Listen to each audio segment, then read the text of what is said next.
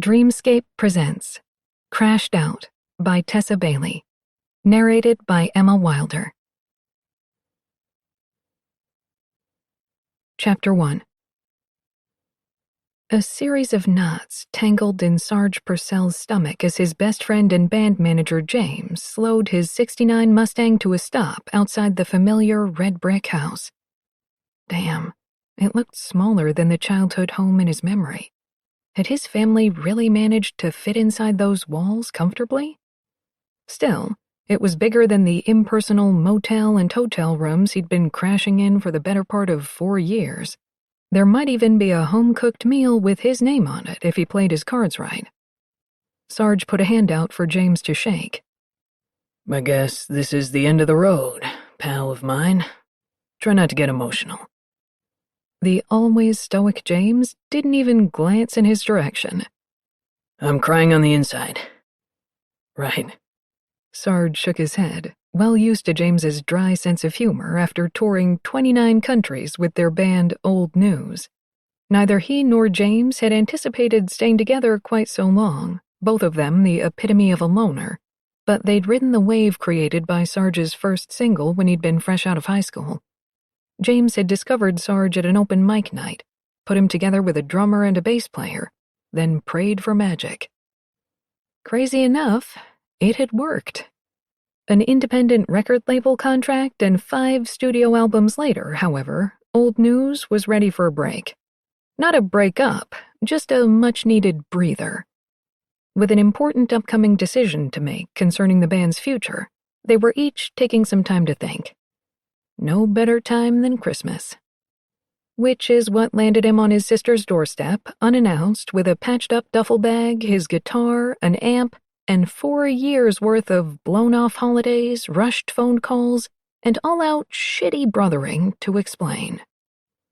James hit him with a long-suffering sigh from the driver's seat. You didn't tell her you were coming, did you?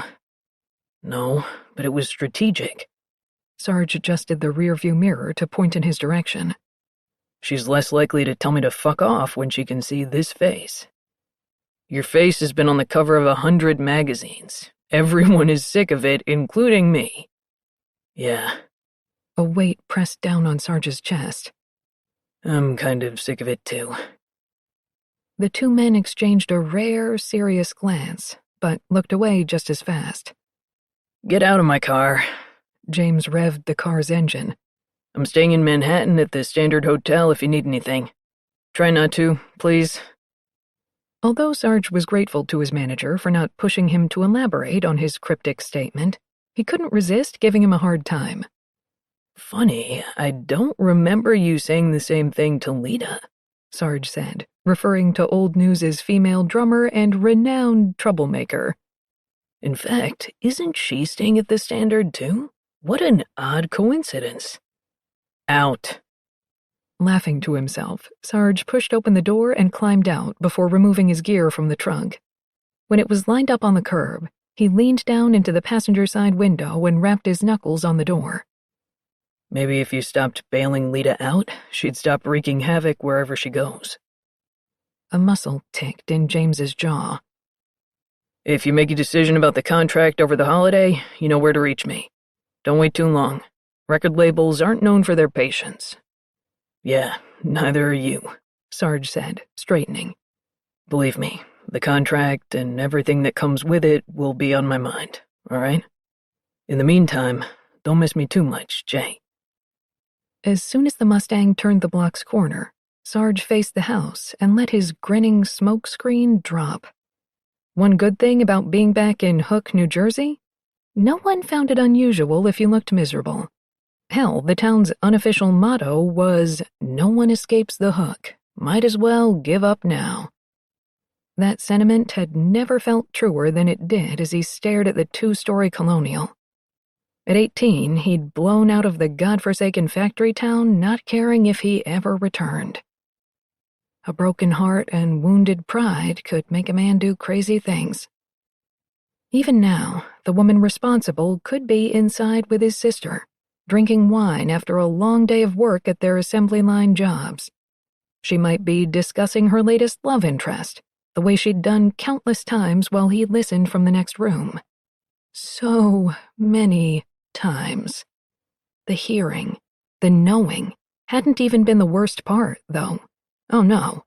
That had come when he finally entered the room and she ruffled his hair, completely unaware of the jealousy storming inside him like a hurricane bent on destruction. Without a clue that he thought about her every minute of the day, even when she wasn't babysitting him. Jasmine Taveras, his lifelong obsession and curse. Did he want her to be inside? Hell yeah, because 4 years away should have gotten Jasmine out of his system. That's what he'd intended when he'd bought a one-way ticket to Los Angeles after graduating from Hook High. Forgetting her. Now, however, when faced with the prospect of meeting her face-to-face, the traitorous organ within his ribcage had already found a rapid baseline, which increased in pace the more he allowed her image to surface. Jesus H. Christ. As a teenager, whenever she was breathing in his vicinity, every fiber of his biology would stretch, begging to wrap around her and harden into cement so she could never escape. He'd been too young to cope with those rushes of hormones then, but that damn sure shouldn't be the case now. But it was. She was the reason he'd picked up a guitar freshman year of high school, wanting to be the background to that voice, wanting to support it, enhance it, be a part of it any way he could. Not that he'd ever told anyone. When asked by journalists, talk show hosts, or online music blogs, his answer was always the same patented mistruth. It seemed like an easy way to get girls. If he closed his eyes, he could see the way her lips had curled on each end the first time he'd played a string of notes on his busted Gibson. He'd played every day since, never failing to see her mouth during that first strum. Enough. With a curse, Sarge snatched up his guitar case in one hand, the amp in the other, and climbed the creaking wooden stairs leading to his childhood home. His parents had transferred the deed to his sister before retiring and moving to Florida, knowing she could use the space for raising her now 3-year-old daughter. The niece Sarge had never met in person, thanks to a demanding tour schedule. Damn. Starting now, he had a shit ton of making up to do, didn't he? With a bracing breath, Sarge lifted his fist to knock on the door, but it swung open before he got the chance. The guitar case slipped from Sarge's fingers, landing with a thud on the hollow porch. River? Across the threshold, someone who resembled his sister gazed back at him, looking baffled. Baffled and exhausted, to be more accurate. And no, it was his sister. But she'd stopped dyeing her hair blonde, bringing it back to woodsy brown, along with lopping off the long, bouncy ponytail that had always been her trademark. He could count on one hand the times he'd seen River without makeup since she'd hit middle school, but she didn't have an ounce of it on now. Even worse, her eyes were puffy, as if she'd been crying. Guilt smacked Sarge in the face like a metal mallet. This wasn't a bad day she was dealing with. This was more. And he'd been completely absent. 4 years' worth of absent. Riv, he prompted. Hey, you all right? A sharp, pained laugh stumbled past her lips. Yeah, you've changed so much. I've seen you in magazines and on talk shows, but I thought it was just the cameras making you seem larger than life. I didn't realize you could grow so much after 18. When she noticed the luggage at his feet, she cut herself off. Wait, what are you doing here? Pretty much feeling like a tool. Showing up without any forewarning had felt fine 10 minutes ago. It was a house with 5 bedrooms. Surely there was a spare corner to crash. Family's family and all that. Now, his unexpected arrival on his obviously harried sister's doorstep seemed on par with puppy trafficking. He scratched his stubbled chin. The band is taking some time off. I wanted to see you and meet my niece. A plan that sounded way better in my head. Are you okay? You don't seem okay. River's eyes widened a little, and filled with tears. Without warning, she launched herself at Sarge, throwing her arms around his neck. He barely had a chance to fold her too skinny form in a hug before she pushed away and stepped backward into the house. She turned in a circle, as if looking for a tissue, before giving up and falling sideways against the door jamb. It's good to see you. The band. I still have the SNL performance saved in my recordings. You were amazing. I knew you would be. The fact that she hadn't answered his question of, "Are you okay?" alarmed him even more. Yeah, thanks. And I know, you've been sending the money every month, and I'm so grateful. You have no idea. Come on, Riv, don't even mention it. But Marcy has been asking about her father. She lifted stiff fingers to her temple and rubbed with a jerky motion. She's been asking why all the kids at school have a man at their house and she doesn't. And I can't let you stay. I can't confuse her or see her feelings get hurt when you leave, okay? I'm sorry. I'm really sorry. A sharp object wedged just beneath his Adam's apple, then dug in a little further. What the hell had happened while he was on the road? Why hadn't his parents told him River needed more than the monthly check he'd been sending? Of course, no, I'm an asshole for not thinking about how Marcy would react. Sarge picked up his guitar case, but made no move to leave. In a flash, it became obvious that he wouldn't be leaving Hook for a while. Not until whatever was broken with his sister was fixed. Just tell me what you need. I'll make sure you get it. River opened her mouth and closed it again before taking a long breath. Look, I'm going to call Jasmine. She's got an empty room at her place, and I know she wouldn't mind you using it. There were only so many shocks to the system a man could take, and that one nearly knocked him out of commission. Staying in the same house as Jasmine. Seeing her, smelling her, hearing her. Everything he'd shoved down into a duct-taped box in his gut would fight its way free. He'd never be able to wrestle it back in. No, don't bother. I'll find the closest motel. Rivers scoffed. Yeah, I'm so not letting that happen. You think I'd let you stay in a motel this close to friends and family? No way. Listen, I'll figure something out, Sarge said with finality, glimpsing a pair of tiny neon-pink tennis shoes behind his sister, where they'd been tossed haphazardly on the stairs. Can I meet Marcy, at least? Yes, of course.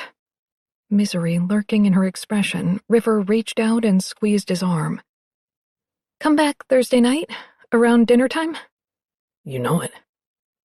Sensing River wouldn't like shutting the door in his face, Sarge threw her a reassuring wink and turned to head down the stairs.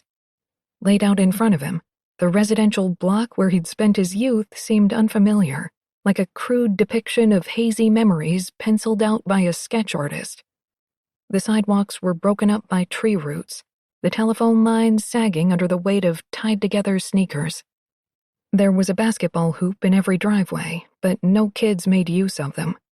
It was quiet, except for traffic passing on the avenue, the occasional honk or greeting being yelled through a car window. It wasn't the first time in his life he didn't know where he was headed, but it was the first time he knew he couldn't go back. To anything. To anywhere. What's your next move, Purcell? He muttered under his breath. 2 blocks down, he could just make out the neon beer sign in the window of Hook's local dive bar, the third shift. His feet were moving before a conscious decision had been made. Yep, times like these, a man went out and got shit-faced. Chapter 2. When it came to men, it was slim-ass pickings in Hook, New Jersey. Lack of selection had to be responsible for Jasmine wearing her best dress within the third shift's decaying, smoke-stained walls. Seriously, the ramshackle joint was seconds from falling down around their ears. Why didn't anyone look concerned? Probably because each and every patron was half-past wasted, shouting to be heard over a played-out Bruce Springsteen CD that always skipped on Born to Run. Her date, if one could give him such a legitimate title, was the loudest of the local dimwits, sloshing beer over his meaty paw as he expounded on his theories concerning factory politics. She'd heard it all before. Many times. God knew she loved a working-class hero. After all, she happened to be one herself. But, carao, sometimes she just wished they would stop complaining about life's unfairness and shut the fuck up. If forgetting about her sweaty daily grind on the assembly line wasn't the point of going out on a date with one of these dudes, what was? She'd put on a dress and lipstick to remind herself she was a woman, not just a cog in a machine. Or the outspoken coworker who was always nominated to speak on everyone's behalf to the boss man. There had been a time when she'd wanted more. Much more. Life didn't always work out the way you expected, though, and she'd learned to be content. Mostly. When she didn't think too hard about what might have been.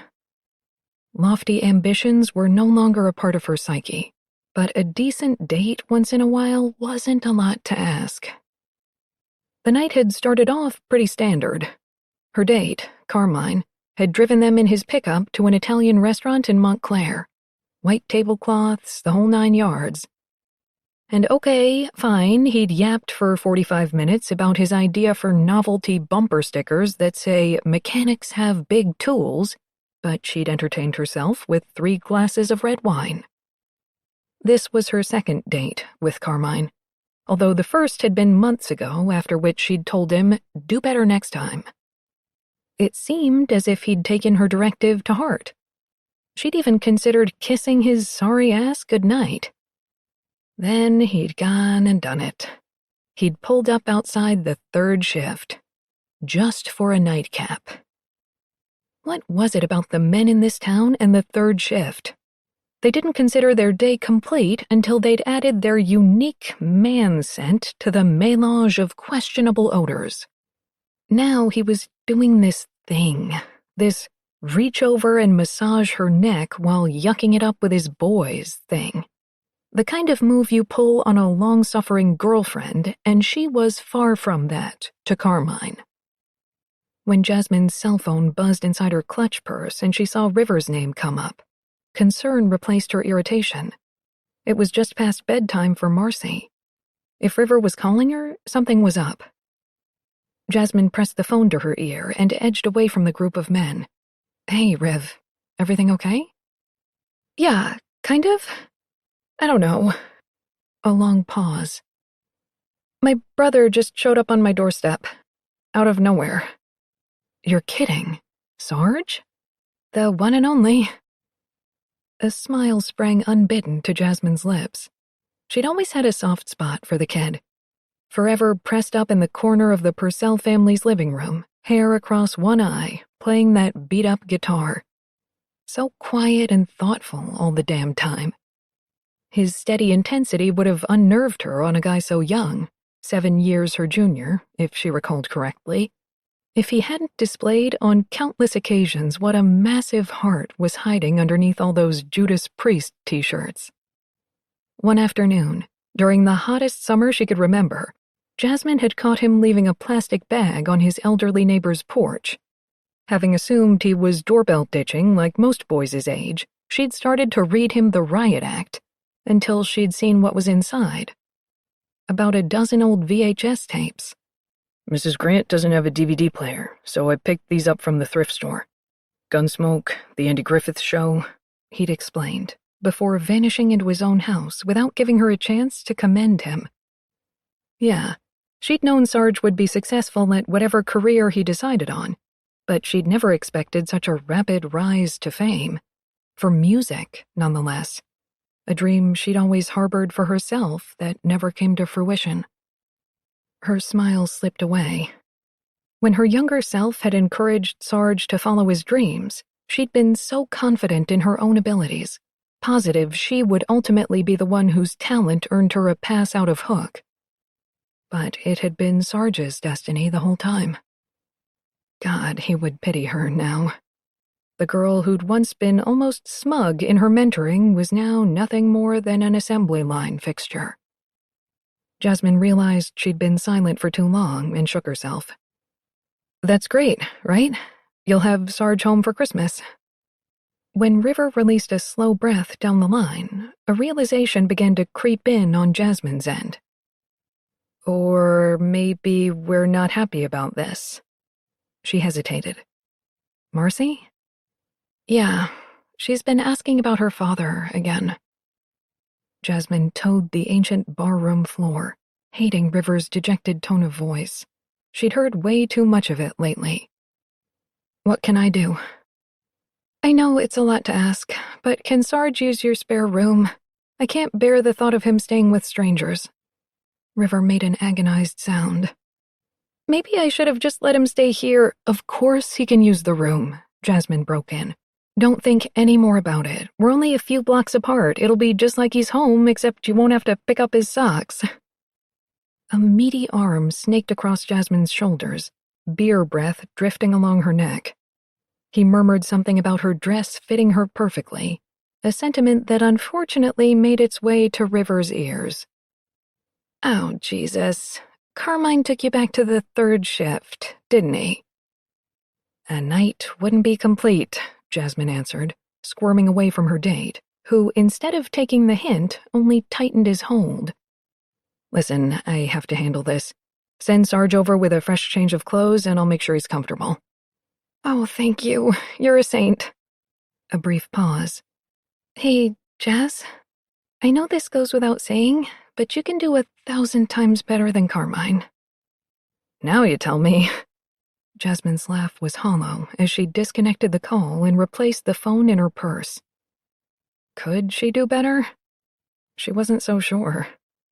Knowing her face was in full grimace mode, she patted Carmine on the chest in a placating manner, the universal sign for, go home, you're drunk.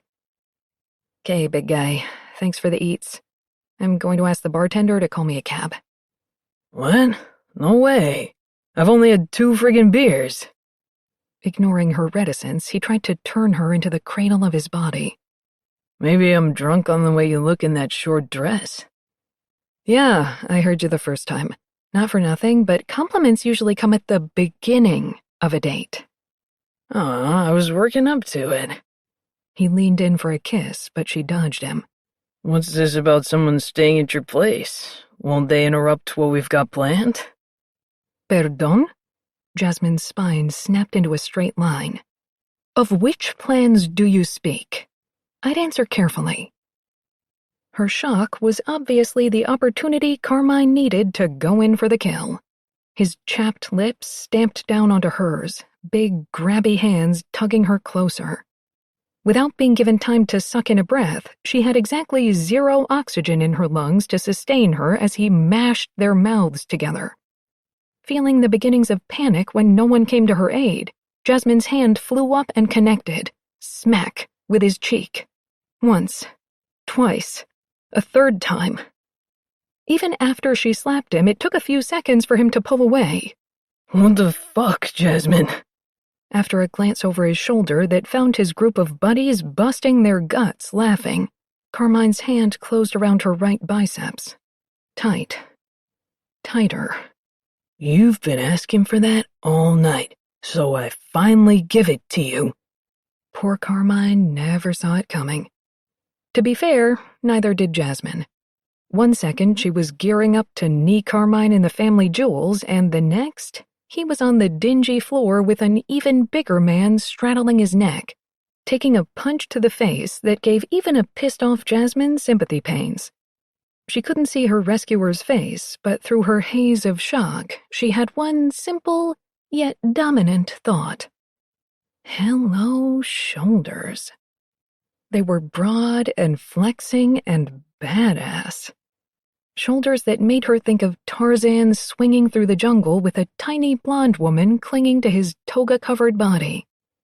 Soap commercial shoulders that usually had frothy suds coasting down them in delicious rivulets while the man with a big white-toothed smile on his face lathered.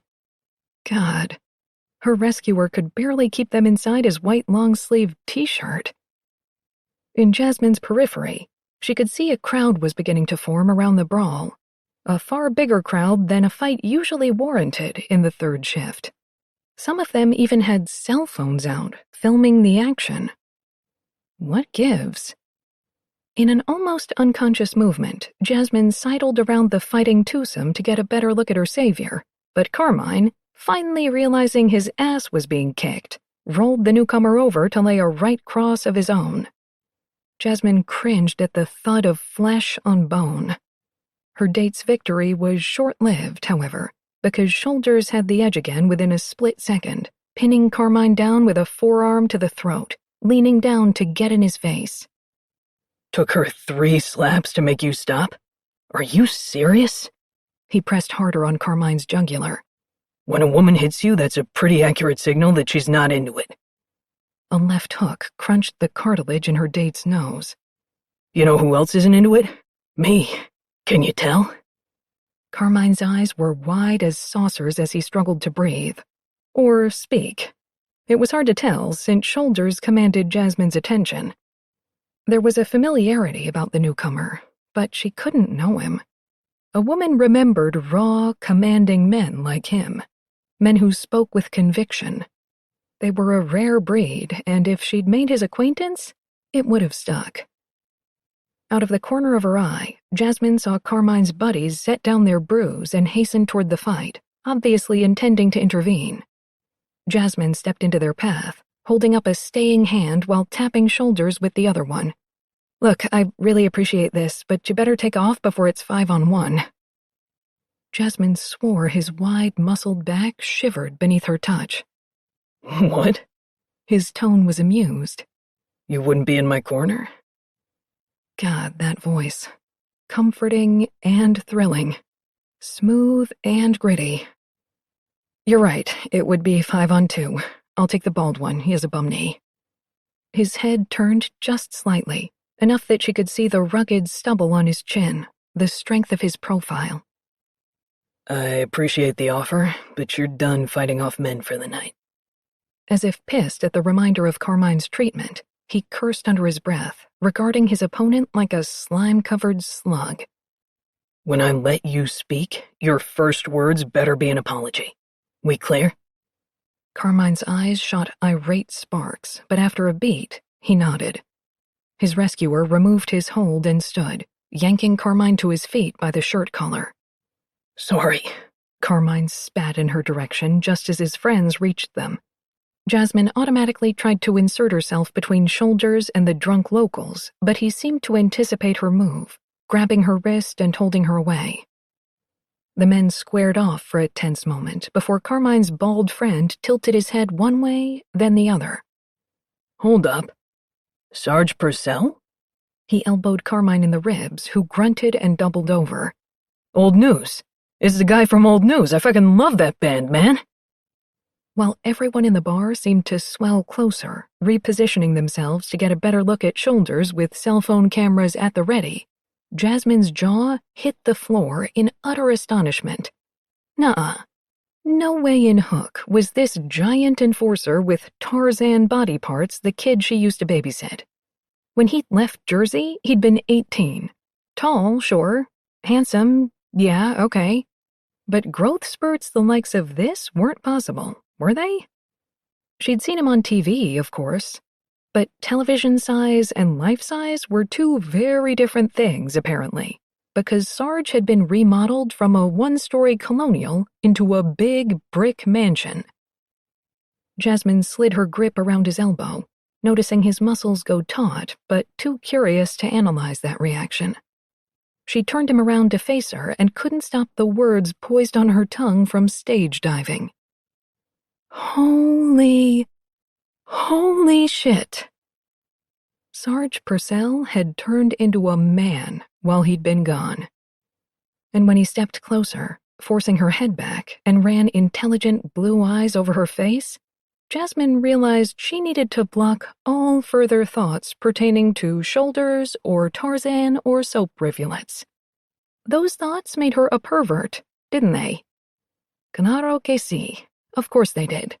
Worse than a woman who simply found a too young man attractive in passing, because she'd known Sarge as a pre-teen, for God's sake.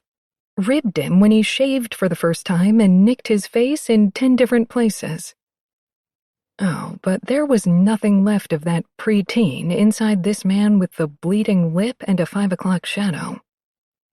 Until he stopped drilling her with those baby blues and smiled, the edge of his mouth kicking up just a notch. There he was. Thank God. Deep breaths, girl. You still know how to pick 'em, huh, Jasmine? What? Sarge jerked his chin toward Carmine. You shouldn't be in this place with that guy, looking so pretty. You babysat him. You babysat him. Turned into quite a smooth operator on the road, didn't you? A little bit of light left his eyes. Something like that. Why did she feel guilty all of a sudden? Shaking herself out of the weird, trance-like state she was encapsulated in, Jasmine forced a welcoming smile onto her face. The kind you gave to the sweet kid you were babysitting when you'd brought him cookies as a surprise. Word on the street is you're staying with me tonight. His headshake was unrushed. No, I'm not. A little insulted, Jasmine poked him in the chest, declining to consciously acknowledge he was hard as granite. What? You're too much of a star now to stay in my tiny 2-bedroom apartment? A rain cloud moved across his face. It's not like that. What's it like? Jasmine didn't take any pleasure from delivering the guilt trip, but she needed to come through for River. Her single mother friend had been dealing with far too much lately without wondering if her brother was spending the holiday in an impersonal hotel room. Even though the thought of Sarge's mile-wide frame squeezing through her front door gave her an uncomfortable case of nerves. She needed to stick to a game plan. As of now, that game plan was to treat this hot rock star ass like the 12-year-old boy in her memory. And if she was worried he would look around at her meager possessions and throw sympathy in her direction, she had to put it aside for tonight. You still like grilled cheese? Come over and I'll make you one. He barked a laugh. Jasmine, I just handed your date his ass. How's about you start treating me like I'm 22? 22. Jesus. She'd still had stars in her eyes at that age, ready to take on all comers, giving the finger to anyone who said, you can't do it. But Sarge had done it. You might be older now, but you're still a kid compared to me. I'll be 30 years old the day after Christmas. He'd obviously surprised himself with the interjection, but hid it with a cough into his fist. I know. He wasn't the only one nursing shock that he'd remembered her birthday. Damn, she was usually the one putting people through their paces, but Sarge 2.0 couldn't seem to stop surprising her. Look, it's late. If you want to find another fancier place to lay your head tomorrow, I won't stop you. But your sister asked me for a favor, and that means I'll drag you home caveman style tonight, if necessary. So what's it going to be? There you are, Jazz, Sarge murmured before pausing to consider her. All right, let's go. Chapter 3. Funny enough, among the 3 band members that made up Old News, Sarge was considered the level-headed decision-maker, the planner, the one who reminded everyone to get at least an hour of sleep the night before a show. That wasn't to say he didn't occasionally drink his body weight and tell his deepest secrets to a convenient ficus, but considering the spoils at his disposal, he was almost embarrassingly well-behaved for someone NME magazine had deemed Rock's Naughty Prince. That title, however, hadn't come courtesy of his behavior. Oh no. It was the song lyrics he wrote. He dug himself a deep hole on the first album, nearly every song about wanting to, well, have sex. Have sex with Jasmine, to be specific. Since he'd never been the type to discuss his feelings out loud, potted plants notwithstanding, he'd written them down. He'd written everything down. Needs, fantasies, observations about how Jasmine filled out a bathing suit that he'd had no right to make. 4 years had given him a little clarity on what his mindset had been at 18, the year he'd grown sick of watching her date men who didn't deserve her. Thinking she'd finally acknowledge him as a man, but realizing that eventuality was nothing more than a pipe dream. God, he hoped like hell never to go back there. To that deeply fucked up, needy place where his dick filled the leg of his boxers just from looking at her. To the place where his heart rammed itself against his tonsils, mind racing, trying to figure out what she'd say next, how he could respond to make her smile. In town less than a goddamn hour, and he was already there. The difference being, now he knew how to satisfy a woman, knew how to make her achieve pleasure with the use of his body. And having that knowledge somehow made it worse to look but not touch. Sitting beside him in the cab was the woman he'd been in cataclysmic lust with since middle school. She was bright-eyed from too much wine. Her tight red dress was snug around her crossed thighs, and she was giving him a patient babysitter smile from across the cracked leather seat. Being the calm, objective individual his bandmates knew him to be, he shouldn't be perceiving Jasmine's amused expression as a dare, a goad. But he did. 4 years hadn't changed a single thing.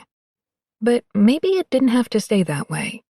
Maybe he could fight his way free of this permanent straitjacket she'd laced him into eons ago by accepting that dare in her eyes, throwing down his own gauntlet, finally indulging his fantasy and then kissing it goodbye, once and for all.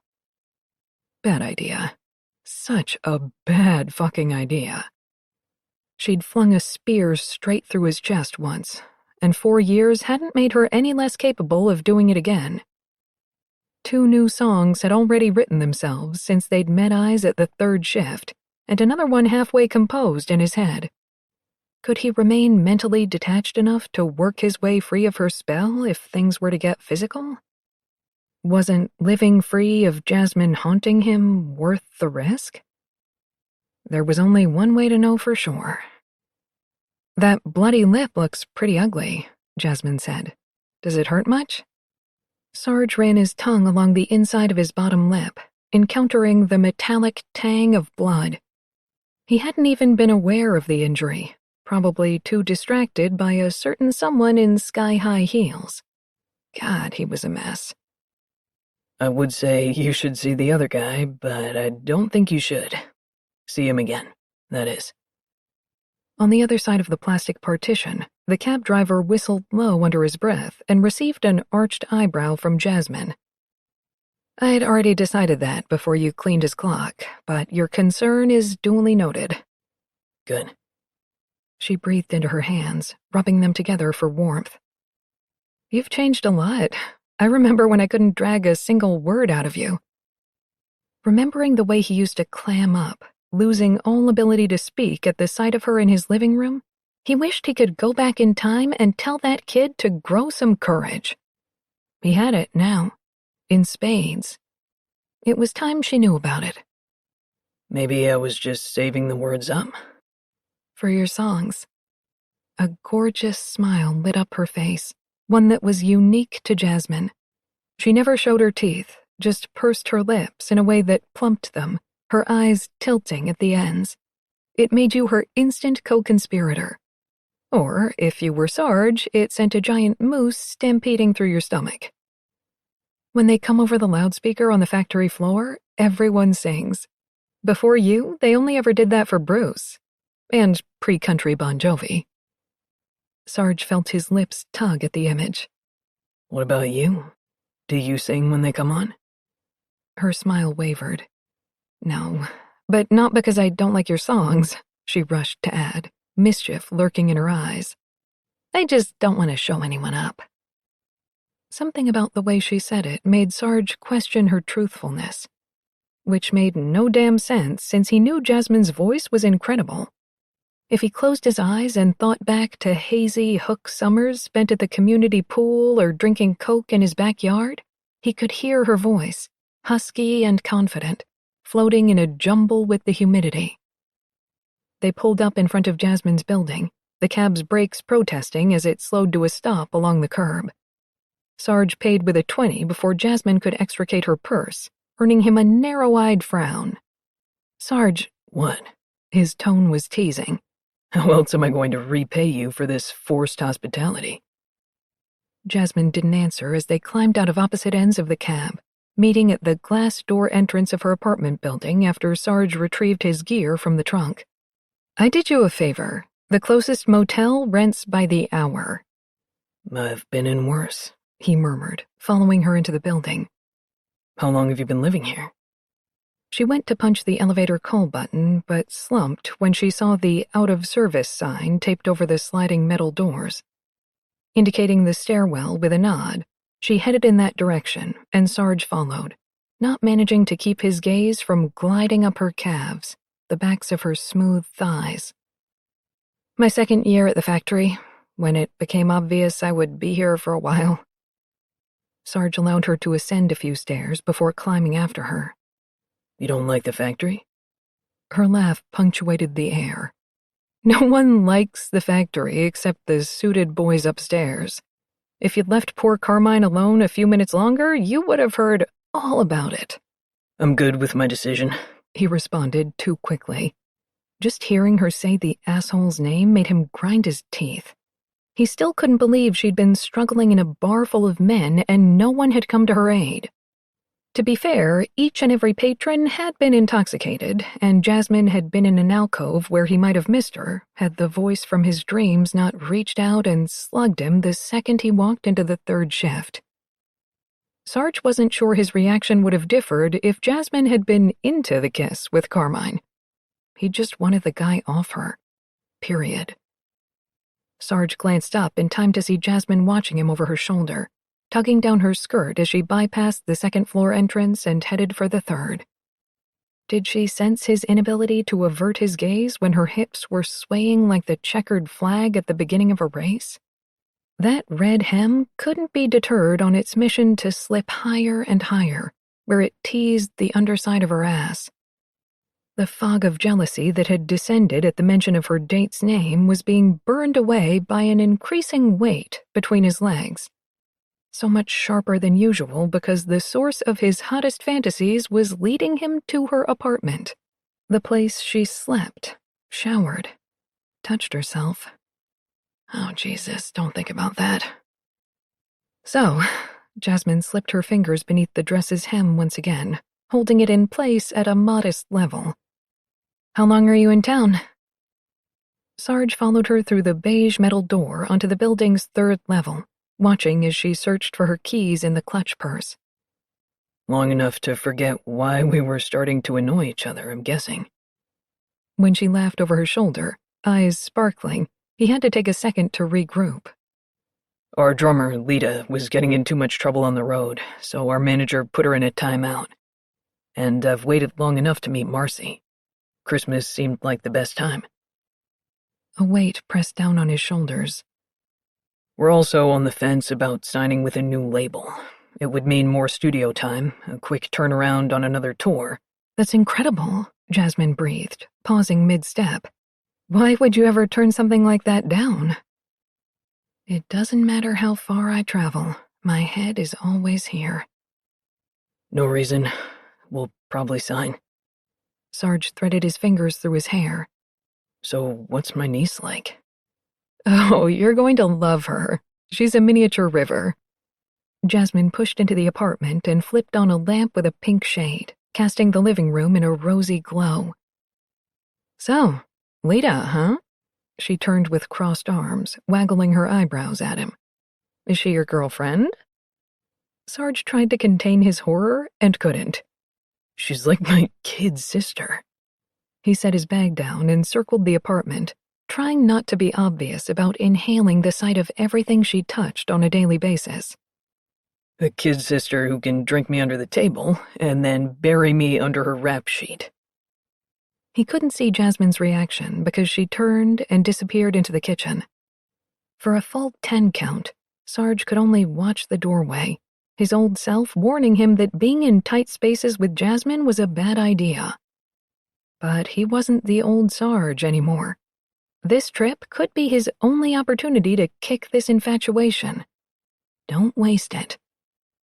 Sarge followed Jasmine, coming to an abrupt stop on the threshold when he saw Jasmine heating up a pan and removing the fixings to make a grilled cheese. Something unruly danced inside his ribcage, begging to get out and run free. He couldn't even appreciate the truly gorgeous fucking image of Jasmine at the stove, her waist flaring into hips in need of gripping, her long black hair falling in waves down her back. All he could process was irritation. It might have been unintentional, but with one gesture, she'd sent him back to the misery of his teen years, being babied by a woman who inspired sweaty, wicked images at inopportune moments of his day, sending him to the school bathroom to work out the ever-present lust wrought by his older infatuation. It had never gone away, no matter how many times he'd tried to appease himself. Every day had left him feeling raw and exposed, kind of like he felt right now. He refused to sink any deeper. He advanced into the kitchen and scooped the cheese singles off the counter, intending to put them back in the fridge. No need to go to the trouble, Jess. I'm not hungry. Oh, come on. She peeked up at him from beneath thick eyelashes, a sly smile decorating her lips. The easy comfort she projected was completely at odds with the precise bread buttering taking place in her hands. Was she nervous around him? The possibility sank like an anchor in his stomach, but he wasn't given the chance to fix it because it happened. "You're always hungry," she said quietly, before setting down the bread knife, turning to face him, and ruffling his hair. Sarge's mind attempted to overrule his body, which swelled to life like the tide during a full moon. What he wanted to do painted itself in vivid detail behind his eyes. Snatch a hand out to circle her wrist and pin it against the small of her back. To overwhelm her. To chastise her for trying to knock his vital years of experience from their perch. He wanted to watch Jasmine's back arch out of necessity, tilt her tits up, mashing those pointed peaks against his chest, and fuck. That's when he would start praying that her answering sob of surprise would shake free those mounds from her dress. He didn't act on any of that, however, because she'd already been held against her will tonight, and he would dive headfirst into an early grave before he fell into the date from hell's category. Inaction wasn't a possibility, though, either. Fuck no. Whether or not he'd anticipated it upon returning to Hook, tonight had been a long time coming, and he wouldn't let the chance go to waste. With a quick dip forward, Sarge scooped up Jasmine and deposited her on the kitchen counter, adjacent to the stove, coming up between her splayed thighs. When her ass landed on the beige formica, her red lips parted on a startled gasp, tits bouncing with the impact right beneath his mouth. Christ. With a steel will, Sarge reined in the moan of a man finally granted conjugal visits after a decade in prison. It was right there, imprisoned in his throat, all thanks to having Jasmine so close, feeling her body heat, listening to her inhale. What was that? He pressed his knuckled fists into the counter on either side of her hips and leaned in, close enough to see her irises dilate. I'm making you the grilled cheese this time around. How's about that? An adorable wrinkle formed between her brows. I already ate. I'm aware.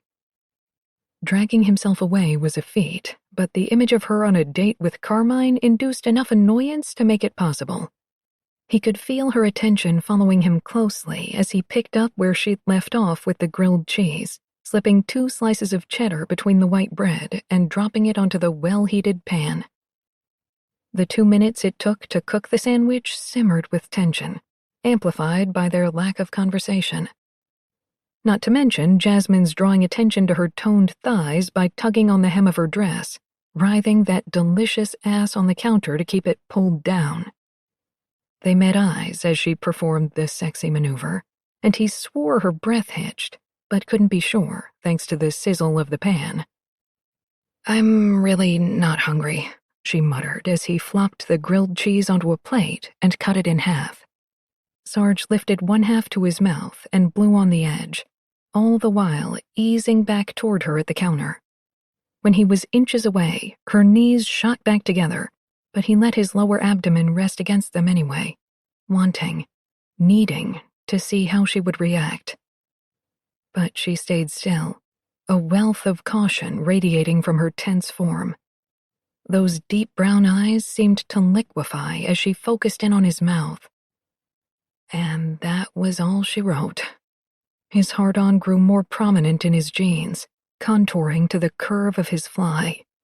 Again, that desperate moan climbed in his throat, the one that would give him away as a man obsessed, but he staved it off. The need to jerk himself off had been this intense only one other time in his life, and it had involved Jasmine in a glittery gold bikini, oiling herself up on a towel in his backyard.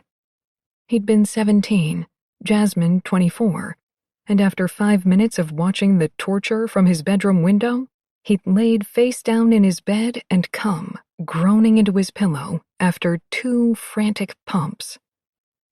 Now, Sarge lifted the sandwich to her mouth, letting the crust brush against the seam of her plump lips. Eat it for me. Of its own accord, his left hand dropped to her ankle, teasing the inside with back-and-forth brushes of his thumb. I don't want your last meal tonight to be one that guy paid for. Not while I'm in town. Brown eyes clashed with blue. I don't think eating this particular meal is a very good idea. His thumb dipped into her shoe, sliding along the arch of her foot. It's just a sandwich, Jess. Humor me. The more pressure he applied to the sensitive section of her foot, the more her eyelids fluttered, but after a moment of the treatment, she shook her head and sat up straighter. No, it's not just a sandwich. It's you forcing me to admit I made a bad decision in terms of who I date. She pushed away the grilled cheese. I'm fine admitting that to myself, but not someone else. You're judging. She tried to slide off the counter, but on impulse, Sarge stepped between her legs at the last minute, forcing her to slide down his lap to the floor. It was a big fucking mistake, even though the answering bliss in his groin as her pussy slid over the bulge behind his zipper felt nothing like one. Still, it ripped the Band-Aid off the moan he'd managed to cage since entering her apartment. It released against the top of her head like feedback from a hot microphone. He could practically feel the facade he'd been attempting tumble to the floor in a heap. But that wasn't all he felt. Jasmine's petite curves shivered against him, almost violently, a call his body answered by pressing her back against the counter, his fists lifting to bash against the overhead cabinets. He heard her gulp, followed by wavering but determined words. Whatever this is, it's not happening. I won't let it. She shifted against him, her shuddering exhale fanning his collarbone when he only pressed closer to keep her from rubbing against his cock, which would cause all hell to break loose in his jeans. Sarge, what is this? You're my best friend's kid brother. Finally, he found the power to speak around the arousal clawing along his spine. His mouth was a centimeter from hers now, but he had no memory of when he'd moved. Both sets of their lips were parted, hot, hurried breaths clashing between them. I haven't been a kid for a damn long while, Jasmine. You want to feel it again and make sure? Her lips parted in shock, pink appearing on her cheeks. Sarge. He recognized that tone as her stern, no-nonsense, I'll tell your parents about this behavior tone, and it propelled him to take his warning a little further, even though something told him she was working hard to pull off her disapproving attitude. No more fixing me sandwiches. No more ruffling my goddamn hair. He reached down and grasped her hand, bringing it to the back of his head, moving it in a messy circle. If I ever feel your fingers in my hair again, they better be pulling my face closer to whatever I'm licking. The sound that tumbled from her lips was part sob, part hiccup, hands scrabbling against his shoulders to push him away. He let her go because she needed to know he would always stop when she indicated he should. Always, no matter how much it ached to stop touching her. The hand Jasmine shoved through her dark hair shook, but her voice was steel. "You can't just talk to me like that." Honestly, he wanted to laugh up at the cracked ceiling. She obviously hadn't been paying close attention to his song lyrics. Look, I say what I'm thinking now. Keeping it to myself never did me much good. Oh yeah? She kicked off her high heels in the direction of the tiny dining alcove near the kitchen's entrance. Well, it'll do me some good. Sarge crossed his arms, smiling inwardly as an idea presented itself. Fine. You'll get no more guttermouth from me as long as I'm in town. Her chin lifted, but she was suspicious. Thanks. But you have to take a bite of this sandwich. He felt the amusement slip from his expression, but couldn't stop it from going. Yeah, it was important to him that her last meal not be from some unworthy son of a bitch. But there was a darker part of him that wanted to fall asleep knowing he'd put something he made in her stomach. Oh, come on, who was he kidding? He wouldn't sleep a damn second tonight. It would take him an hour to figure out how to wring his cock out without her hearing across the hall. And if the past were any indication, once wouldn't be enough where Jasmine was concerned. What's it going to be? He asked, his voice having dropped around 50 octaves. Oh, for the love of... Jasmine stomped across the kitchen barefoot, obviously uncaring that her tits were bouncing like sweet little temptations as she went. Sarge stepped closer as she took the bite, swallowing a growl when her teeth sank into the bread and she chewed, swallowing a few seconds later. Happy? God, he wanted to smear the lipstick painting her mouth. Over to her chin, across her cheek, down her belly. You have no idea. She held up a single finger. That sounded like Guttermouth in disguise. You know me so well. Jasmine paused at the kitchen's threshold, one hand lingering on the frame as she perused him over her shoulder. I thought I did. Chapter 4. Jasmine never had trouble sleeping. Since childhood, she'd had the ability to black out as soon as her head hit the pillow. Couch armrests, car doors, and folded arms were all fair game. At the factory, she was famous for catnaps in the break room while vending machines vended and employees chattered. So there was just no excuse for being wide awake with 3 glasses of wine in her system. Dreamland should have been an easy destination, reached in mere seconds, but no.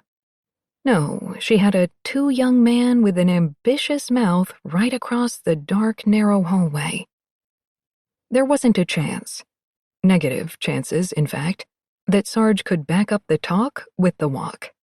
She'd dated plenty of men who spoke a big game and failed to handle business in downtown Ladyville. Oh, but he'd been so convincing, so specific. There had been knowledge in those baby blues she didn't recall from before. Honestly, she didn't recall that kind of try me, you'll love me attitude from anyone she'd spent time with. Coupled with that moan that made her body feel like an object to be lusted after. In the mirror across the room, she could see herself in her white nightshirt, and the image sent a flush climbing her neck. Nipples distended against the cotton material, lips parted as she struggled to regain composure. So very non-Jasmine.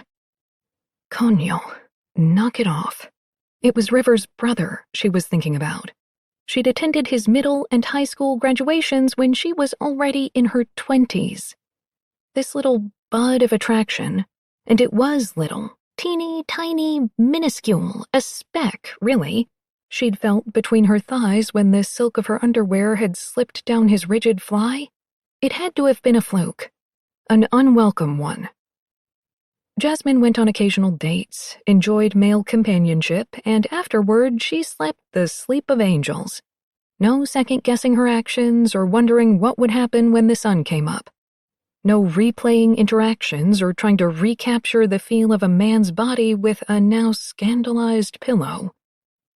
God, if anyone in Hook knew she was lusting after a man 7 years her junior, a famous musician nonetheless, she would never live it down. Everyone in this town had a long memory, and they remembered "Just watch me blow this town and your mind, Jasmine." What's more, they remembered her failure to succeed almost as well as she did. They would view her taking up with Sarge as an attempt to recapture her youth, the future she'd never lived up to, and she wouldn't be able to stand the sympathy that would garner. Especially if it turned out they were right. Less than a week after her 30th birthday, she could be having a one-third-of-life crisis. There was simply no other way to explain why she felt like she might suffocate if a certain honor-defending, potty-mouthed musician didn't follow through on his threats. She sighed. Tomorrow he would find another place to crash, and she could put the embarrassing crisis behind her, never telling another soul as long as she lived. Poof. It would be gone. Never happened. You waking there too, Jess? Jasmine's back arched on the bed as Sarge's voice shimmered along her spine, down the small of her back. God, had she been breathing heavily? Had she voiced her inexcusable thoughts out loud? I know you are, he continued, his tone dark and teasing. How? Jasmine answered, before her brain could intercede. Sarge was silent a moment, but when he spoke, he sounded different, more aware, heated. I can hear your legs moving in the sheets. Jasmine turned her face into the pillow to release an unsteady breath. You shouldn't have been listening that closely. Another heavy beat passed. Who's to decide what we shouldn't do?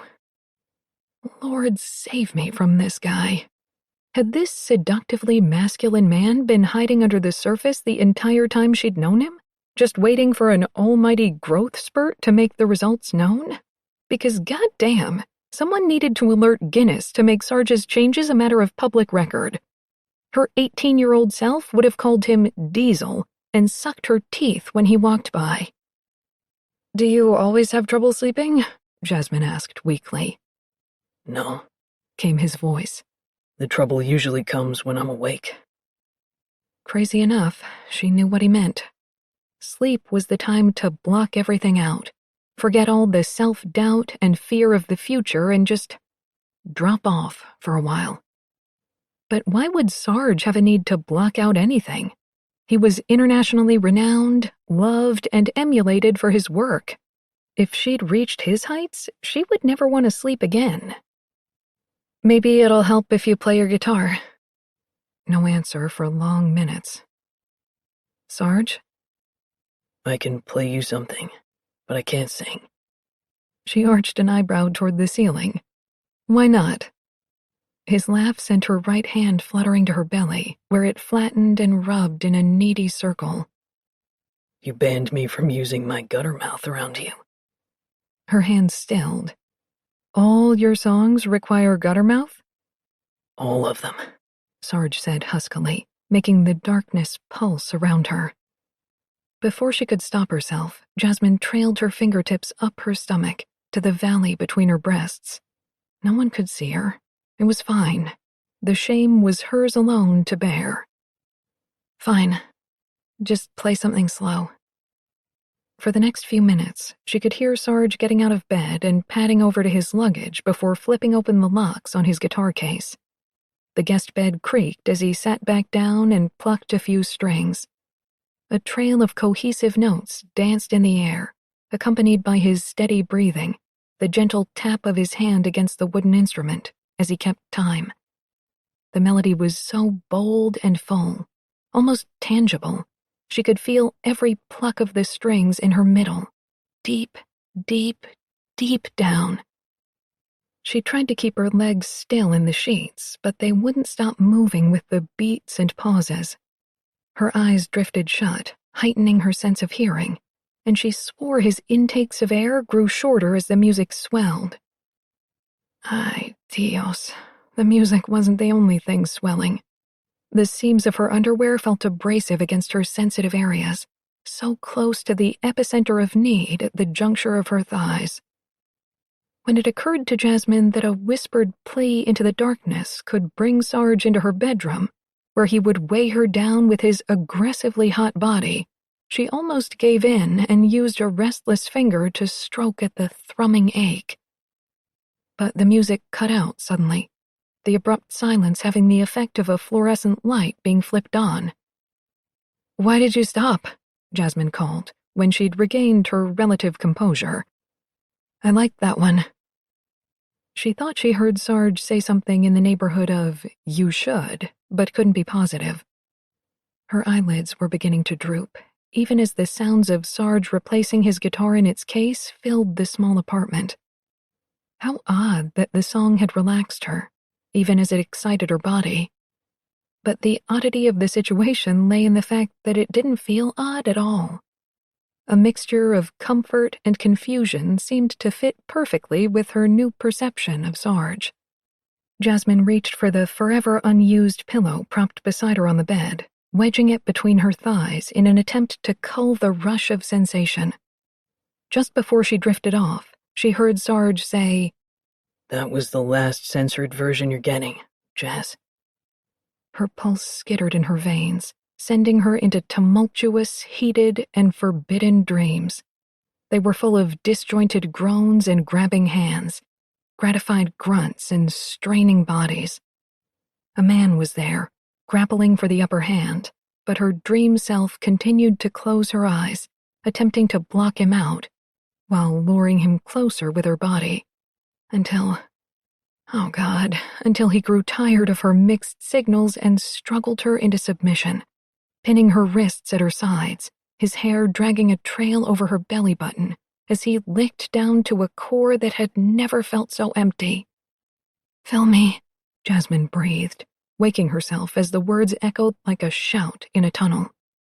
Sweat was still warm on her skin, shock working its way into her consciousness to find the room illuminated by daylight. A quick check of her clock told her she'd woken before her alarm, something she never did. Thank God. A fluttering hand found her damp chest. The last thing she needed when she felt so primed for pleasure, so rattled with the ferocity of her dreams, was to come face to face with the newly minted man who she feared had somehow inspired them, although she'd be damned before saying it out loud. Jasmine's toes were still curled when they met the cool hardwood floor. Her knees shook a little as she stood, slipped from the room and beelined for the bathroom, refusing to spare so much as a glance into the guest room. A quick shower had her feeling somewhat refreshed, but pulling on her soft, worn-in jeans was a separate issue altogether. They slid up freshly shaven legs like a caress, folding her around her hips and backside like a squeeze from two hands. Putting on her basic cotton bra chafed her sensitive nipples, sending her teeth burrowing into an already chewed-on bottom lip to hold in the resulting whimper. Across the hallway, the partially open guest room was an 800-pound gorilla, taunting her, tempting her to take just a quick look at the 6'2" man inhabiting her IKEA spare bed, but she somehow resisted. God, she really needed to get out of the apartment before Sarge woke up. For whatever reason, he seemed determined to throw her off balance, and her game was already knocked askew this morning. Jasmine tiptoed to the apartment's front door and made an absent grab for her keys on the console table, and came up empty. The lining of her stomach burned hot when she remembered where she'd left them. Yesterday, while getting ready for her date, she'd swapped her regular purse for the clutch she stored in the guest room closet. Her car keys, along with the multitude of spare keys to her parents' house and River's, were still inside, as they hadn't fit inside the tiny clutch. If she wanted to make it to work on time, and there was no choice if she didn't want her pay docked, she'd have to venture into the spare room to retrieve the damn keys. Shit. Jasmine walked in a circle. Shit. She took a bracing breath. This was no big deal. She'd just walk inside, grab the purse, and mosey on out.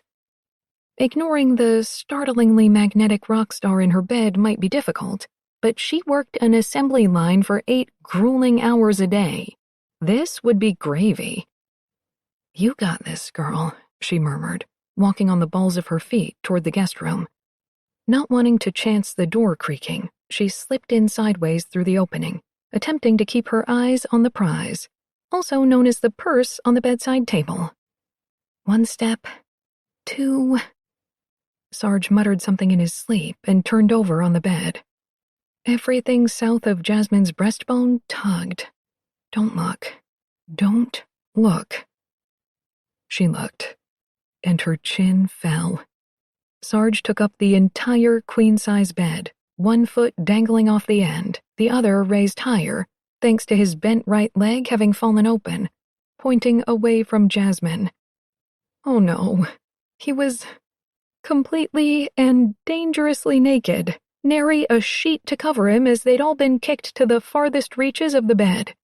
Just all of him out there for the world to see, if the world were capable of sitting inside her tiny apartment. And sweet Mother of Heaven, he was a revelation. It wasn't just his overall big, rugged, sleeping bear vibe that turned her ovaries into a funnel cloud. It wasn't his sturdy, muscular thighs, his tattoo-wrapped biceps, or his egg-carton stomach, either. That would have been quite enough to keep her in fantasy material for years. It was his manhood.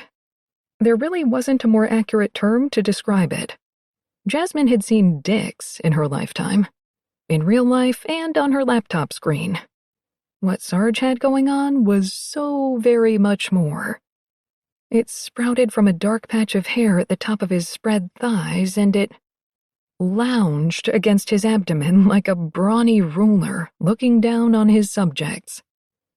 He was aroused, very much so, in a way that she could relate to after the fevered dreams she'd only so recently woken from. It had to be a trick of her overwrought imagination, but she swore she could see the thick vein pulsing along the underside of his distended flesh, swore it beat in time with her pulse. Dampness spread between her legs, more noticeable and swift than she'd ever encountered before.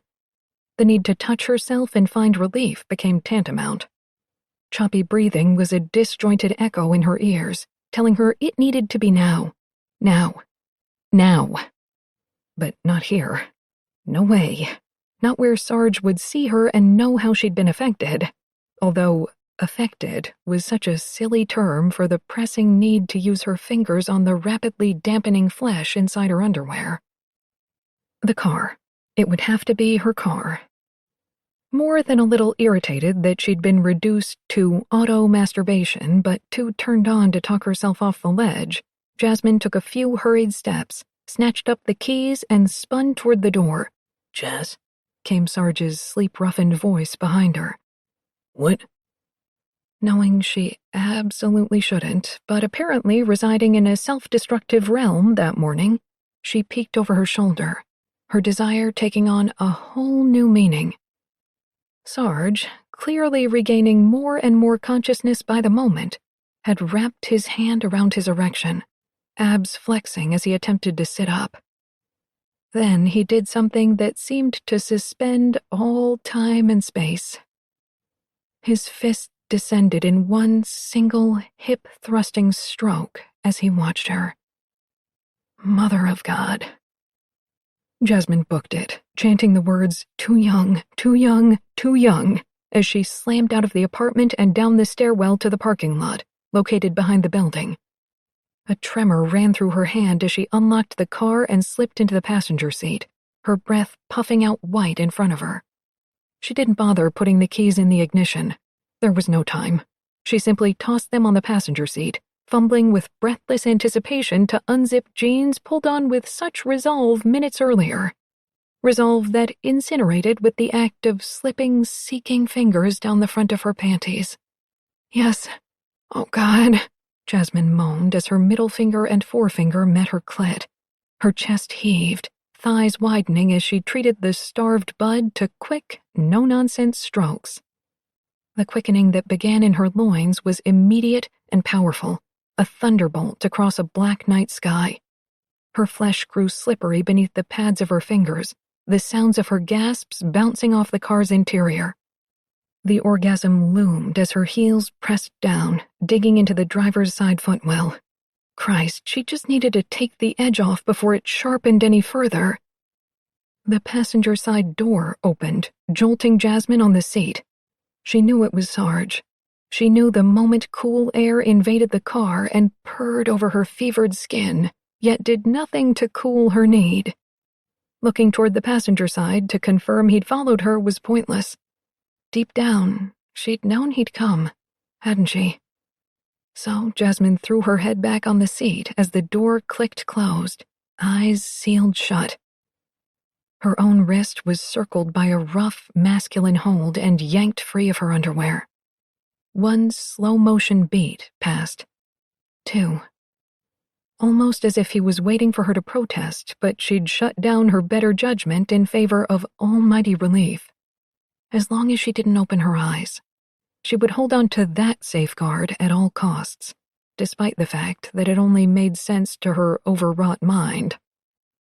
She heard Sarge's weight shift closer on the neighboring seat, and calloused fingers dragged over her shuddering belly. Lower, lower, until they met the pulsing bud begging for attention between her legs, teasing with a light downward rub that nonetheless set off a bomb blast inside her. Jasmine's broken moan pierced the air, answered by Sarge's guttural grunt, making her future climax burn even brighter, more intense, as he shoved his mouth up against her ear and shook out a scalding breath. Liked what you saw, baby?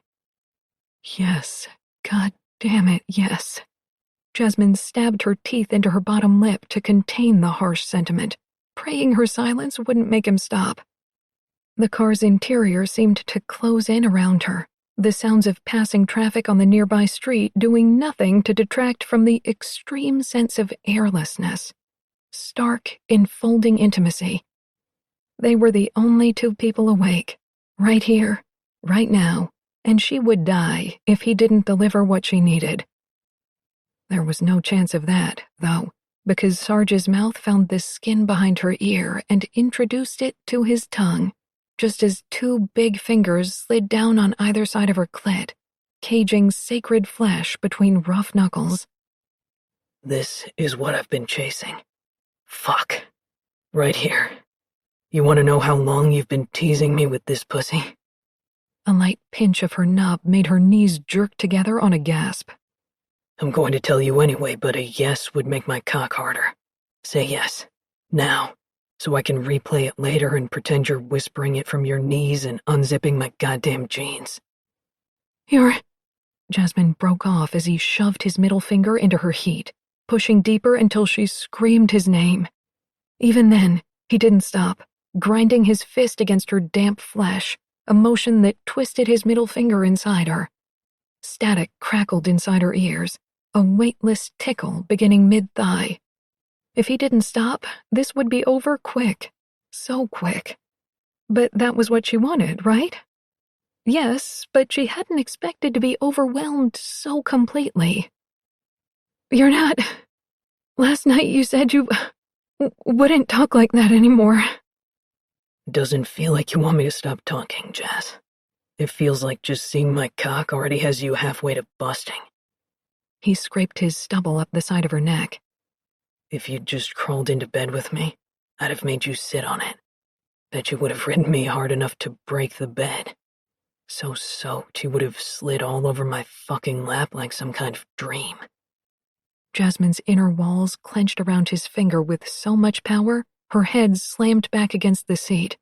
Oh no, Sarge, this is... So bad it's good. So good it's bad. His voice was sharp-edged and sexy beside her ear. Stop overthinking it, baby, and open your legs to get fingered. It was easy to do what he said, because he didn't speak like the Sarge of her recollection. This man, This brutal, uncompromising man was a naughty fantasy come to life, even though compared to the treatment he was inflicting on her body and senses, her fantasies prior to now had been watered-down garbage. She'd never been this hot in her life, never felt the tide between her hips rise so high. If she wasn't careful, it would immerse her. But caution was a presence inside her breastbone, preventing her complete downfall. So yes, she opened her legs and felt his thick fingers slip deeper, felt the heel of his hand fondle her clit. Good, Sarge growled. Now I'm going to tell you how long you've tortured me with this pretty daydream between your thighs. He reached across her body and yanked open her hastily thrown-on jacket before lifting the hem of her t-shirt to expose the puckered breasts straining inside her bra. Jasmine's eyes were closed, but she could practically feel his expression shift into one of awe. But that image messed with her head, so she pictured lust instead. One abrasive palm skated slowly across her cleavage. I saw you, changing for bed one night when you probably thought no one was home besides you and my sister. The thrusting of his fingers between her legs picked up speed, as if compelled by whatever his memory was projecting. In deep, out shallow, in deep. Again. I was just walking down the hallway. Saw you through a crack in the door.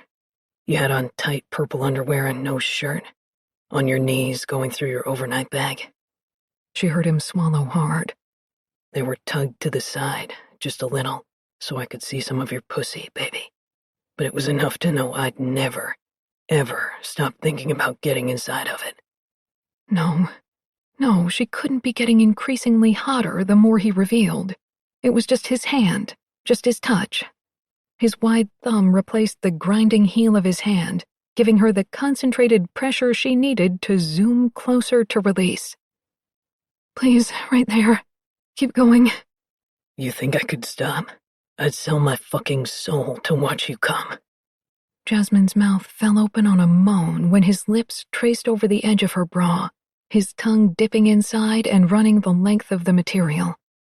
His breath floated over her, hot and sultry, inspiring goosebumps straight down her body.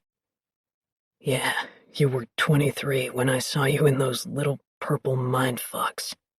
He sucked her nipple through the cotton bra with a lusty sound before releasing it with a quick lick. You've got some damn nerve being twice as hot now, Jazz. That statement alone made the breath pause in her throat, tempted her to finally open her eyes and look at Sarge. But she wouldn't look at him while her body reached such an unbelievable peak, or she'd be an addict for life. She was at the base of the mountain now, climbing, racing toward the top, a white-hot clench dropping lower until her hands were clawing at the car door and Sarge's shoulder to keep her corporeal self on the vinyl seat, while the inner being that existed for pleasure alone lifted and bumped along the car's ceiling. Sarge added a second finger inside Jasmine, and her answering whimper sounded like a different woman. Not her. It couldn't be her. But it was. In that moment, she was a woman who let a man pleasure her inside a car, out in public, and didn't give a thought to the consequences. The only responsibility resting on her shoulders was to herself. The cataclysmic need funneling around her, inside her, an undeniable force of nature. And God, Jasmine wanted to come for Sarge, wanted to fulfill his fantasy, create a new one. Right now, inside this car, it didn't feel wrong. Later it would, but... Sarge planted the back of his wrist on the inside of her jeans, wedging his hand and holding his fingers at a slant. Fuck yourself on my fingers. When you're sliding, riding, and bouncing up and down on my dick later, I want to know how those hips look from the side. With those heated words driving her higher, Jasmine chanced cracking an eyelid to see Sarge's head tilt to the right, to get a better view from the side, licking his upper lip as he looked. His gaze was glassy, fevered, that square jaw tighter than she'd ever seen anyone's. Forcing her eyes back closed before she never wanted to close them again, Jasmine gripped the steering wheel, tweaked her hips back, and slid down onto Sarge's large fingers once again. "Shit," she breathed. "Feels so good." "More," he demanded, his tone dark and rocky. "More. Take more, but know that I can fill you so much more with what I've got in my pants." "Yes," she said on a stuttered exhale. "I know. I saw." Jesus, had she really said that out loud? It ceased to matter amid their mutual heavy breathing, the sound of her backside sliding on the seat as she worked up and down his fingers. Something told her the noises falling from Sarge's mouth would ring in her head for days. Broken, desperate growls, interrupted by rushed pulls of air, like he was drowning, just like her. "You did see it, didn't you, baby? Saw me all fat and dying to come? I spent the night listening to your tight body roll around on that creaky bed. You've never heard it creak the way it will if I convince you to fuck me." His thumb went into overdrive on her clit, fast and relentless. "But don't worry, baby. I promise no one will hear it over you screaming to get me deeper." Her bucking hips twisted on his final word, sending a multitude of sensations firing through her blood, seizing her muscles in a locked position to let the pleasure dance on the mountaintop. She wanted to get away. She wanted to get closer. Her body didn't know what to do, how to handle the shaking relief. There was even a hint of frustration that she'd only ever been halfway to completion until now, never having been propelled to such a level of fulfilled lust. But it drifted away when she started to come down. It didn't happen all at once, but in softening degrees. When an iota of mental consciousness became possible, Jasmine heard her own voice repeating, "Yes, yes, yes," on a throaty loop. Felt Sarge's tongue raking up and down the side of her neck, his teeth taking small bites from her shoulder. Jasmine no longer kept her eyes closed as a defense mechanism, but because she didn't have the strength to lift her lids.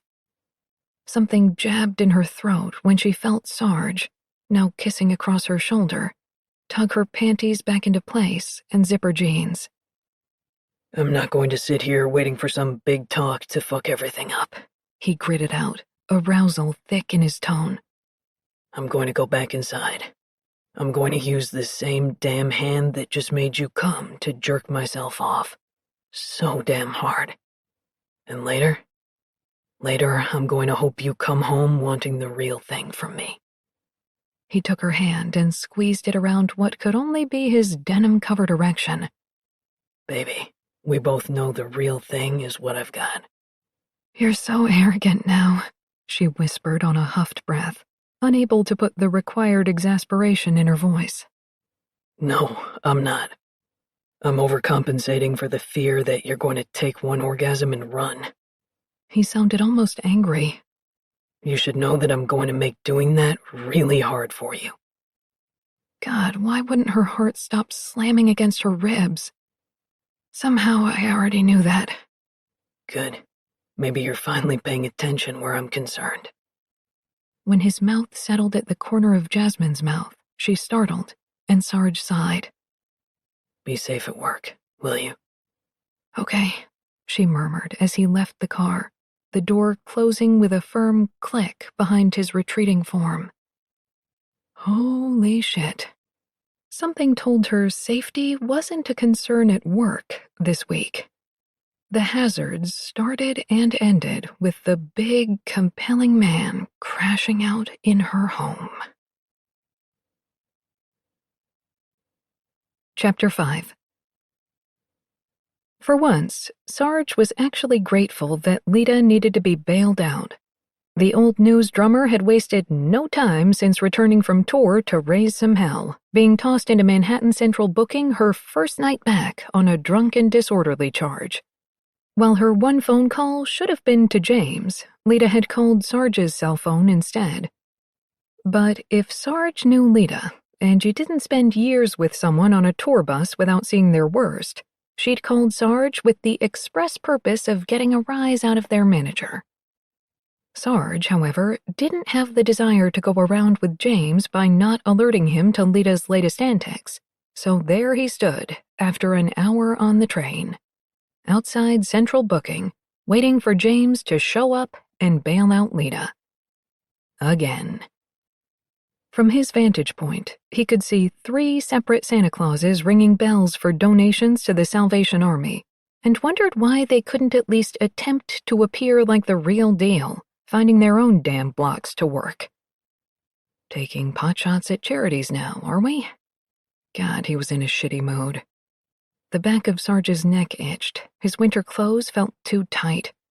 Sweat pooled at the base of his spine, even though the temperature sat squarely at 35 degrees. And while he wanted Lita's latest stunt to be the reason for his irritable state, it had more to do with her calling from jail before he could relieve himself this morning. Honestly, he should be dead by now. Killed off from an unusual case of purple testicles. He'd slammed back into Jasmine's apartment, all but salivating with the need to take out his villainous erection and stroke it to the memory of Jasmine's sexy waist shuddering as she climaxed for his fingers, and his phone had rung. If he hadn't had one fist propped on the entry table while he unzipped his jeans with the opposite hand, he wouldn't even have seen central booking pop up on the screen of his phone, where he'd left it by the door. But he had. And he'd known if he missed the call, his pain-in-the-ass bandmate would be shit out of luck. So, with an agonized shout at the ceiling, he'd abandoned his quest for self-love and answered. Now, he couldn't blink without his dick getting hard. Jasmine. God, the way she'd popped those hips back and slid forward, choking his fingers with her tight, he'd known it would be, pussy. The way her lower lip pouted every time he talked dirty in her ear, as if she didn't understand why she liked it so much.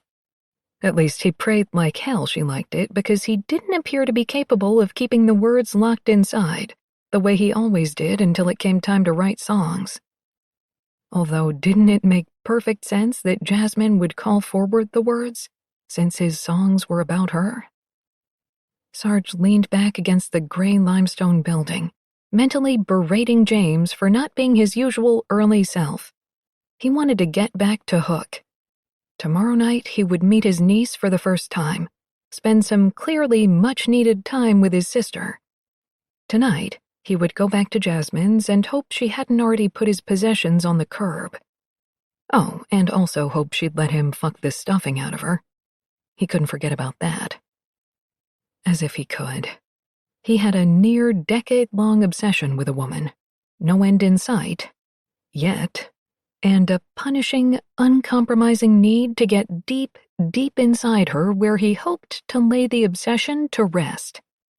If there was a stern voice in his head telling him on repeat that his heart would be set on fire like Jimi Hendrix's guitar once all was said and done, he was beyond listening. Distance hadn't worked. So he would eliminate every speck of daylight between them and attempt to grind his infatuation into dust. Sarge pushed off the wall when he saw James approaching, looking as if he wanted to tear down the city with his bare hands. Hey, man. Is she still in holding? Have you gone in yet? Not yet. When James tried to bypass him into the building, Sarge stepped into his path, ceasing his progress with a hand to the chest. I waited out here for a reason. You need to cool off before you see her. James shook him off and stepped back, tugging on the sleeves of his trench coat with meticulous movements. Trust me, I'm feeling positively chilly. Sarge noticed a photographer across the street taking pictures of them and turned his back, indicating that James should do the same. Not that it would be anything new when gossip blogs broke the news that once again, Lita Regina had ended up behind bars for the night. It doesn't matter if I trust you. It matters that Lita expects you to go in there and throw your weight around like an asshole. You do it every time. Sarge shook his head. She loves it. For once, James actually looked interested in something, one dark eyebrow dipping behind his aviator sunglasses. Why would she love it? So she can be angry at you instead of herself, Sarge near-shouted, jabbing the freezing air with a finger. Shit. You know what else? I'm done playing referee for you two. You're both reasonably intelligent people. You can figure each other out without my help. I've hit my limit. James took off his sunglasses with a casual sweep of his hand, removing a square of material from his coat pocket to clean the lenses. When he was finished with the task, he replaced them over his eyes and nodded once at Sarge. Your sister wasn't quite as enamored by the prodigal son's return as you'd hoped, I take it? Oh, just fuck right off. Sarge bypassed James on his way toward the entrance. Yeah, he was well aware that he was taking out his piss-poor mood on James, but someone could ask his rock-hard balls if he cared. Until he got back to Hook and got his own family situation, and the Jasmine situation, under control, he didn't have the capacity to focus on much else. The two men showed identification and signed in at the glass enclosure just beyond the entrance vestibule. James spoke in a curt tone with the officer as he completed the bail transaction. After funds and paperwork had exchanged hands, they were escorted by a female officer to a beige waiting area where Sarge dropped into an orange plastic seat and James began to pace. It was a familiar position for them. Sarge reached over and picked up the nearest magazine from a stack on the wobbly side table, but closed the rag immediately when his face popped up on the fourth page under speculation that the band was breaking up, piggybacked by an article about his recent hookup with a reality show star he'd never met in his life. Neat. Sarge realized James had stopped his nervous laps around the room and was now standing with his buffed loafers pointing in his direction. What? I'm waiting to hear what happened with your sister. Then it's a good thing you're in a waiting room. A muscle ticked in the band manager's cheek. You're not acting like your usual self. Something must have happened, and I'm your manager. So. Sarge lifted his hands and let them drop to his bent knees. You want me to distract you until they release Lita? Partly. Sarge had no choice but to laugh, but it faded fast. He and James got along fine in their silent agreement not to discuss feelings, but in an artistic profession, shit tended to come out in the wash, whether in song lyrics or after a particularly sloppy night out on the road. It didn't matter how succinct he made his explanation. James would see everything. Same way Sarge saw what was taking place between James and Lita. But hell, Sarge needed a distraction from thinking about Jasmine, about everything. So he'd talk. Anything to get him through another 10 minutes without wondering what the night would bring. My sister didn't want me to stay, Sarge began. She had a rough breakup with the father of my niece. Doesn't want her daughter to get attached to me since I'll only leave again. Right. James sat back in his chair, thumb tapping on his thigh. Where are you staying? Sarge stared hard at the cinder block wall when he answered. With Jasmine. His manager was silent for a tick. The Jasmine? Jasmine Taveras? Hearing her name felt like rolling around in burning cinders. I liked you better as a guy who doesn't give a shit. James started to say something else, but the metal door on the opposite side of the room swung open to reveal Lita. Barely reaching the escorting officer's shoulder, she had both hands shoved into her ripped jeans, a red and black checkered beanie pulled just above huge, apprehensive green eyes, which were firmly trained on James. She shifted in her boots. I'm with the band? In an effort to keep from pissing off James, since the poor fucker had stopped breathing beside him, Sarge didn't voice the other half of the band's inside joke. Lita's innocent kid sister appearance had gotten her stopped at security more than once at old news shows. She looked incapable of lifting a pair of drumsticks, let alone wailing on a kit like a legend. Once, before a show in Amsterdam, she'd told the venue's head of security she was with the band, to which he'd replied in a deadpan tone, "The Spice Girls broke up 15 years ago." Now, even though Lita wasn't looking at Sarge, he knew she expected the rejoinder. But how the situation was handled needed to be James's call this time. Too often, Sarge had played good cop, and clearly it hadn't done a damn thing to keep Lita from diving back into self-destructive waters. Thinking of his fingers thrusting into Jasmine's addictive heat that morning, Sarge wondered if he'd jumped headfirst into self-destruction himself. Finally, Lita turned her attention to him, arms crossing over her middle. "You were supposed to come alone, Sergeant." Sarge shrugged, but sighed when he couldn't pull off callous when it came to Lita, even though she'd used the nickname she knew he couldn't stand. "You were supposed to stay out of trouble." "Maybe this is just a surprise band reunion and you're both on hidden camera." She elbowed the stone-faced guard to her right. "Smile." "Lita?" James started in a warning tone, but when the drummer's gaze turned hopeful, Sarge could all but feel the shift in his manager's demeanor. "I, brought you some aspirin." Lita's expression turned dumbfounded as James approached, producing a bottle of water and aspirin out of his deep coat pockets. When Lita only watched him with suspicion, he lifted her hand, placed the tiny white pills inside, and closed her fist around the medicine. "What are you doing?" The sound of James clearing his throat bounced off the walls, making it sound louder. "I assume since you drank your weight in whiskey and attempted to scale the Chrysler building last night, you likely have a headache." Trying not to be obvious, Sarge patted the air in the universal sign of "take it down a notch, man." James showed no sign of acknowledgement, but he handed Lita the water bottle. The drummer stared down at it like a foreign object. "Wait, what's going on here? You're supposed to be listing every way I fail at life by now." James's wince was almost imperceptible. "Yes, well, I'm not going to do that." He took a deep breath and laid a hand on Lita's shoulder, touching her for the first time that Sarge had ever witnessed.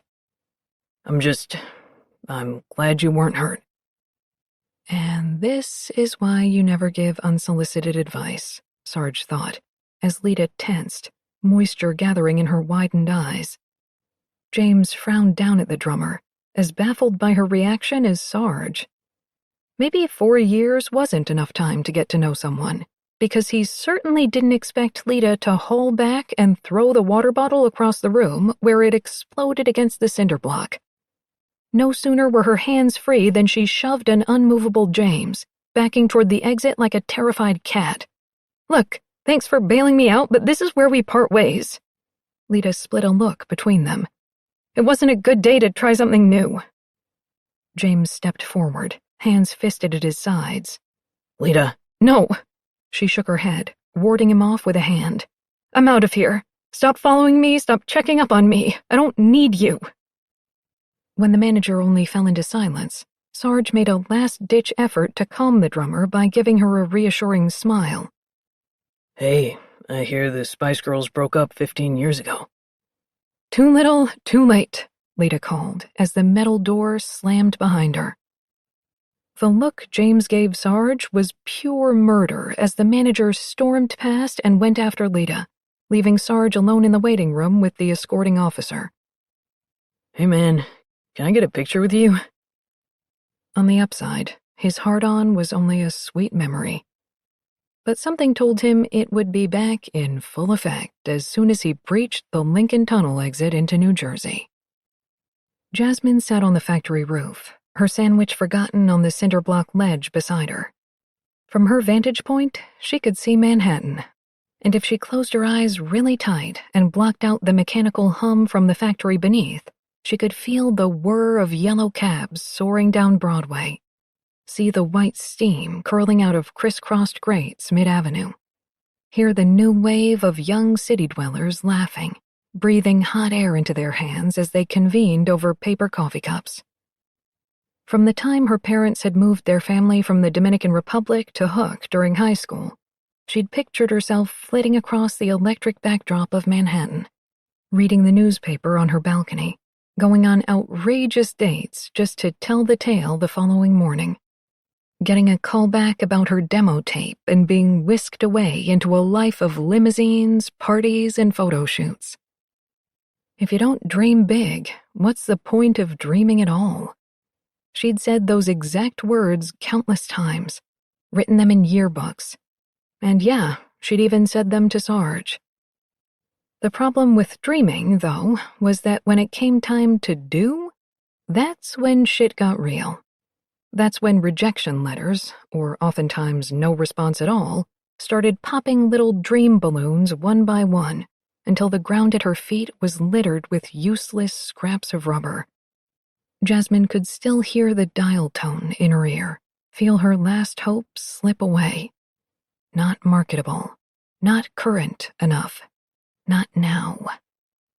When it had come time to face facts, that her window of opportunity had closed and it was time to start behaving like an adult, Jasmine had bitten the bullet and applied for a position at the factory, much to the quiet disappointment of everyone with whom she'd attended high school. That first day on the assembly line had been a tough pill to swallow, but she'd put her head down, gotten to work, and hadn't lifted it since. The warning bell pealed, telling workers that lunchtime was ending in 10 minutes. Realizing she hadn't even taken a bite of her sandwich, Jasmine made a grab for it, but was distracted when her cell phone rang. Los Angeles area code? It had to be Sarge. And oh Lord, some very important lady muscles went tight at the prospect of hearing that voice in her ear, right where it had been this morning. With a blown-out breath, she answered. Hi. Hey, Jess. Instead of the gruff, seductive tone she'd been expecting, he sounded out of breath, stressed. You busy? I'm on my break. She set the sandwich back down. Is everything okay? He hummed a non-committal sound, but she could hear booted footsteps moving in the background. Depends on your definition of okay, I guess. I'm going to need you to stop being vague. His gust of rich laughter hit her ear, making her shiver. Fair enough, Was he running? I noticed you didn't have any Christmas decorations up in the apartment, so I stopped on my way back from the city thinking I'd grab some, right? More pounding footsteps. But it turns out someone filmed that little scuffle with your date at the third shift last night, and it's all over the web. I've got a few photographers giving me a workout trying to get a statement. Are you eating lunch? During the course of Sarge's explanation, Jasmine had stood up, staring in the direction of Manhattan as if she could pinpoint his location. You're running away from paparazzi and asking me about lunch? You left without eating breakfast and I feel responsible. A hot flutter wound through Jasmine's middle, a secret smile curling her lips. Are you in need of some assistance, naughty prince? His growl crawled down the line. You've been looking me up, baby. Good God. How could he make her stomach dip with a single gruff question? I'm not that far out of the loop, Jasmine murmured. In a small town like Hook, people tended to talk about their homegrown hero. She'd always laughed it off, remembering the young man he'd been, not equating him with the rock god everyone described him as. Now, everything about him was coming through a fresh perspective. And you didn't answer my question. When he spoke, his voice echoed, as if he'd entered a small space. Listen, I don't think I can get back on the same train. His heavy sigh tugged something inside her chest. If you can get out of work, I'm in a Dunkin' Donuts bathroom just out of Newark. You're not serious. There's Christmas decorations in it for you, he coaxed. That gave her pause. He was only supposed to spend one night. Now he wanted to decorate with her? Bad idea. Bad. On cue, the end-of-lunch bell gave a deafening peal, forcing her to make a call. I'll tell the floor manager I'm feeling sick, she said, shaking her head. Don't go anywhere. Funny. Chapter 6. All right, so being rescued from a Dunkin' Donuts bathroom wasn't Sarge's finest moment. But on the bright side, he was back inside Jasmine's apartment, his possessions were still in the guest room, and he could smell her shampoo through the bathroom door. That's right, Jasmine was taking a shower, mere yards from where he stood untangling a box of Christmas lights. Keeping his hands occupied was a necessity, because if she stayed in the bathroom much longer with the sound of water pelting the tub after rolling off her body, he might have to join her. After she'd called him from outside the donut shop, pushing open the passenger side door and peeling out of the parking lot the second he dived in, their ride back to Hook had been somewhat tense. From the passenger seat, he'd watched Jasmine brush at grease stains on her coveralls, tugging at her collar, and shifting uncomfortably. If he didn't know Jasmine, he would have thought she was embarrassed. And not just because the last time they'd been together he'd had his hand down her pants. No sooner had they walked into the apartment than she was grabbing a change of clothes and shutting herself in the bathroom. When Jasmine finally emerged, the scent that escaped with her from the bathroom produced a low groan from his throat. She'd thrown on red terry cloth shorts and a tight-fitting white tank top, and the lingering shower steam had molded the material to her tits. Sarge's mouth was devoid of moisture in seconds. Would tonight be the night he worked her out of his consciousness? Impossible to tell. She seemed to have thrown up an even bigger wall between them since that morning, but he found himself reluctant to tear it down with sex. There was a vulnerability to Jasmine now that he would have never equated with her in the past, and there was an answering discomfort in his chest as a result. Jasmine narrowed her gaze at his feet, or more accurately, the spindly little pine tree he'd dug up from the median across the street while she'd been in the shower. What is that? It's your Christmas tree. He considered the greenery, spotting what looked like chewing gum stuck to the bark. All right, so it's more of a Christmas branch, but I was improvising. She tapped the hairbrush she held against her thigh. You don't need to do any of this. Oh, come on. He picked up the lights again, plugging them into an outlet to make sure they worked. A stall tactic while he figured out how to make her stop looking so defensive. I haven't decorated for Christmas in years. Humor me? All right, sweet. That appeared to work. Jasmine nodded, running the brush through her hair, and making it damn difficult to keep from staring. The red material of her shorts hugged the flesh where he'd buried his fingers only that morning. He needed them there again, but some mysterious intuition told him not to push. Not yet. Sarge laid the lights down on the couch and reached for the Christmas branch, but paused when singing infiltrated the quiet apartment, soft at first, then louder. Voices from outside lifted in harmony together in a familiar Christmas carol that brought a smile to his face. The church still sends the choir around, huh? After a moment, Jasmine nodded. Let's go out and join them, he said on impulse, holding out a hand for her to take. What? No, I can't. She appeared frozen to the spot. I'm sorry, I can't. There was actual apprehension in her voice, in her tense demeanor, and it made his hand drop. I haven't heard you sing once since I got back, Jasmine. I remember when you couldn't go 5 minutes. I don't remember that, said too quickly. Sarge moved in her direction. Yes, you do. You've called me a liar twice today, she said, warding him off with a hand. And I was right both times. He walked right into her touch. If you talk to me about it, I'll understand. Her laughter was abrupt and didn't disguise the sadness. Crowds of people buying tickets to watch you sing, major labels offering you deals, the same labels that closed their door in my face? You couldn't understand, Sarge. Ouch. No, but I understand rejection. And there are days I don't want to sing either, Jasmine. A lot of them. He circled her wrist and pulled her close, willing her to look up at him, which she finally did. Come on, baby. Let's go show them how it's done. Sarge held his breath as, for just a split second, she looked to be considering whether to go outside, chewing her lip in a distracting way. He was watching her so closely, he saw fear. Fear that flickered into something else. Intention.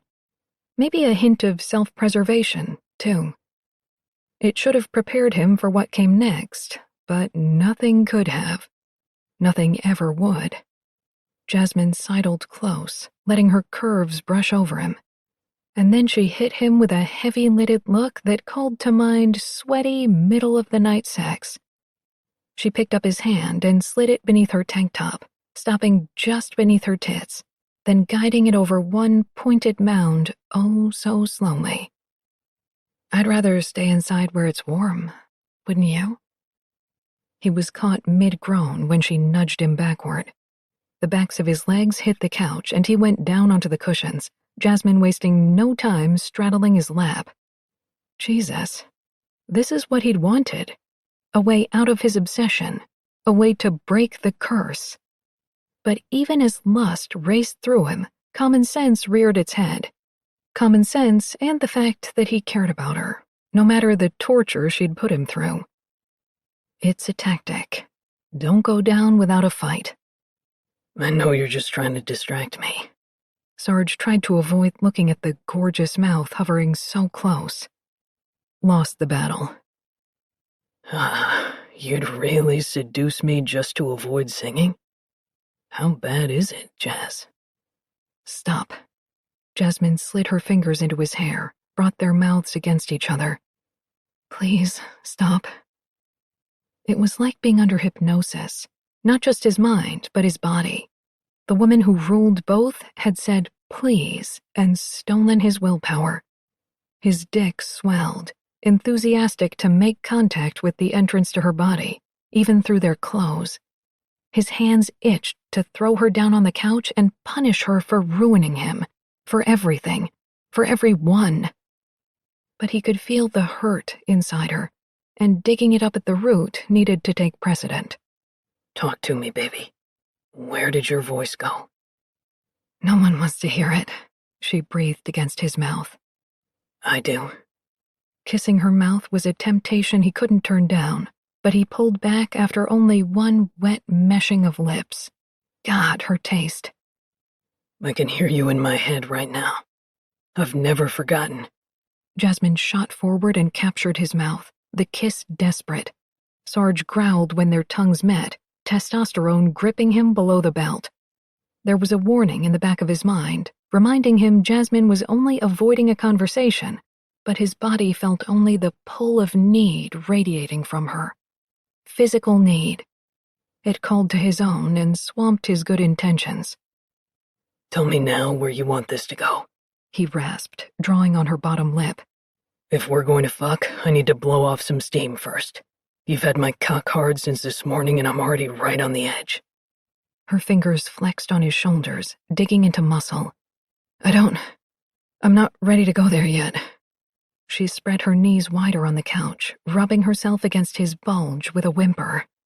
But we shouldn't be doing this, Sarge interrupted her with an open-mouthed kiss, an aggressive one that bent her backward over his thighs. Got it, baby. No fucking. He hooked his fingers under the hem of her tank top.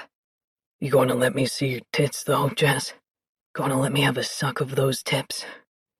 Through the material of her tank, he licked over one pointed peak. If you let me take this tank top off, I can fuck you without taking out my cock.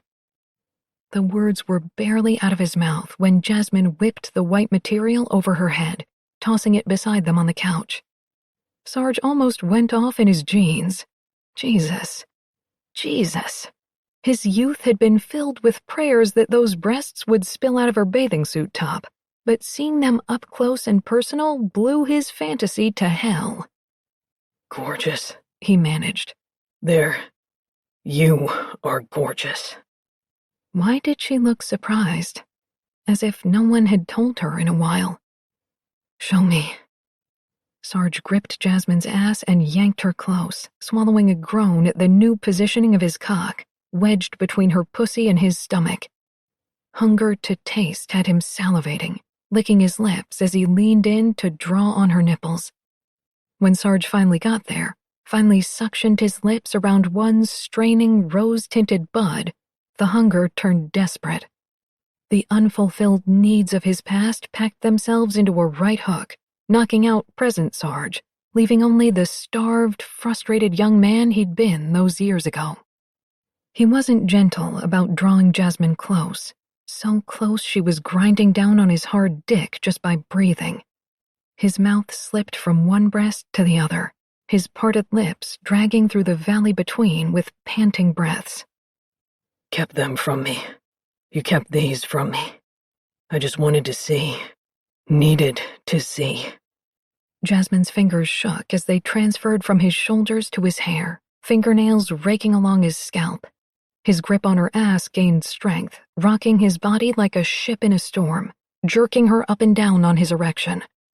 Although erection was a weak word for his entire body hovering on the brink of goddamn insanity. Jasmine. He was sucking Jasmine's tits, and his body could barely stand the inferno he'd been plunged into. Sarge, please, oh God. Her thighs strained from their spread position on his lap, inched a touch wider. If you keep doing that, I'm going to... Good. He all but roared the word against her shiny nipple and felt a shiver pass through her undulating body. Ride me. Use me. Come on me. God knows I've used the thought of you to come for a fucking decade. Sarge grated the last word with his mouth around her nipple, then hollowed his cheeks, getting that sweet peak sucked good and hard. Somewhere in the back of his head, he knew his hold on her ass would leave bruises, but stopping the torment of Jasmine dry-humping him through their clothes would be far worse torture. When she climaxed, Jasmine shook like a leaf, breathy, fragmented words bursting free on gusts of breath. Oh God, it's so good. Sarge watched her in awe while lapping at her nipples. One, then the other. Want another, baby? Really, he was in no position to be offering her a second orgasm. The head of his cock was wet with pre-cum, probably visible against the front of his pants. Tremors were rocking through his thighs and stomach with the urge to fuck, to pin her down, plow himself deep, and pump like a nasty dog. This had started as a way to take the fear out of her eyes, hadn't it? Jesus. He could barely think through the desire eating him alive. Still, if she needed more, he would find a way to hold back. Sarge leaned in to kiss her mouth, a long, groaning kiss as his hand landed on her backside with a light slap. You need more? Go get it, Jess. Let's see how wet we can get that little red strip of shorts guarding your pussy. No, Jasmine gasped, pushing him back against the couch, her hips beginning a slow bucking motion like a dancer in a music video. You already gave me more. This morning. And now, but you haven't... You're not making me come in my jeans, Jasmine. He almost choked on the male pride that clouded up his throat, the obnoxious buzz of embarrassment left over from his teenage years. Not now. Not as a man. Yes. Determination flared in Jasmine's expression, and then there was nothing but the repeated stroking friction from the base of his cock up. Back down. Stop, he groaned, his hands contradicting the command by sliding down the back of her shorts to encounter the bare flesh of her ass, punishing it with a kneading massage. You can't do this to me again. Oh, fuck. He wasn't going to make it. The more extreme his mental agony became, the faster she whipped her hips up and back, her open mouth dragging over his with every movement. Sarge, she moaned, you feel so good. So huge. Call him a cliché, but that was his point of no return. Hearing the woman that haunted his fantasies refer to his cock as huge robbed his balls of their weight, sending moisture from deep, deep down in the root of him to dampen the lap of his jeans. His throat was scraped raw from saying her name, but he couldn't remember having said it once. Never had he been so satisfied from an orgasm, and he knew it was Jasmine, the woman watching him in amazement from her perch on his thighs. Maybe later he would interpret that expression differently, but not right now. Now he only saw his tormentor delighted by how much control she had over his body, how much control she'd always had over it. And he'd just busted in his pants as if he hadn't aged a goddamn day. That makes you happy, doesn't it? He invaded her personal space, bringing their faces close. Knowing how easily you can get me off? Yeah, she whispered, scrutinizing his face. It kind of does. Anger, directed at his past and current self and at Jasmine, spit hot lava against the inside of his gut. He had to get out of there, clean himself off, play his guitar, something. Anything but having Jasmine looking at him like some exotic specimen she'd never encountered. He picked Jasmine up by the hips and set her aside on the couch. I'm going to turn in, he said, hating the curtness in his voice, but too embarrassed to change it. Thanks for not putting my stuff on the curb, all right? He was already at the guest room door when she spoke. Sarge. The door closed before she could continue. No way would he sit there and listen to Jasmine try to convince him his reaction was natural, normal. It wasn't. And instead of doing something to rid himself of the curse, every encounter with Jasmine only seemed to increase its potency. Tomorrow he would regroup. His sanity depended on it. Jasmine kept it real. If you interviewed the Taveras family, they would tell you she told the truth and didn't smother it in sugar. It wasn't just a matter of telling people when their new haircut looked a mess or they were acting a damn fool. It was more than that. She owned up to her mistakes and felt no qualms with admitting her error in judgment. Once during senior year of high school, she'd accidentally burned off a hunk of River's hair with a curling iron, and instead of trying to hide it or simply apologizing, she'd snipped off an equal piece of her own so they could match. Just 1 month ago, she'd clipped another shopper's car bumper at the mall and waited outside for an hour until the person emerged. And, okay, her tenacity had somewhat stemmed from the hope they could trade cash instead of going through their insurance companies. New Jersey rates were no joke. Point being, since Sarge had shown back up in Hook, she'd been running in a mistake marathon. Really delicious, pulse-pounding, unforgettable, ooey-gooey mistakes. With her best friend's little, okay, maybe not so little at all, brother, a man 7 years her junior. Who even did that? Everyone knew it was only hot the other way around. When a guy hooked up with his best friend's little sister after being tempted into a near coma. Who didn't get a little hot thinking about that? But this was veritable cradle robbery of a guy she'd once been paid to supervise during his adolescence. Worse, it had been done behind River's back, her best friend on the planet. Junior year of high school, when Jasmine had moved to this uber Irish and Italian town, her Dominican heritage had stuck out like 10 sore thumbs. Every guy had wanted to date her, in a way that told Jasmine they viewed her as a novelty. There'd been no love lost when she'd turned them all down, especially from the girls at school who thought her stuck up. River Purcell had been the last person Jasmine expected to approach her. Freshman class president, head cheerleader, gorgeous in a way that made passers-by shake their heads. River had had everything going for her.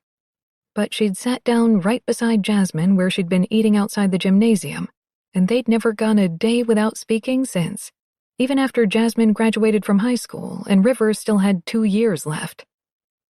Jasmine massaged the back of her neck in the break room, attempting to psych herself up for the upcoming confrontation with her best friend.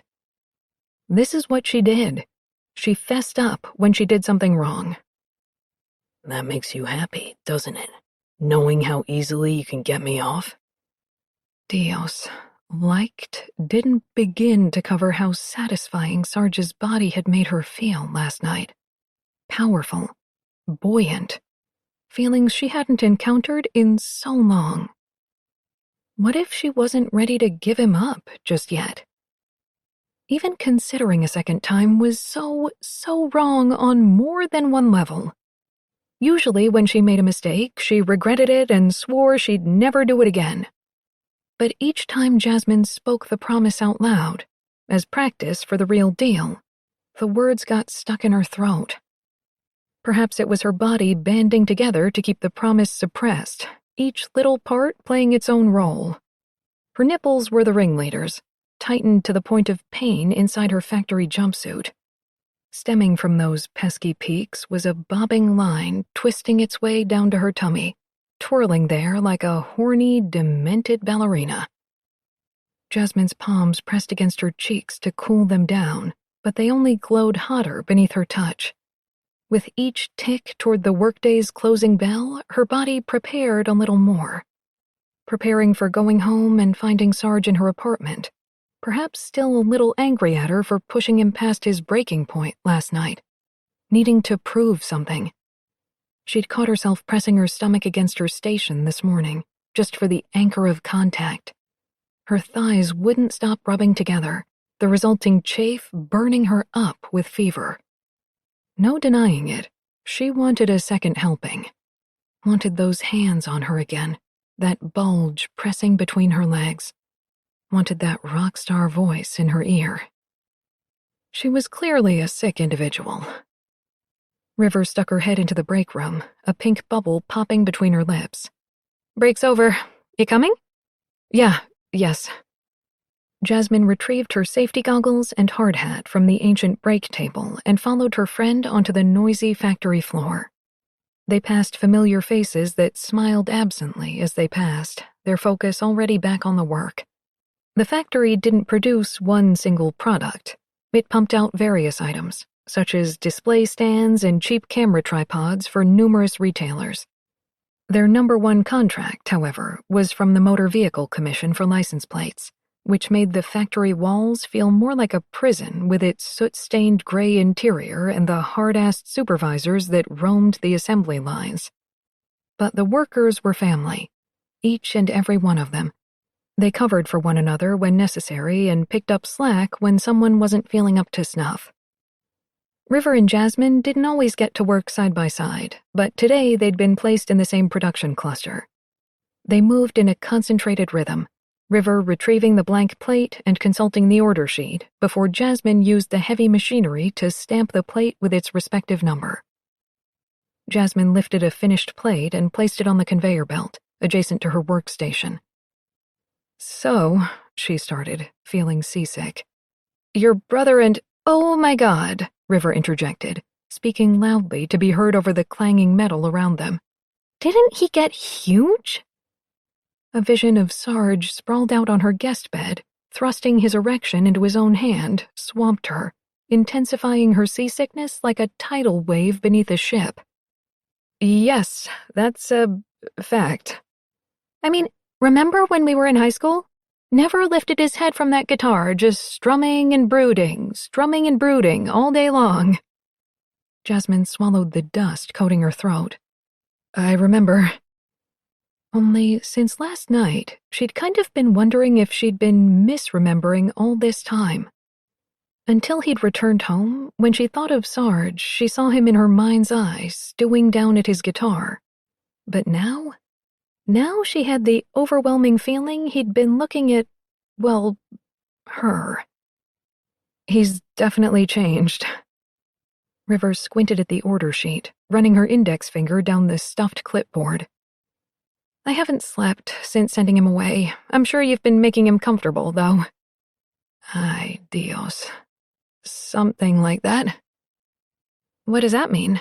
River murmured, still focused on the clipboard. Jasmine heaved in a deep breath.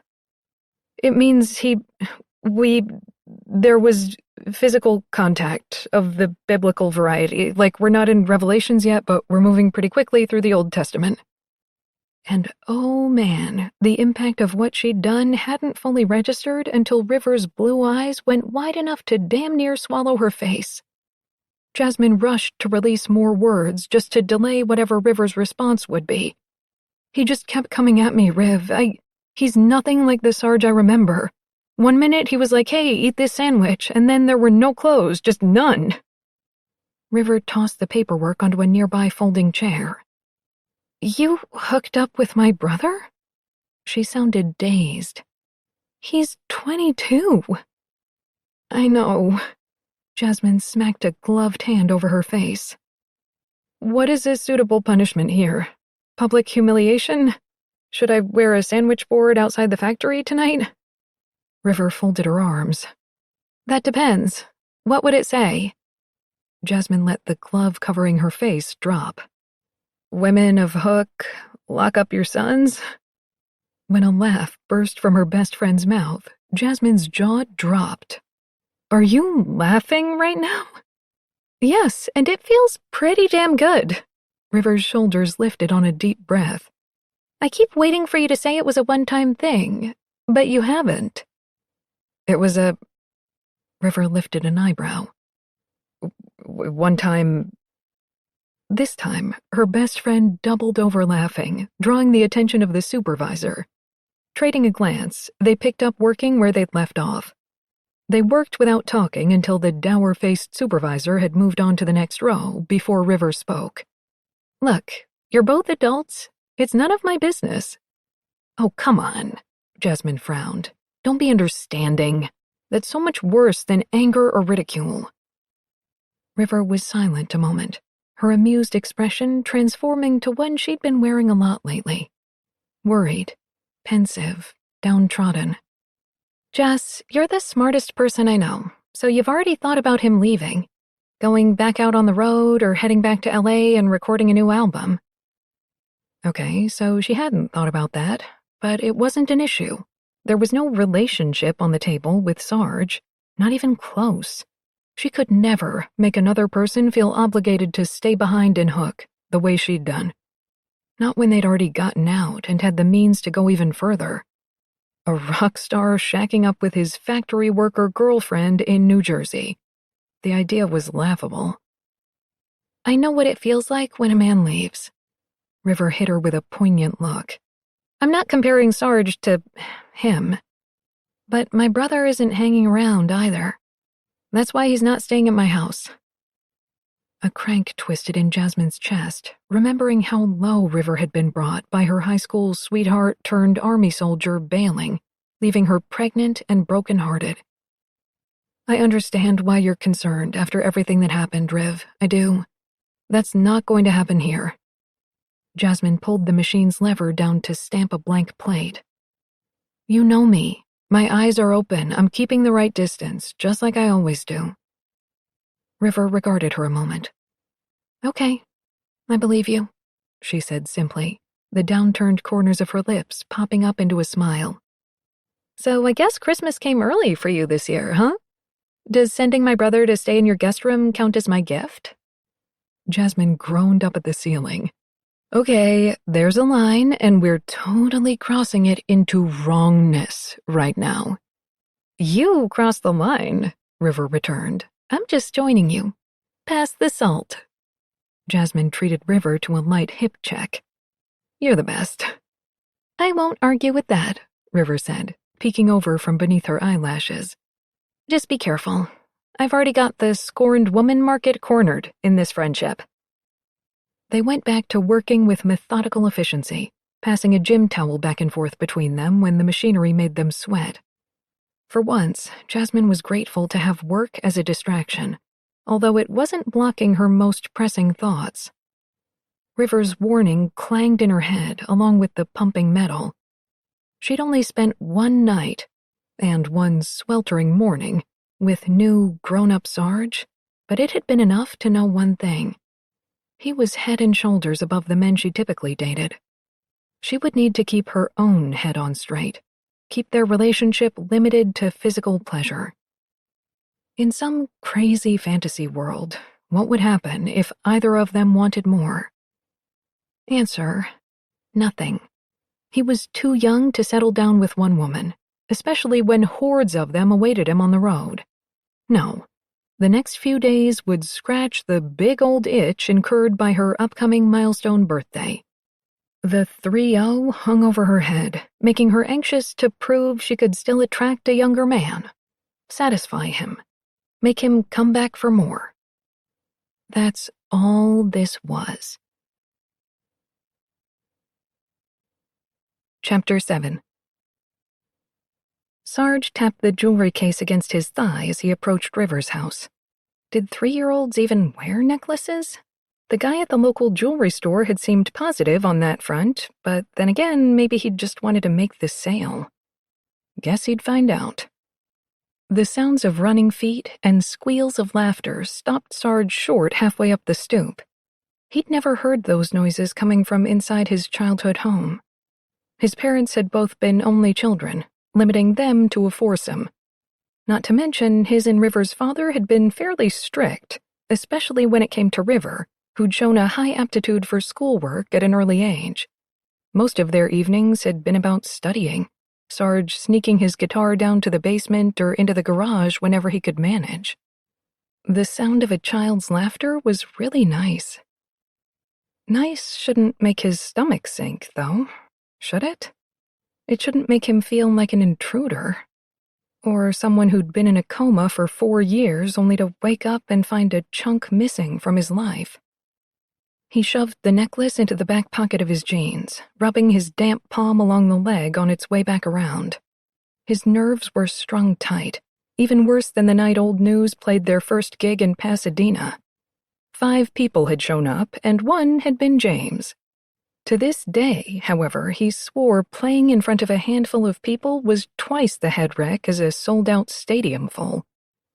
Now it appeared a 3-year-old would rattle him far worse than either situation.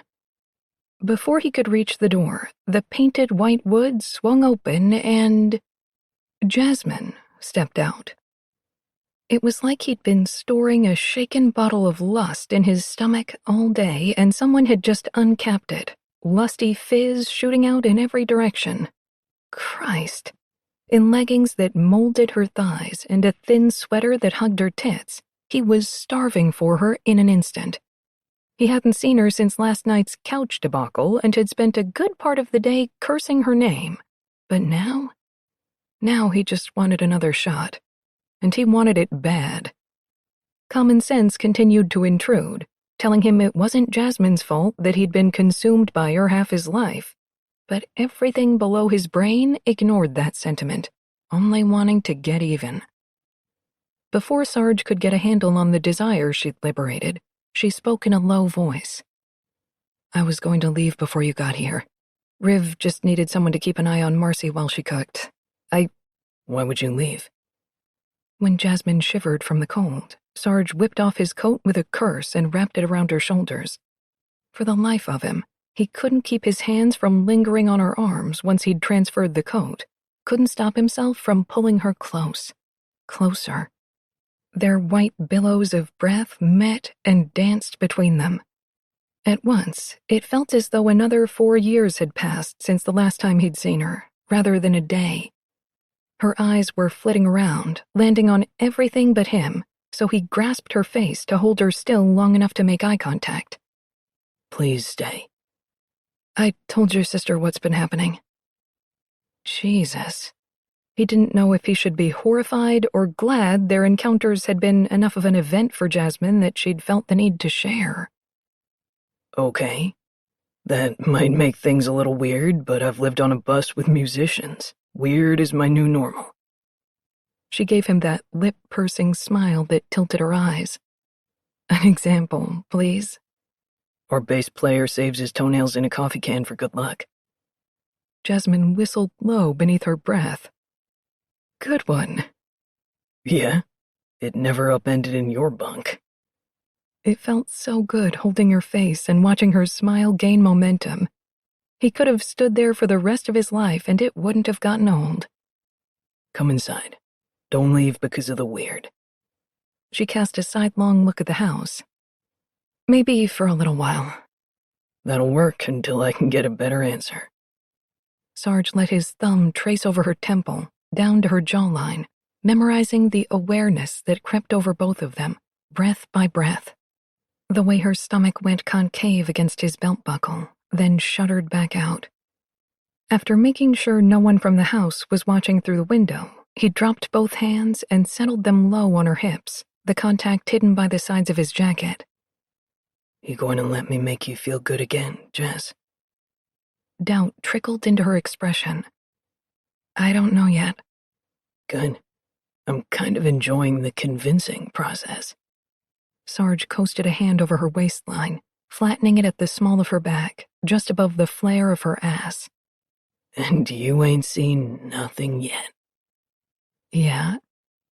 Did he imagine the way she arched and tempted his hand lower? That's what I'm afraid of. He nudged her forehead with his own. I'm the last person you should be afraid of, baby. You were the baby, she breathed. You're overthinking again. Remember what happens when you do that? She did an inward roll of her lips, then let them pop back out, juicier than before. You make me stop thinking? That's right. Fuck it. He was going to kiss her. Right there, in the light, on the pathway to his sister's house. That mouth was his. He couldn't stand living in a world where he hadn't kissed her yet. They were so close he could feel her minty breath ghosting over his lips, and he knew it wouldn't be gentle. She was about to get the kind of kiss that would get her legs up around his waist like a fucking clamp. It was a bad idea right now. Yeah, it really was. But sometimes good things came from the worst ideas, right? I hope you're okay with being wet at the dinner table. He yanked her closer. Sarge, River called from the porch. Jasmine isn't the main course. With a sigh brimming with frustration, Sarge dropped his chin onto Jasmine's head. Forget what I said. Weird is overrated. When Jasmine backed away, he wrestled with the urge to hang on, but common sense descended, forcing him to follow her up the path. Hey, Riv, he called over Jasmine's head. His sister twisted a dish towel in her hands. Well, it's been over a decade, but I finally paid you back for interrupting my first kiss with Vaughn. Both he and Jasmine drew up short at the mention of her ex's name, but River waved the towel at them. Don't look at me like that. I can say his name out loud, can't I? Anyway, nothing can ruin my mood tonight. I get to have dinner with my two favorite people, even though they were getting ready to make out on my walkway. Jasmine turned to him with a raised eyebrow. See, you get to leave and avoid the jokes. I have to stay and live with them. Sarge laughed, but the sound was void of any actual humor. Thankfully, neither Jasmine nor River seemed to notice as they entered the house. Jasmine's quip had been a nice little reminder that she would be just peachy once he left. No pining on her end. Just his, as always. Unless he did something about it. His dark thoughts were obliterated when a tiny blonde fairy sprinted across his line of vision before skidding to a halt and falling with a plop onto her butt. At first, he couldn't see her face because the tumble had loosened her ponytail and covered her face with hair. Hands covered in paint scrambled to push it out of her eyes. Eyes that locked on him like big blue spotlights. Sarge felt his heart grow about 15 damn sizes inside his chest. Mommy, who's that man? And then it up and shattered all over the floor like a glass balloon. River helped her daughter stand. Remember, Marcy? I told you Uncle Sarge was coming over to eat dinner at our house. Sarge is Mommy's brother. Her tiny nose wrinkled. Celia's brother is little. Why is yours big? Celia is her friend from school, River explained before kneeling down beside her daughter. Sarge is much older than Celia's little brother. Someday her little brother will grow up too. Marcy gave Sarge a once-over. Can he hold this one in a blanket? The two women covered their mouths to hold in laughter, but Sarge had no such problem. He was too fascinated by the miniature version of his sister to consider laughing. When he realized the silence had gone on too long and everyone was staring at him, he shook himself. I have a thing. Thing. He swiped the jewelry case out of his back pocket, held it awkwardly for a few seconds before holding it out to Marcy. After looking up at River for permission, Marcy took a few steps closer, snatched the box, and retreated just as fast. He expected a little girl's prerogative to be to rip off the paper as fast as possible and ask questions later, but she turned it over in her hands, inspecting it like a diamond appraiser. Sarge felt Jasmine watching him and turned to catch her eye, but she snapped her attention back to Marcy before he got a fix. The wrapping paper hit the floor a moment later, and after a small struggle, Marcy pried open the box with River's help. Oh, Lord, I'm a goner. Marcy beamed up at him through a gap in her wispy strands of straw-colored hair, and regret that he'd missed the first 3 years of her life smacked him in the face. Had anything he'd done on the road been worth it? Marcy tried to fit the necklace over her head without unfastening it, grunting when it got stuck above her nose. You're better than Celia's brother, I think. When River nudged him in the shoulder, Sarge realized he was smiling like a goofball, but it vanished when he saw tears in his sister's eyes. Come on, you necklace-giving jerk, she sniffed, taking his elbow and leading him out of the entryway. Dinner's ready. For Sarge, meetings were usually unceremonious. Grab a sandwich between recording sessions, steal a slice of pizza from whoever had taken the trouble to order food. Old News had an unspoken rule that food was a communal entity. Unless it came to James's ever-present box of Triscuits, then God help the poor soul whose hand breached the opening. Sarge had learned that lesson the hard way. Dinner with 3 women, 2.5, was an entirely different affair. They took their time, actually breathing between bites, not even arguing over the last dinner roll. Sarge started to protest when River dumped a 3rd helping of mashed potatoes onto his plate, but stopped himself. The more he ate, the happier his sister seemed to get, so he kept packing it away. Until he saw River and Jasmine exchange a covert glance, their amusement obvious. Oh, I see. This is some kind of conspiracy. He dropped his fork with a clatter onto the plate and collapsed back in the chair. I guess there are worse ways to go than overdosing on mashed potatoes. River burst out laughing. It wasn't premeditated, but you just kept going. Who are we to question that kind of dedication? Jasmine said, smiling into her Diet Coke. It was like you were competing in a contest against yourself. We hereby declare you the winner. You even got Marcy to sit still for a whole meal. River nodded at her giggling daughter. I think she's in shock. Marcy, Sarge groaned. Tell them to stop teasing me. The little phenom responded by sliding off her chair and rounding the table to climb onto Sarge's knee. Her elbow dug into his stomach, upsetting the food mountain residing there, but the discomfort was worth it. River brought out dessert a few minutes later. Sarge only managed a bite before tapping out, content to watch Marcy get more chocolate cake on her face than into her stomach. By the time she was finished, her eyes were half closed, head lolling to the side in obvious exhaustion. It was the best dinner Sarge ever had. Jess, can you get Marcy's teeth brushed and put her in bed? River stood and began clearing the table. I'm going to get these into the dishwasher. You got it. When Jasmine stood beside Sarge's chair, he handed over the sleepy child, his throat aching when they had to pry her fingers from around his shirt collar. Something passed between him and Jasmine when their eyes met, but he had no idea what it was, or what it meant. He only knew everything about the moment felt good, felt right, and he wanted to do it all over again tomorrow. There was no stopping his watching every step Jasmine took up the stairs, carrying his niece on her hip, but as soon as she disappeared upstairs, Sarge went to help River in the kitchen. So listen, she started, covering leftovers and storing them in the fridge. I know it's short notice, and probably a lot to ask. What is it? River leaned back against the counter. There's a church service at Holy Cross on Christmas Eve. I helped organize the potluck dinner afterward at the school gymnasium across the street, and... She tucked a stray hair behind her ear. Would you bring your guitar and play a song or two? Sarge's eyebrows damn near hit the ceiling. My songs aren't exactly church-friendly, Riv. I know. Pink stained her cheeks.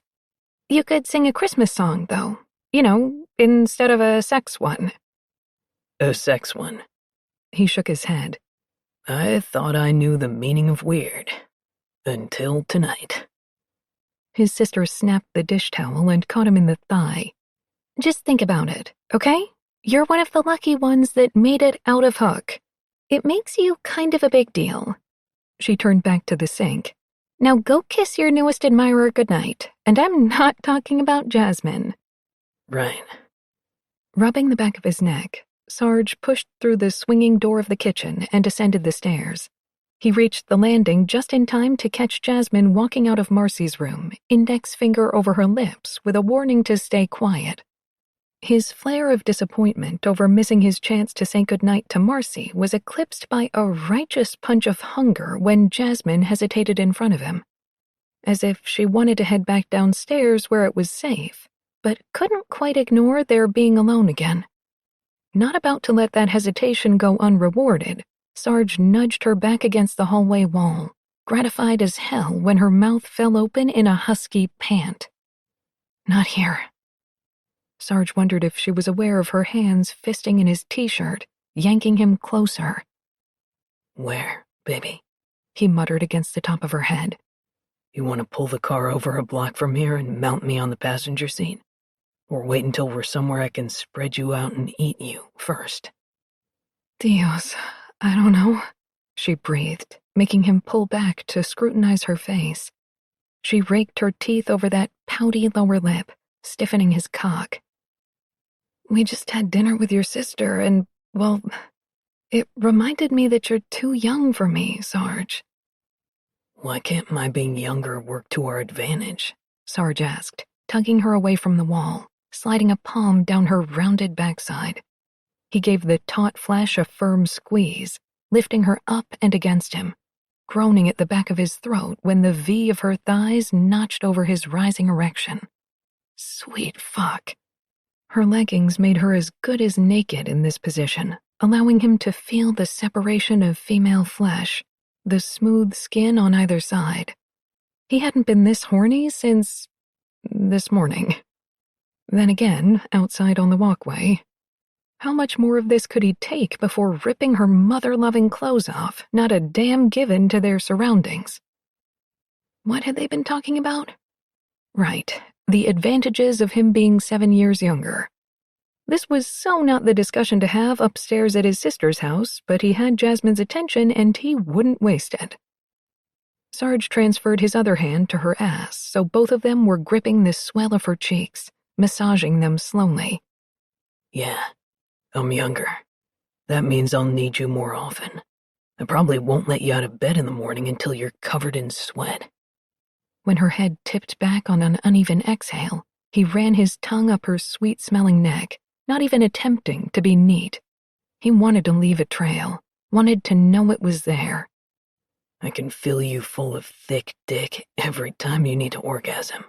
Can make it last until you've had enough and your fucking legs start to cramp around my waist. Leg cramps shouldn't sound so good, she whispered, slipping a hand beneath his shirt and tracing devastating patterns over his abs. He felt every single one of them below his belt, as if she were jacking him off instead of touching his stomach. God damn, his cock felt heavy and abused in his jeans, reminding him of that sweltering summer his last year in Hook when he couldn't take 2 steps without seeing Jasmine in a tight dress or a bathing suit. I'm young enough to learn new tricks, too, baby. Learn what makes you scream the loudest, come the hardest, and brings you back for a second, third, and fourth helping. Finally, their lips slid together and his knees almost liquefied from the force of his need, so he tightened his legs and shoved up between her thighs. I want to fuck you like a beast in heat, Jasmine, and you're wiggling around on top of my cock like you want it bad. So tell me again why my age is a problem. She answered him in the form of a French kiss, her tongue sliding into his partially open mouth and dragging an agonized groan from his throat. He didn't remember backing Jasmine toward the opposite wall, but suddenly she was flattened by his body on the hard surface while their mouths mated. If someone gave him the choice of a juicy orange or Jasmine's mouth after a week without sustenance, he would have stomped on the orange and gone after her like a starving caveman. Her fingers twined in his hair, that mindfuck body humping his lap with the small amount of movement their position allowed. Somewhere in the back of his mind, Sarge knew he needed to pull back and wait for the right time. like when they weren't 5 feet from his niece's room and a few climbed stairs from his sister discovering them. But Jasmine was purring in her throat and hooking her right leg over his hip to get more cock between her thighs and— "Oh shit. Okay," Jasmine panted, breaking away on a strangled moan. "We have to stop." "I know." Sarge gave a slow roll of his hips, his breathing rough against her swollen mouth. "So quit trying to get me inside you through my jeans and I'll stop." The sound that escaped her was half laugh, half sob. "This is crazy."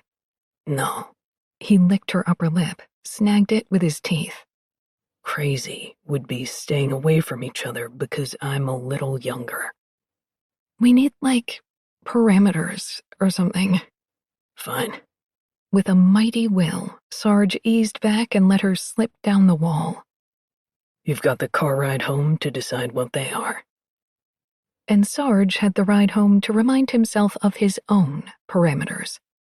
He could let his body sink in and take, but his head needed to stay above water. He needed to remember what the hell of unsatisfied need felt like, and remember who'd been responsible for putting him there. Tonight, he would finally break free.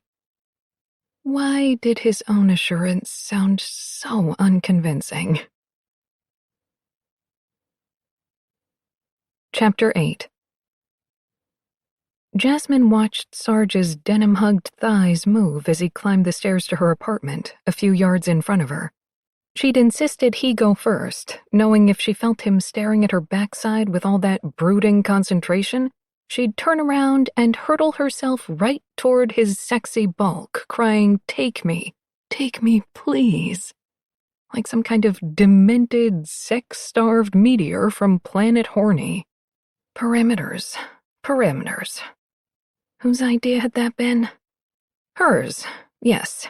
It was a damn good idea, too, because bad things were afoot. Very bad things indeed.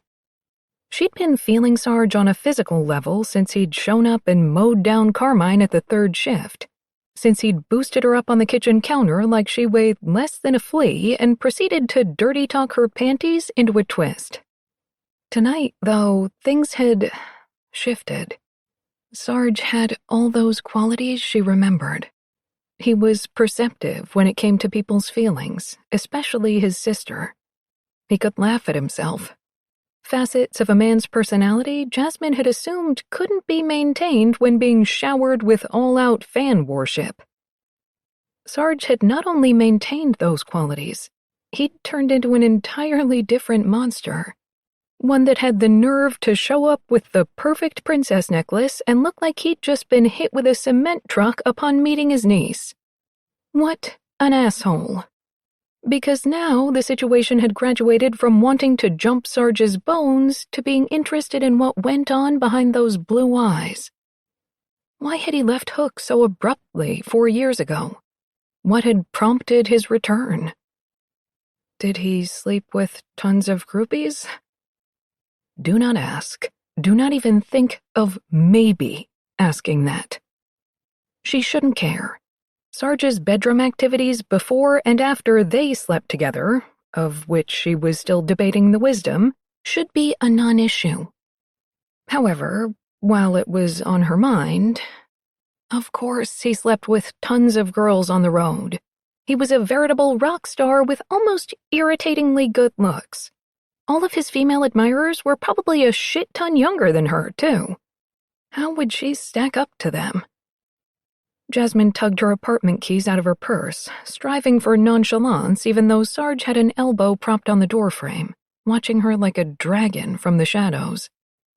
"What?" He shook his head. "Don't what me." God, since when did her lock stick? She tugged and jiggled, but the damn thing wouldn't turn. Meanwhile, Sarge's body heat was like an industrial-sized oven beside her. "I listened to your new album at work today." A flicker of surprised pleasure crossed his face, but he hid it just as fast. "Yeah?" "Mm-hmm." She'd told River it was a podcast playing in her headphones, figuring she'd been honest with her friend enough for one day. "Were those thoughts always bumping around in that head of yours? Or did they show up after you got stuck in a lightning storm or something? Sarge braced a hand on the doorframe and leaned closer. Which thoughts are you referring to, Jess? You know. Finally, she managed to get the door open, and not a moment too soon, since Sarge was licking his lips like a starved lion, ready to pounce. The way you talk about women. His boots thunked on the wood floor as he followed her into the apartment, shrugging off his coat as he entered. Women plural, huh? Is that what you got from my songs? Jasmine hung her own coat in the hall closet, relieved to be facing away. Oh, come on. Don't do it. I'm sure there's been tons of opportunities on the road for the kind of experience you need to write those songs. Cállate, estúpida. Finished hanging her coat, Jasmine turned and bit back a scream, nearly tumbling backward into the closet. Sarge was standing close, so damn close, with a displeased expression on his face. He looked older, wiser, and just a hint weary in a way that she tried not to let fascinate her. I have to feel something to write a song. I have to want. He jabbed a hand through his hair, leaving it standing out at stray angles. I've never felt anything close to that on the road, ever. I wouldn't call waking up to someone you don't recognize an opportunity. I wouldn't even give it a name because that might give it some importance. A spiky ball rolled through Jasmine's chest. Sarge, I didn't mean to— It's fine. He closed his eyes a moment, opening to reveal just a flash of temper. Pain. Just do me a favor, at least for tonight. Try to pretend like you don't get a kick out of me with other people. Pretend it makes you fucking ill, the way I feel when I slip and imagine the reverse. Jasmine was left standing on liquefied knees, heart knocking against her ribs as Sarge strode into her bedroom, the way a king might. She watched as he kicked off his boots, towing them under her bed with a heated look over his shoulder. You coming, or do I need to come get you? We haven't talked parameters yet. When his back stiffened, she felt a rush of frustration. While you're here, while we're together this way, I don't want people in Hook to know about it. He stopped moving. You want to explain why? The frustration broke into winged pieces, demanding to be let free. You haven't been here. You don't understand. Try me, Sarge said, facing her with a hooded expression. I failed, okay? I failed where you didn't. The most ambitious girl in town didn't even make it through the Lincoln Tunnel. She joined him in the room to begin digging through her underwear drawer, not looking for anything in particular, just needing an activity for her hands. They've treated me differently since then, carefully, with sympathy. If they know what we're doing, they'll see it for something it isn't, me trying to recapture the success I never really had in the first place. Through you. You know they will. Jasmine started when she felt Sarge's hands on her shoulders, his chest brush against her back. I didn't realize they made you feel like that. I'm sorry. His lips traced up the back of her neck. We know that's bullshit, Jasmine. That's what matters. If you need what we do to stay in this apartment, I won't fight you on it. But I will fight you on your theory that you failed. When Sarge traced her earlobe with his tongue, she could only nod, even though the argument was one she'd already won in her head. Not tonight, okay? Sarge turned her around, his eyes raking up and down her body. Do you still have that blue dress, Jess? Wait, she did a double take, certain she'd misheard him. What now? He stepped away and took an unrushed turn around her room, pausing occasionally to stoop down and look at framed photographs. The one you wore at the Feast of San Gennaro, when you sang that solo with the church choir. Do you remember? Did she remember? She thought about that day constantly. The feast was an Italian festival that took place once a year. Food vendors, contests, and various forms of entertainment took over the neighborhood for an entire week in September, although in recent years it had lost some of its traditional feel, becoming more modern and infused with pop culture to draw a younger crowd. The year she enjoyed it the most, she'd been 23, still trying to jumpstart her flatlining music career. The choir director for Holy Cross Church, a lovely older woman named Adeline who liked to tip back an occasional whiskey sour during the day, had insisted Jasmine join the group for a solo on the main performance stage. When she wouldn't take no for an answer, Jasmine had relented. And God, had it been well worth giving up an hour with her date. That day marked the first and last time Jasmine performed for a riveted crowd, people gathering on sidewalks, climbing street lamps to see her. She'd never sounded better in her life. It was also the day she'd peaked. "I don't remember seeing you there," Jasmine murmured. Sarge picked up another photograph, this one of her and River. "I was across the street playing whack-a-mole. Or I was, anyway, until you started singing." An uncomfortable lump formed in her throat. Why would I still have that dress? It was worn out back then. It would be a total rag by now. His glance in her direction was one of total confusion. "Because you looked incredible in it." He set the picture down and turned. "Because when I picture you, it's in that blue dress." "I don't have it," Jasmine insisted, far too quickly. There was a parting of gray skies taking place here, and she was terrified to know what they would reveal. When I picture you. How often did that happen? Since Sarge blew into town, had it only been 2 nights ago? He'd been pursuing her. No hesitations, no momentary lack of focus on his goal. A goal that appeared to be her. The more he spoke and revealed, the more Jasmine wondered how far his crush extended. Did she want to know? No, she didn't. Didn't want to be responsible for anything more than slaking the urges of her body, eliminating the craving he'd originated in places she hadn't felt sparks as far back as she could remember. If she allowed that to happen while knowing there were deeper feelings involved on Sarge's part, the guilt and responsibility would keep her from experiencing the physical completion he was offering. The chance to have this captivating man close, so close, just for a while, before he left and didn't come back, possibly for another 4 years. Maybe for Sarge, this wasn't some long-carried torch. Maybe he just wanted to mark Jasmine off his spank bank list, the way men felt sentimental about their first taste of porn. The older woman he'd lusted after as a kid. No better time to satisfy that particular fantasy than on an impromptu visit home. While that possibility caused a suspicious ache deep in her stomach, it suited her far more than Sarge having feelings for her. Yes, it was much, much better.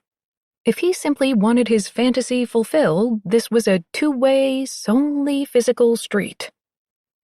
When Sarge had almost reached her, Jasmine took him off guard by meeting him halfway on that final step. The move brought their bodies flush, knee to chest, Sarge's erection pressing against her belly button. "I have the dress." His upper lip twitched. "Put it on." Jasmine smoothed her hands up his ridged chest, biting her lips over the dips and valleys. "Don't you want me naked?" "Yes, I want you naked."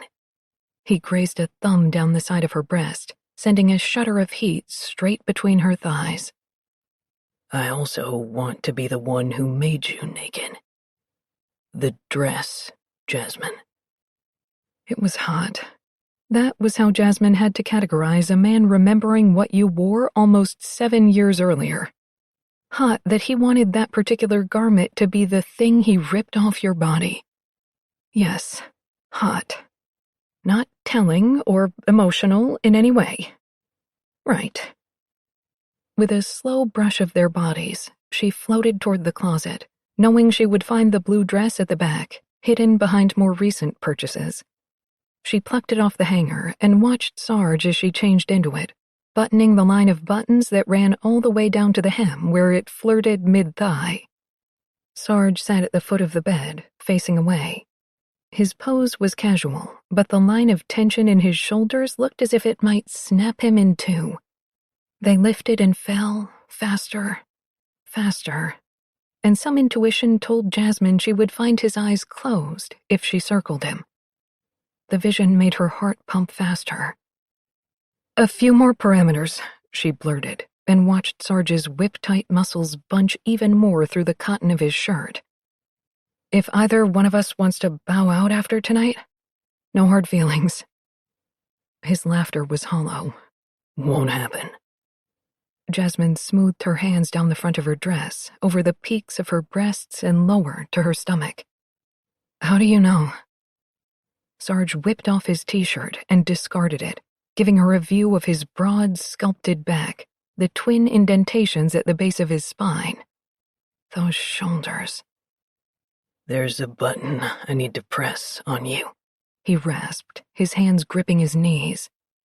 "For the next few hours, finding that hot button and pressing it over and over is my life's fucking mission. If you want to bow out after that, it'll only be because I wore you out or rode you too hard, and you're too stubborn to admit either." She sucked in an unsteady breath.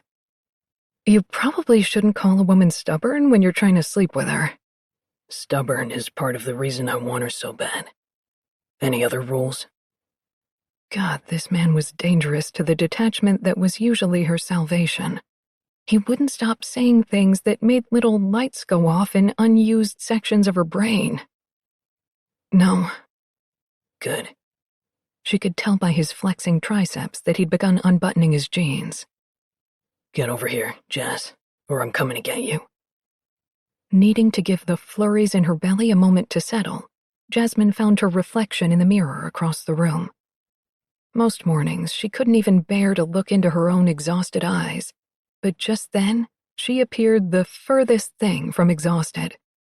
In the blue dress she'd always associated with confidence, an exultant moment frozen in time, she looked ripe for picking, sexual, even a little innocent, which made what was to come a hint more exciting. As if sex with a testosterone-charged, filthy-mouthed man needed the added stimulation. Before she could lose the loose hold on her boosted self-image, Jasmine went to Sarge and rested her hands on his wide shoulders, purring when the muscles jumped beneath her palms.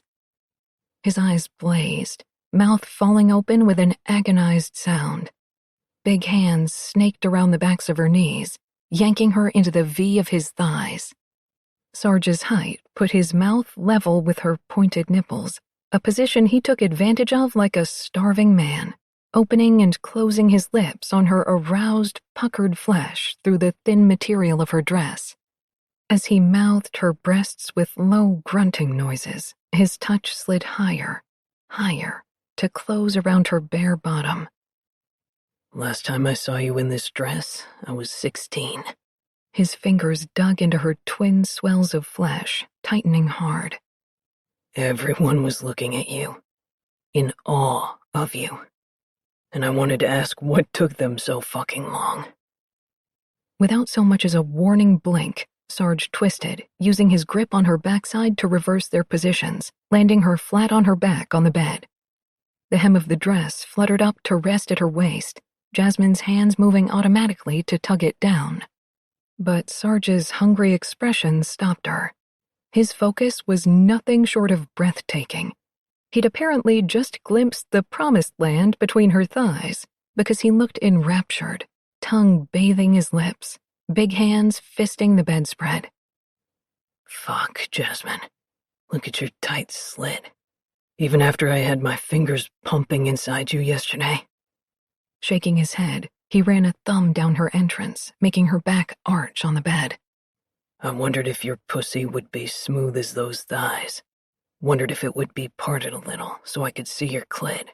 But I can't see a goddamn thing. God." He sucked his lower lip into his mouth, releasing it through his teeth. "You'd never know it from the way you ground on me earlier. But that blue dress was hiding something sweet, wasn't it? Refusing to take his gaze off her dampening center, Sarge ran his tongue along the inside of Jasmine's smooth thigh. Closer, closer to the hottest sight he'd ever laid eyes on. Jasmine. His Jasmine, with her legs parted, that blue dress rucked up around her hips. There was a bullish rise in his sternum, smoking out to fill his insides. He wanted to rear up with a shout, cover her with his body, and fuse their mouths together. Wanted to dry fuck her with his aching dick until she was soaked, and then fuck her like the world was ending. It was painful to hold back, but after last night, he was determined to give her more. Not some quick-on-the-trigger moron who didn't recognize the treasure laid out for his consumption. A treasure representing the curse he needed to break, and he couldn't do that if he lost himself. Since he'd caught her off guard, she was still attempting to be modest, elegant fingers twisting in the hem, inching it down, which only made him twice as anxious to get his mouth on her flesh, to watch that caution shatter into 1,000 pieces.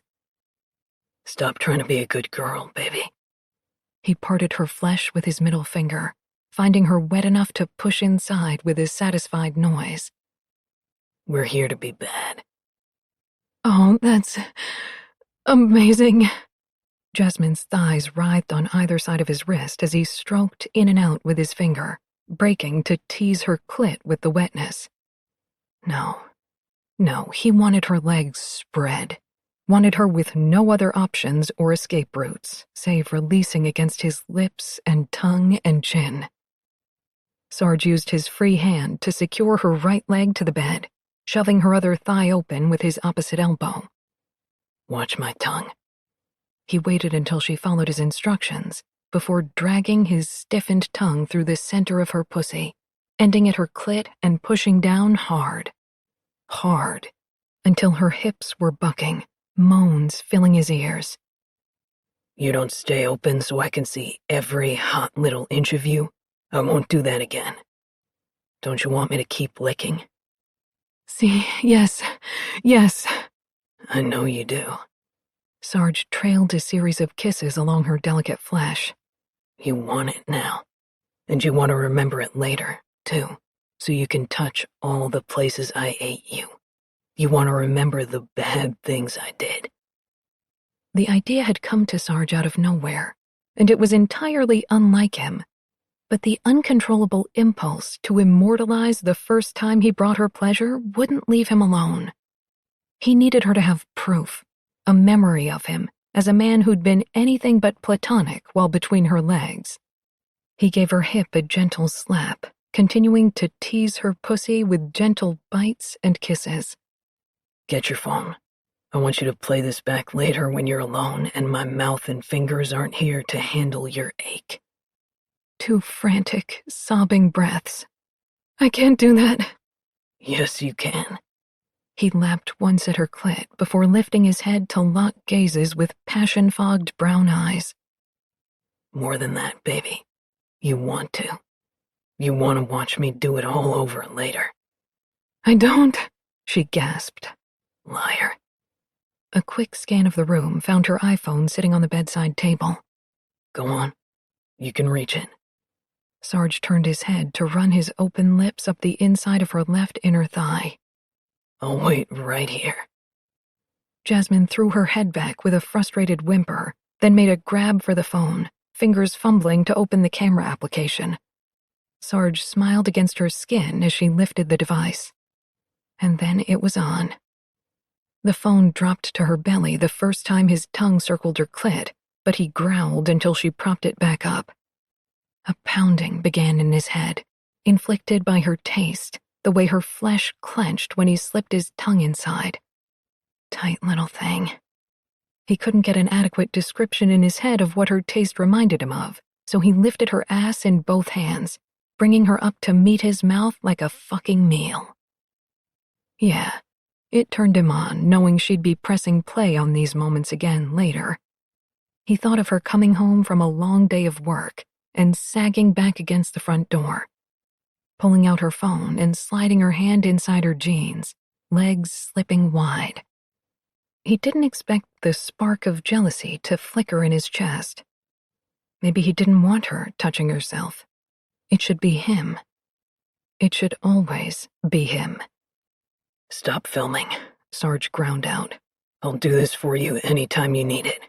You call me and I'll come. My tongue belongs right here." No, no. Her stomach shuddered down, forming a sexy hollow. "This was your idea, and I want it. Want to remember. Oh." He attacked her with his mouth, out of heat, out of frustration he didn't quite know how to define. The possibility of living without this place between her thighs made him fucking crazed, made him want to cause destruction. She liked having her clit sucked, so he executed the roll of his tongue, followed by prolonged suction, until she finally dropped the phone with a muffled scream, fingers turning to fists in his hair. "Sarge, I get it, don't stop. So close, so close." Hearing his name coated with lust straight from Jasmine's mouth sent a fresh bolt of need to his cock, thickening the neglected part where it snaked out from his unzipped fly. He needed to fist himself and pump until cum shot from the tip, but she needed his fingers more, so he fucked himself against the bed's edge instead, groaning against her pussy as he thrust. Her thighs were starting to lift again, probably with the intention of locking around his head, but he wasn't having that. With rough hands, he shoved Jasmine's legs open and gave her one final chance to orgasm before he climbed up the bed and fucked her into delirium. His middle finger and tongue wedged inside her entrance at the same time, rotating positions once, and that was all it took. Jasmine strained beneath him on the bed, hips lifting, thighs quaking, straight out of his dirtiest dreams. Her heels shoved against his shoulders, voice cracking, but he wouldn't stop dragging his tongue over her clit, tasting what he'd done. Only when her ankles finished their crusade to push him away did he allow himself to let up. Sarge prowled over her body, nudging her knees apart with his own. She still wore the blue dress, but it was beginning to wilt from the sweat he'd worked her into. Above the bodice, moisture dotted the swell of her bouncy tits, the ones he'd been thinking about since his body identified that his attraction and need belonged to one single person. One single woman. "Gold. You taste like the color gold." Sarge dropped to his elbows, making a quick grab for the condom he'd placed within reach on the bedspread. No sooner had he covered his dick with latex than he pressed their bodies together, groaning as their lower bodies made first contact. "Warm. A little bit like cinnamon. Perfect." She whimpered as he jerked open a handful of the dress's buttons, exposing dusty, pink-tipped tits, pointing right at his mouth. "Made a fucking mess of this dress, didn't I?" Sarge twisted his hips once and drove home, shouting a curse into the space above her head. Oh God, I'm inside Jasmine and I'm so screwed. She's perfect. Perfect. Narrow and dripping and perfect. She was climaxing around him already, struggling beneath him under the swiftness of her body's reaction, which didn't bode well for his plan to make this last. Making sure she found her peak was no longer a problem, so what was to prevent him from tossing her trembling legs over his shoulders and ending his own torment? But she whimpered his name, and everything inside him seized. Jasmine. God, she was the most beautiful creature on the planet, and he wouldn't turn tonight into merely a fuck session. "Baby." Sarge locked his arms behind her head, reared his hips back, and rolled forward slowly, grinding down when he bottomed out. "Listen to my songs at work today, huh?" "Yeah." Out of breath, she dug her nails into his ass and jerked him forward into the squeeze of her body, even though he couldn't go any deeper. "Yeah, I listened." He kissed her earlobe, used his lips to tug it, his tongue to play. "Did you make it to the last track?" He took her by surprise with a swift backward jerk of his hips and a teeth-chattering drive forward. The one called Girl in Blue? At that, Jasmine's eyes cleared a little, but Sarge didn't hold back. He'd bring her back to the brink, and he'd do it his way. But she wouldn't walk away from tonight with the notion she'd been laid. More needed to take place here. He couldn't hold back everything clawing at his insides, dying to break free. Did you wonder who that song was about? He hooked an arm beneath her knee and drew it up until she moaned. No, I didn't think... Sarge cut her off with a hot, open-mouthed kiss. He didn't want to hear how oblivious she was to him. Didn't want to know the meaning of the song had been lost. 5 seconds into their tongues sliding together in a seduction dance, and Jasmine's nails were biting into the flesh of his ass again, her hips tilting for another thrust of his cock. So he gave it to her good. He gave her another, and another, followed by the slap of his balls on her tight backside until they were two desperate, groping pleasure slaves trying to rub the right spots that would just please end the pain. You feel that part of me smacking you? They've been full and hot all fucking day, needing to empty between these legs of yours. Does that make you hot, baby? His pace was out of control, aggressive and unrelenting. The way you lap-danced me like a stripper last night made me this way. I could barely think of you today without coming in my jeans again, and I thought of you all day. All my life. The pressure rising in him was undeniable. His breath was coming in quick, dizzying pants, his precipice all the higher for knowing whose body would receive him. Jasmine. God, he'd never prepared for the possessiveness that hooked around his neck with a permanence that didn't scare him. Not at all. He'd known, always known, she was the ending for him. Pouty lips parted, Jasmine's head tossed side to side on the bed. Oh God, Sarge, this is bad, this is... Her pussy clenched on a broken moan. So bad. Bad? What did she mean? He knew her body was satisfied because he could still taste her pleasure, could feel more on the way. Did she mean bad because of who he was? Were they back to that? What's bad, baby? He murmured at her throat, taunting, licking the salt from her pulse. Getting it from a younger man? One who was off limits to you? Bad girl. Her legs were wrapped around his hips like a python, hips lifting to meet his punishing rhythm, but her mouth whispered, Stop, don't say those things. Do you mean that? Stop? No answer, just an exposing of her throat, a biting of her lip as she twisted beneath him. Jesus, he needed to release soon. Needed it more than food or oxygen. He was ramming his dick into Jasmine's slick entrance. Slap, slap, slap, his body hovering over the promise of relief. It was right there. Right there. But the lines between him and Jasmine were so blurry and needed to be defined, or it would cheapen them. He didn't want her to see their being together as bad. Needed her to want him again when it was over. Gritting his teeth on a tortured groan, Sarge fisted the base of his dick and drew it out of her heat. With the most substantial pain in his memory hanging between his thighs, he rolled Jasmine onto her stomach, slid his cock up the crevice of her bottom, then pushed home inside her pussy once again, shaking with the power of being back where he belonged. Is this what you need, Jasmine? Sarge pumped, his sweaty body meeting the underside of her curved ass.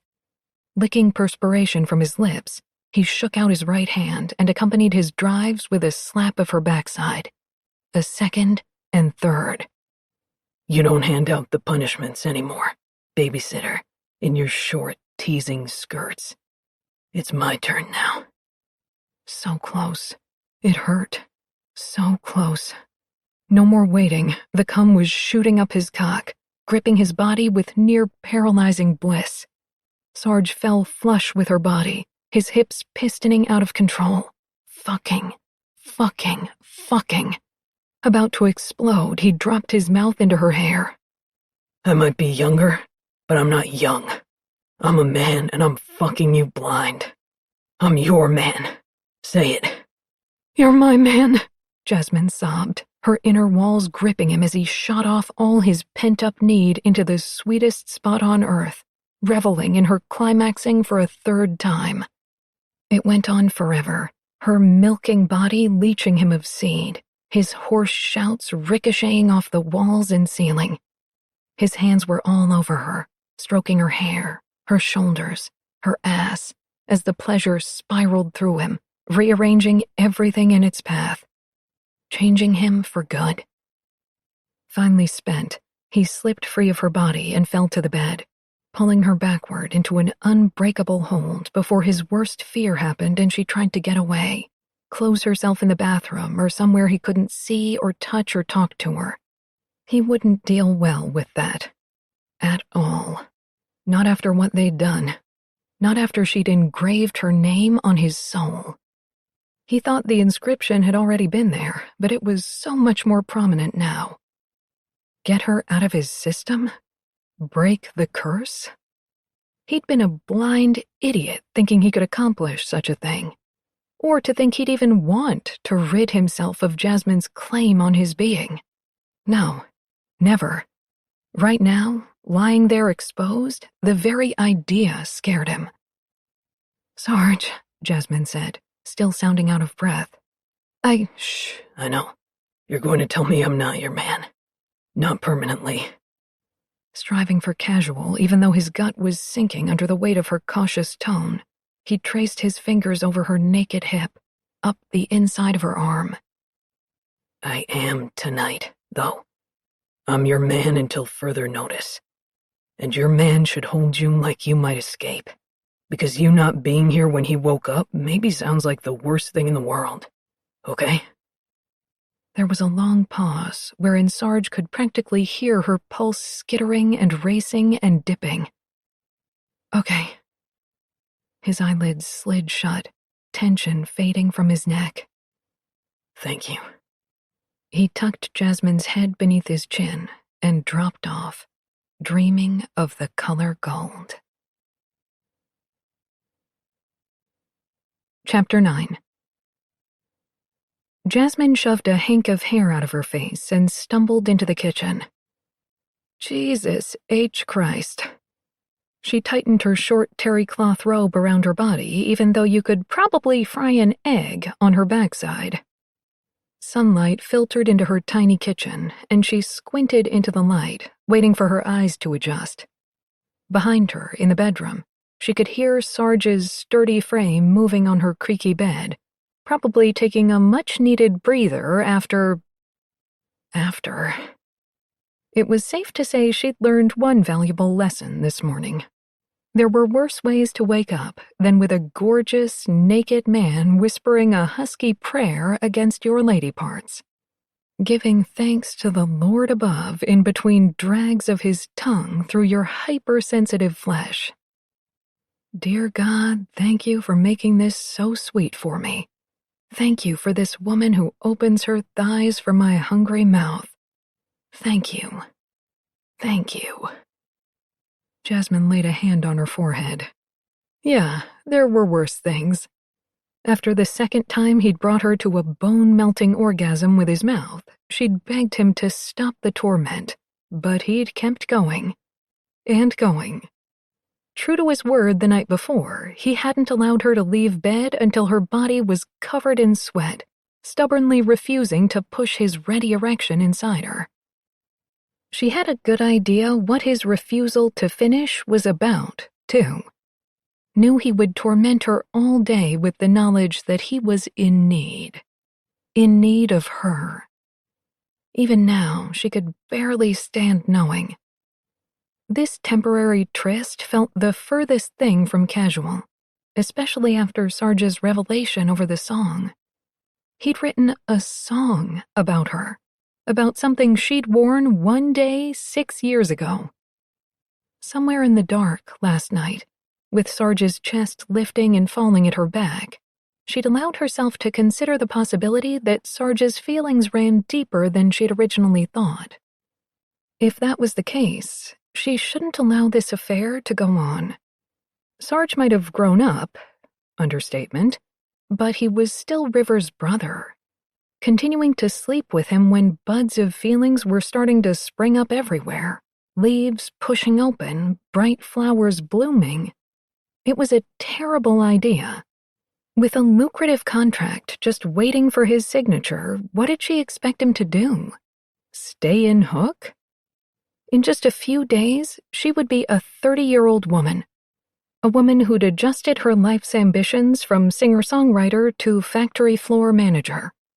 She had no business trying to tie down this talented, charismatic, not to mention famous, man who was nursing the residual glow of his first crush. It needed to stop. Distancing herself as of this morning was the wisest course of action, even though Sarge would push back. She knew he would, no question. Having that much certainty about a man's character was terrifying in itself.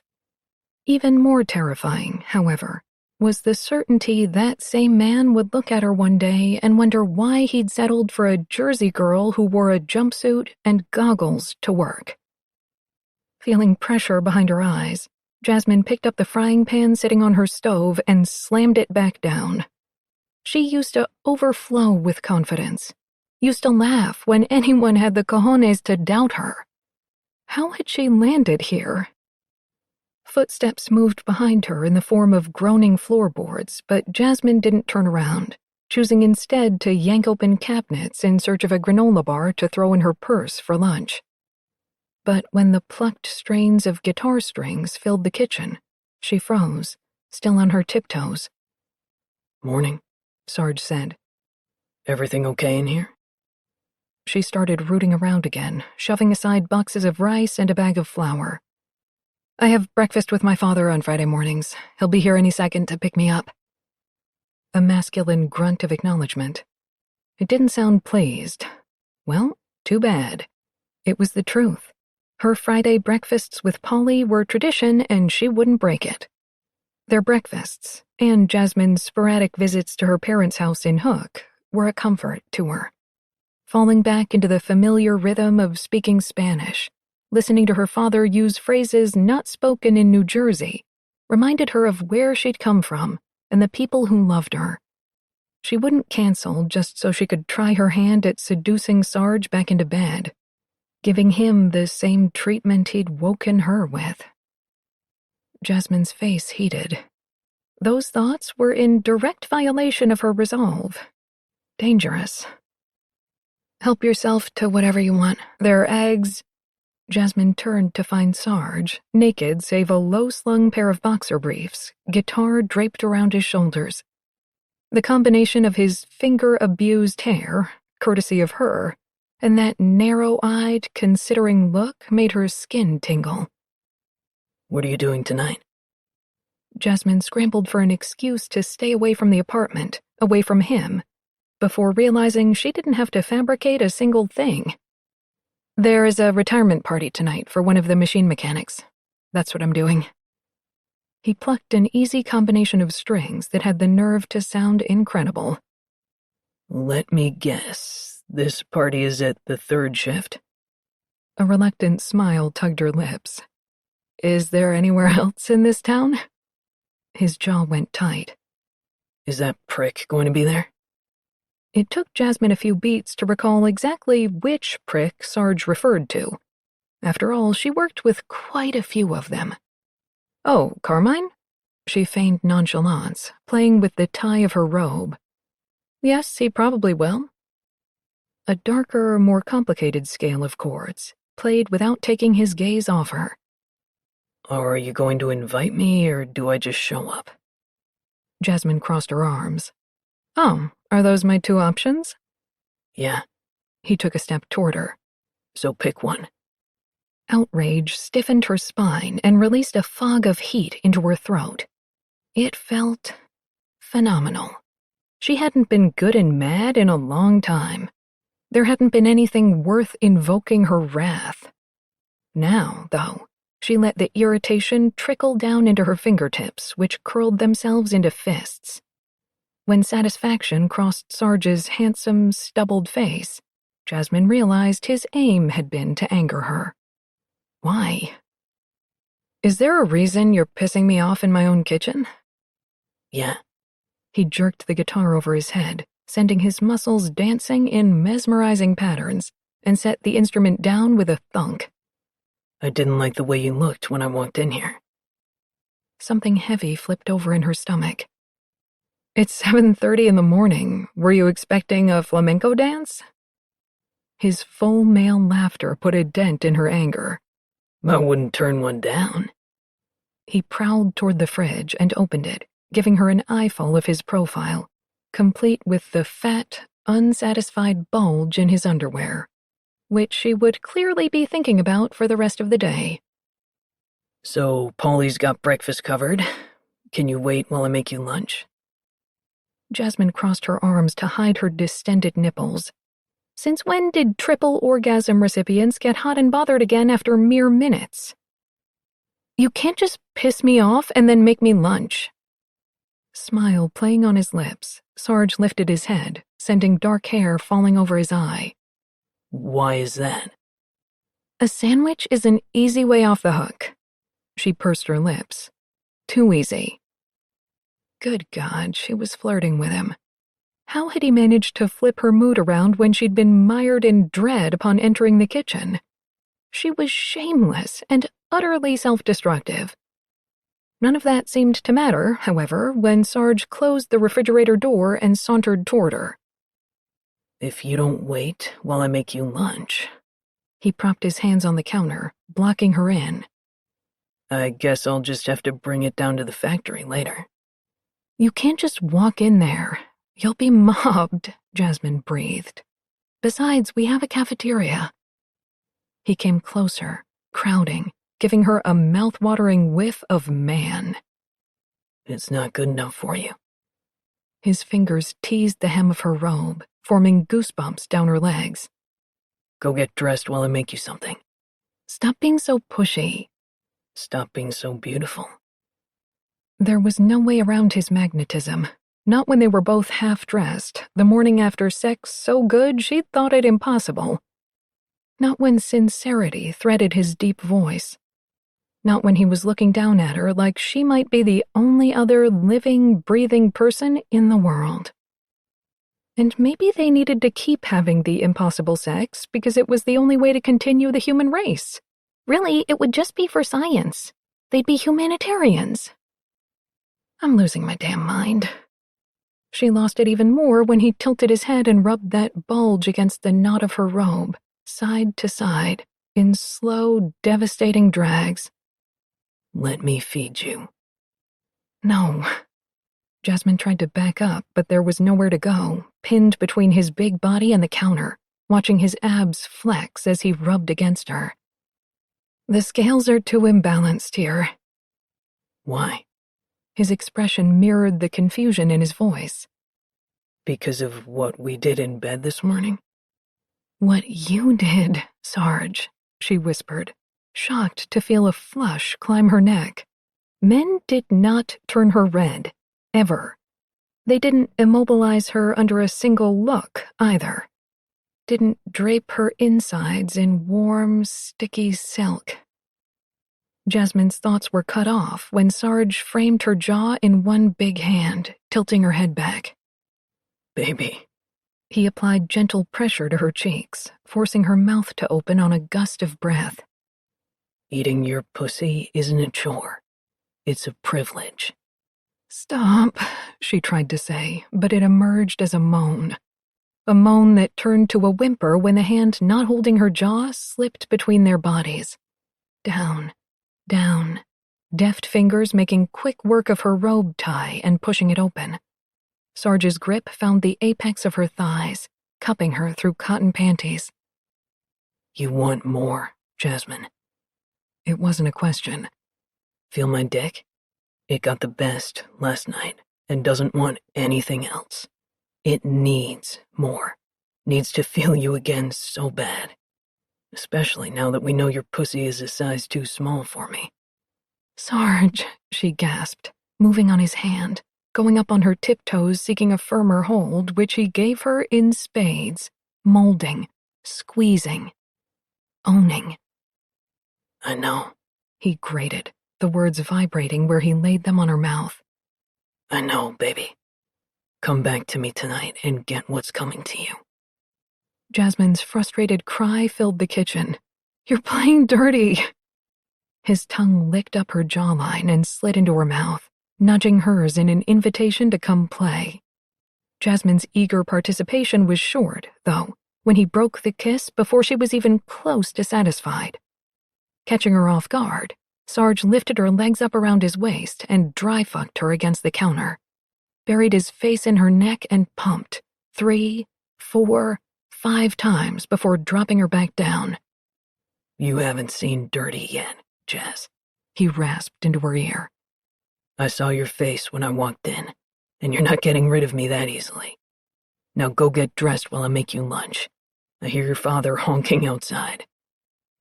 After he had to physically prop her up against the counter, his arrogant walk back to the fridge should have made her indignant. It should have had her throwing a blunt object at the back of his head. Instead, it had her admitting quietly that even with her newfound appreciation for Sarge, she'd severely underestimated him.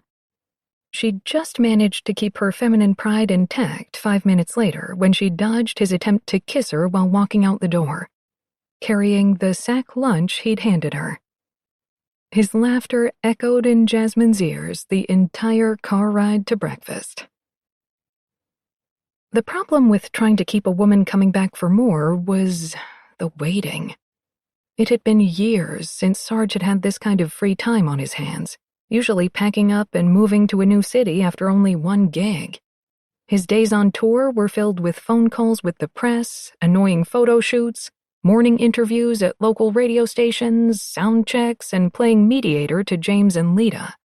There wasn't a lot of time left over for thinking, and he had a shitload to think about. Jasmine had walked out of her apartment only 30 minutes ago, although it felt like a week. Now that he'd acknowledged that his bonehead game plan of fucking Jasmine out of his mind once and for all was nothing more than a pipe dream, he needed a new course of action. And if he blocked out all the noise in his head and focused on what felt like necessity, Sarge couldn't think past holding on to Jasmine as long as she'd allow it. Going back on the road had seemed like a given when he arrived in Hook. It wasn't a given now. Simple as that. There was more than lust between him and Jasmine, but if he needed to use their attraction as a means to spend more time with her, until she saw he was for real, so be it. No one would catch him complaining. Mentally replaying the phone calls he'd just made, he could admit without ego that he had a few tricks up his sleeve. Truth was, the last year on the road had been shitty.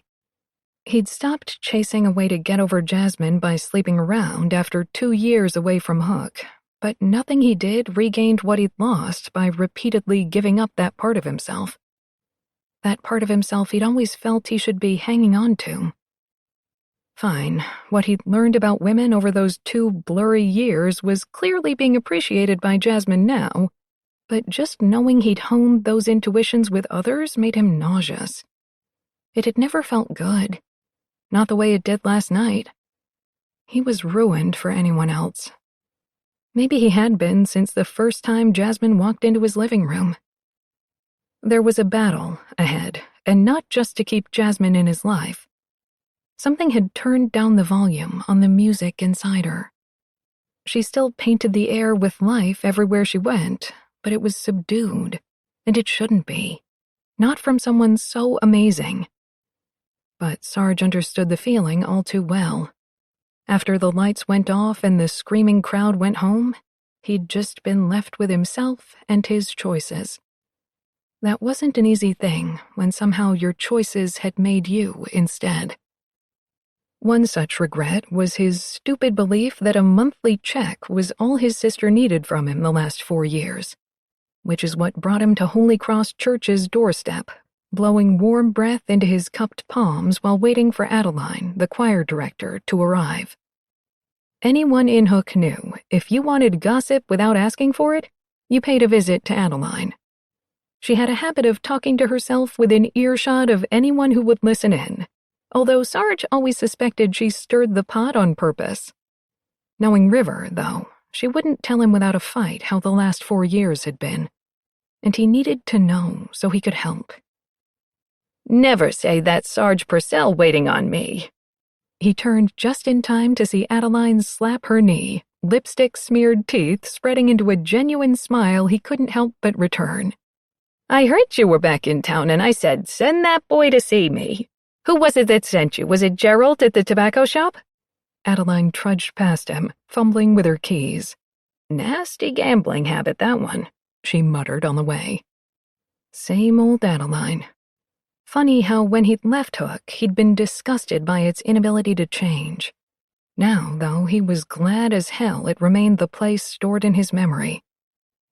How's the choir shaping up for next year? Sarge asked, following Adeline into the church office. Oh, fair enough, I suppose. A few squeaky wheels, a blown tire or two. She said something under her breath that sounded like, "Goddamn Debbie." What do they want from us, though? Her eyebrows bobbed underneath her eyeglass frames. We're not big, fancy professionals like you. We're not fancy, but we get by, Sarge murmured, dropping into the chair she indicated. River asked me to play a song or two on Christmas Eve. That was the only prompt the choir director needed. That sister of yours, Sarge, I tell you, there isn't a single bad word a body could say against her, and after everything she's been through. Right. A lump formed in Sarge's throat. When River and her high school sweetheart broke up, Sarge had just left Hook, caught up in the whirlwind that came with earning a contract and being thrown into a recording studio with 3 seemingly incompatible strangers. All she's been through. I thought that man would come to his senses when she got pregnant with Marcy, but I was wrong. Haven't seen hide nor hair of him since he rolled back into Hook after being discharged. Only stayed in town long enough to break your sister's heart, then off he went, the bastard. Oh, Jesus.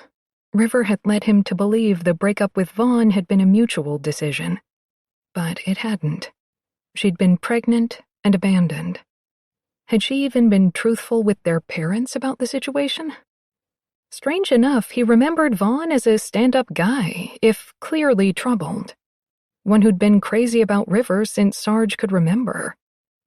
Obviously, he'd been way off about the man who'd dated his sister through high school.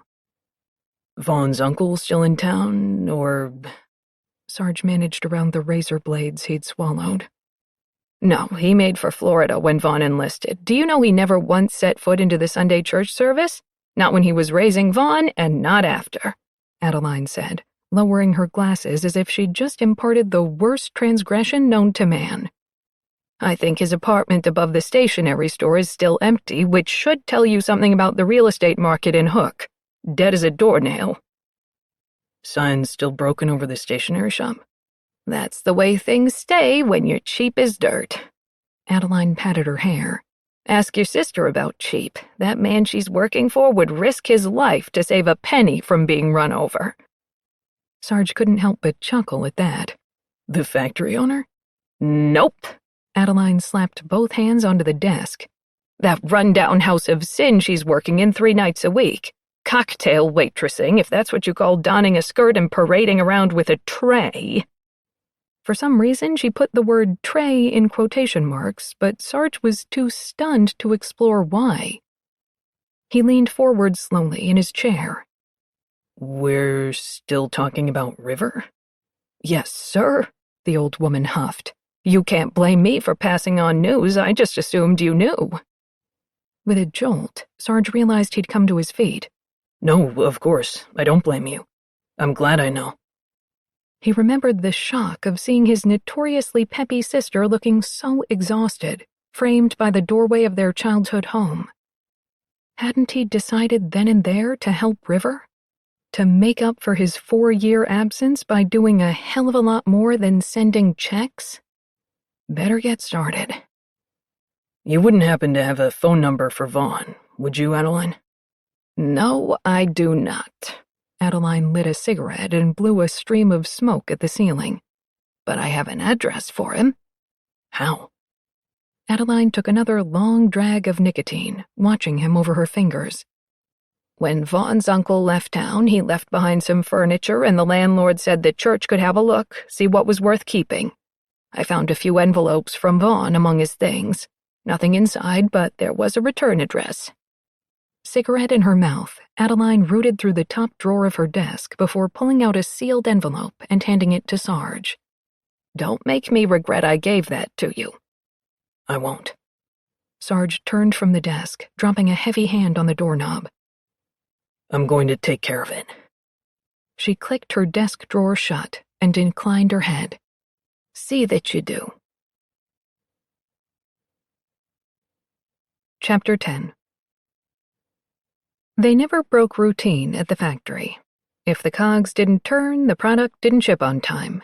If the products didn't ship on time, money didn't exchange hands, which meant the floor workers didn't get paid. Like Jasmine, most of her coworkers lived paycheck to paycheck, and having their salary docked spelled disaster. So, when the bell rang for quitting time at 3 o'clock instead of 5, everyone on the floor kept working, assuming it had been in error. Until it rang again. Beside Jasmine, River tossed down her clipboard and pushed the goggles up onto her head. Maybe it's a fire drill? Jasmine hummed in her throat. I'm not stopping until I smell smoke. The bell rang a third time, making both women frown. Jasmine stopped in the process of applying her machine to the waiting metal plate when the head boss's droning voice thrummed over the loudspeaker. Factory's closing early today. Clear your station and head out. A loud sigh was accompanied by static. There's pizza and beer in the parking lot. This is a one-shot deal, so don't get used to it. A cheer went up at the same moment the machines ceased their clanging, making the elated laughs and whistles extra loud. Seeing River light up with a smile of disbelief told Jasmine to stow her skepticism. There had to be a catch. She'd been working in the factory long enough to know their boss wasn't a generous man. But she wasn't going to ruin her best friend's or anyone else's fun. Around them, factory employees cleaned up their stations in a hurry, dashing toward the locker rooms to change back into street clothes and warm coats.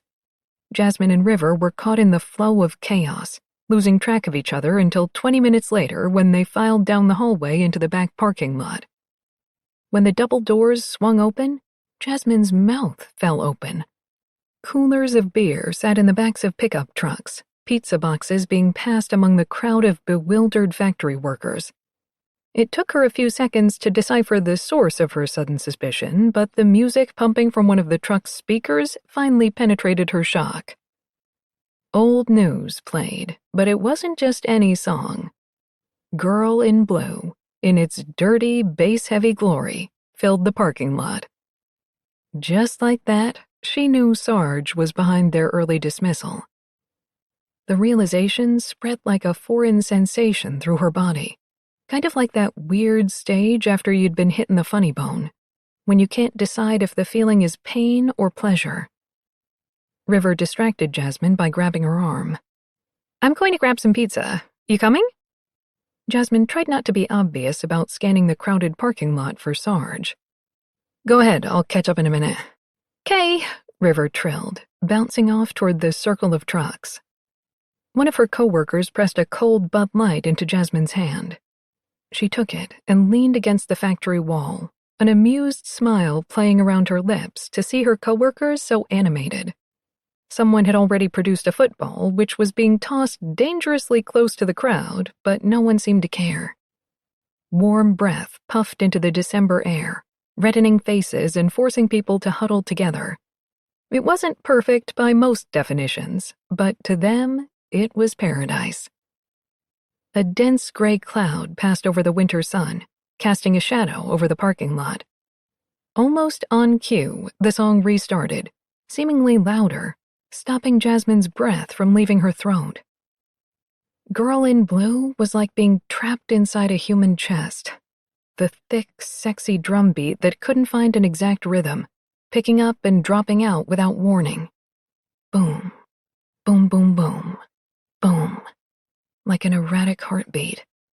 The bass line was low and heavy, transmitting the sense of an impending storm, a warning.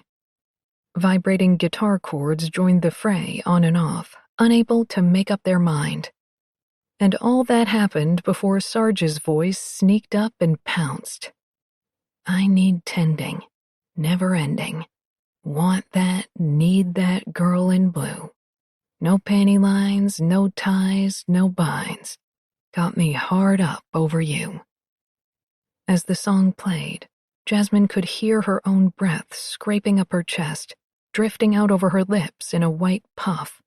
Could feel her toes curling in her shoes. Was everyone looking at her? No. No, they weren't.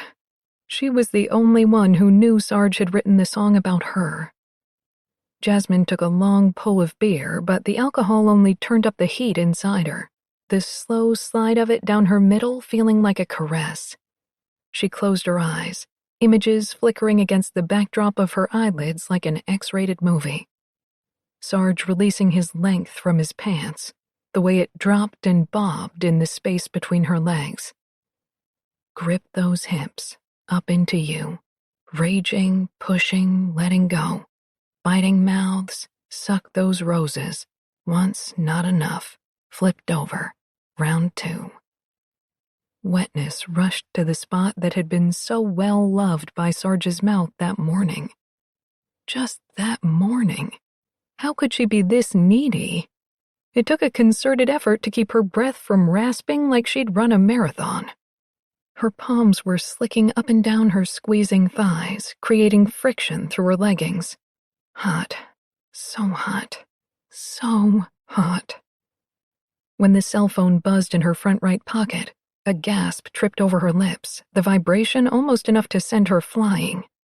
She knew who called before even answering. Hello? Jasmine.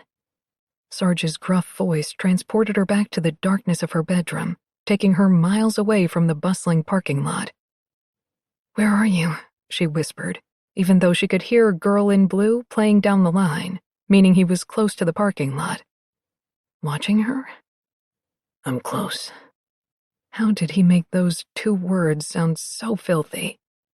Pull up the video on your phone, the one we made last night. I want to see you watch it. Excitement almost buckled Jasmine's knees, even as she spoke her denial. I'm not watching that here. I can't. Why not? His voice was deep, abrasive. Your pussy can't get any wetter than it already is, Jasmine. I see you. Jasmine sucked in a breath, pressing end on the call in an attempt to rein in the compulsion to follow Sarge's orders. She couldn't, wouldn't do something so inappropriate with her coworkers and best friend surrounding her. But she wanted to. The damn song must have been on repeat because the intro started again, calling to the pit of her belly, twisting it in a knot. All day, she'd resisted watching the video, but right now, it felt impossible. Beneath her winter coat, her nipples strained, the damp seam of her leggings rubbed against the ache. Watching the video wouldn't help her situation, but Sarge would. Had it gone unsaid that he would come to her once she followed his directions? Or was that wishful thinking? With a muttered curse, Jasmine swiped the screen of her phone and pulled up the video application, hitting play on the last recorded option before her nerve deserted her. Jasmine almost dropped the device as a loud moan emerged from the speaker, but she quickly lowered the volume, relieved when no one seemed to notice. And then there was only Sarge, tongue flicking against her most private flesh, his big hands holding her thighs open as he watched her. His blue eyes were glazed as if he'd just smoked opium, mouth working. From the angle she'd held the phone, the erection hanging between his legs was visible. And that was what drew her attention, even more than his masterful mouth. She wasn't in the mood for foreplay. No, being filled was all that mattered.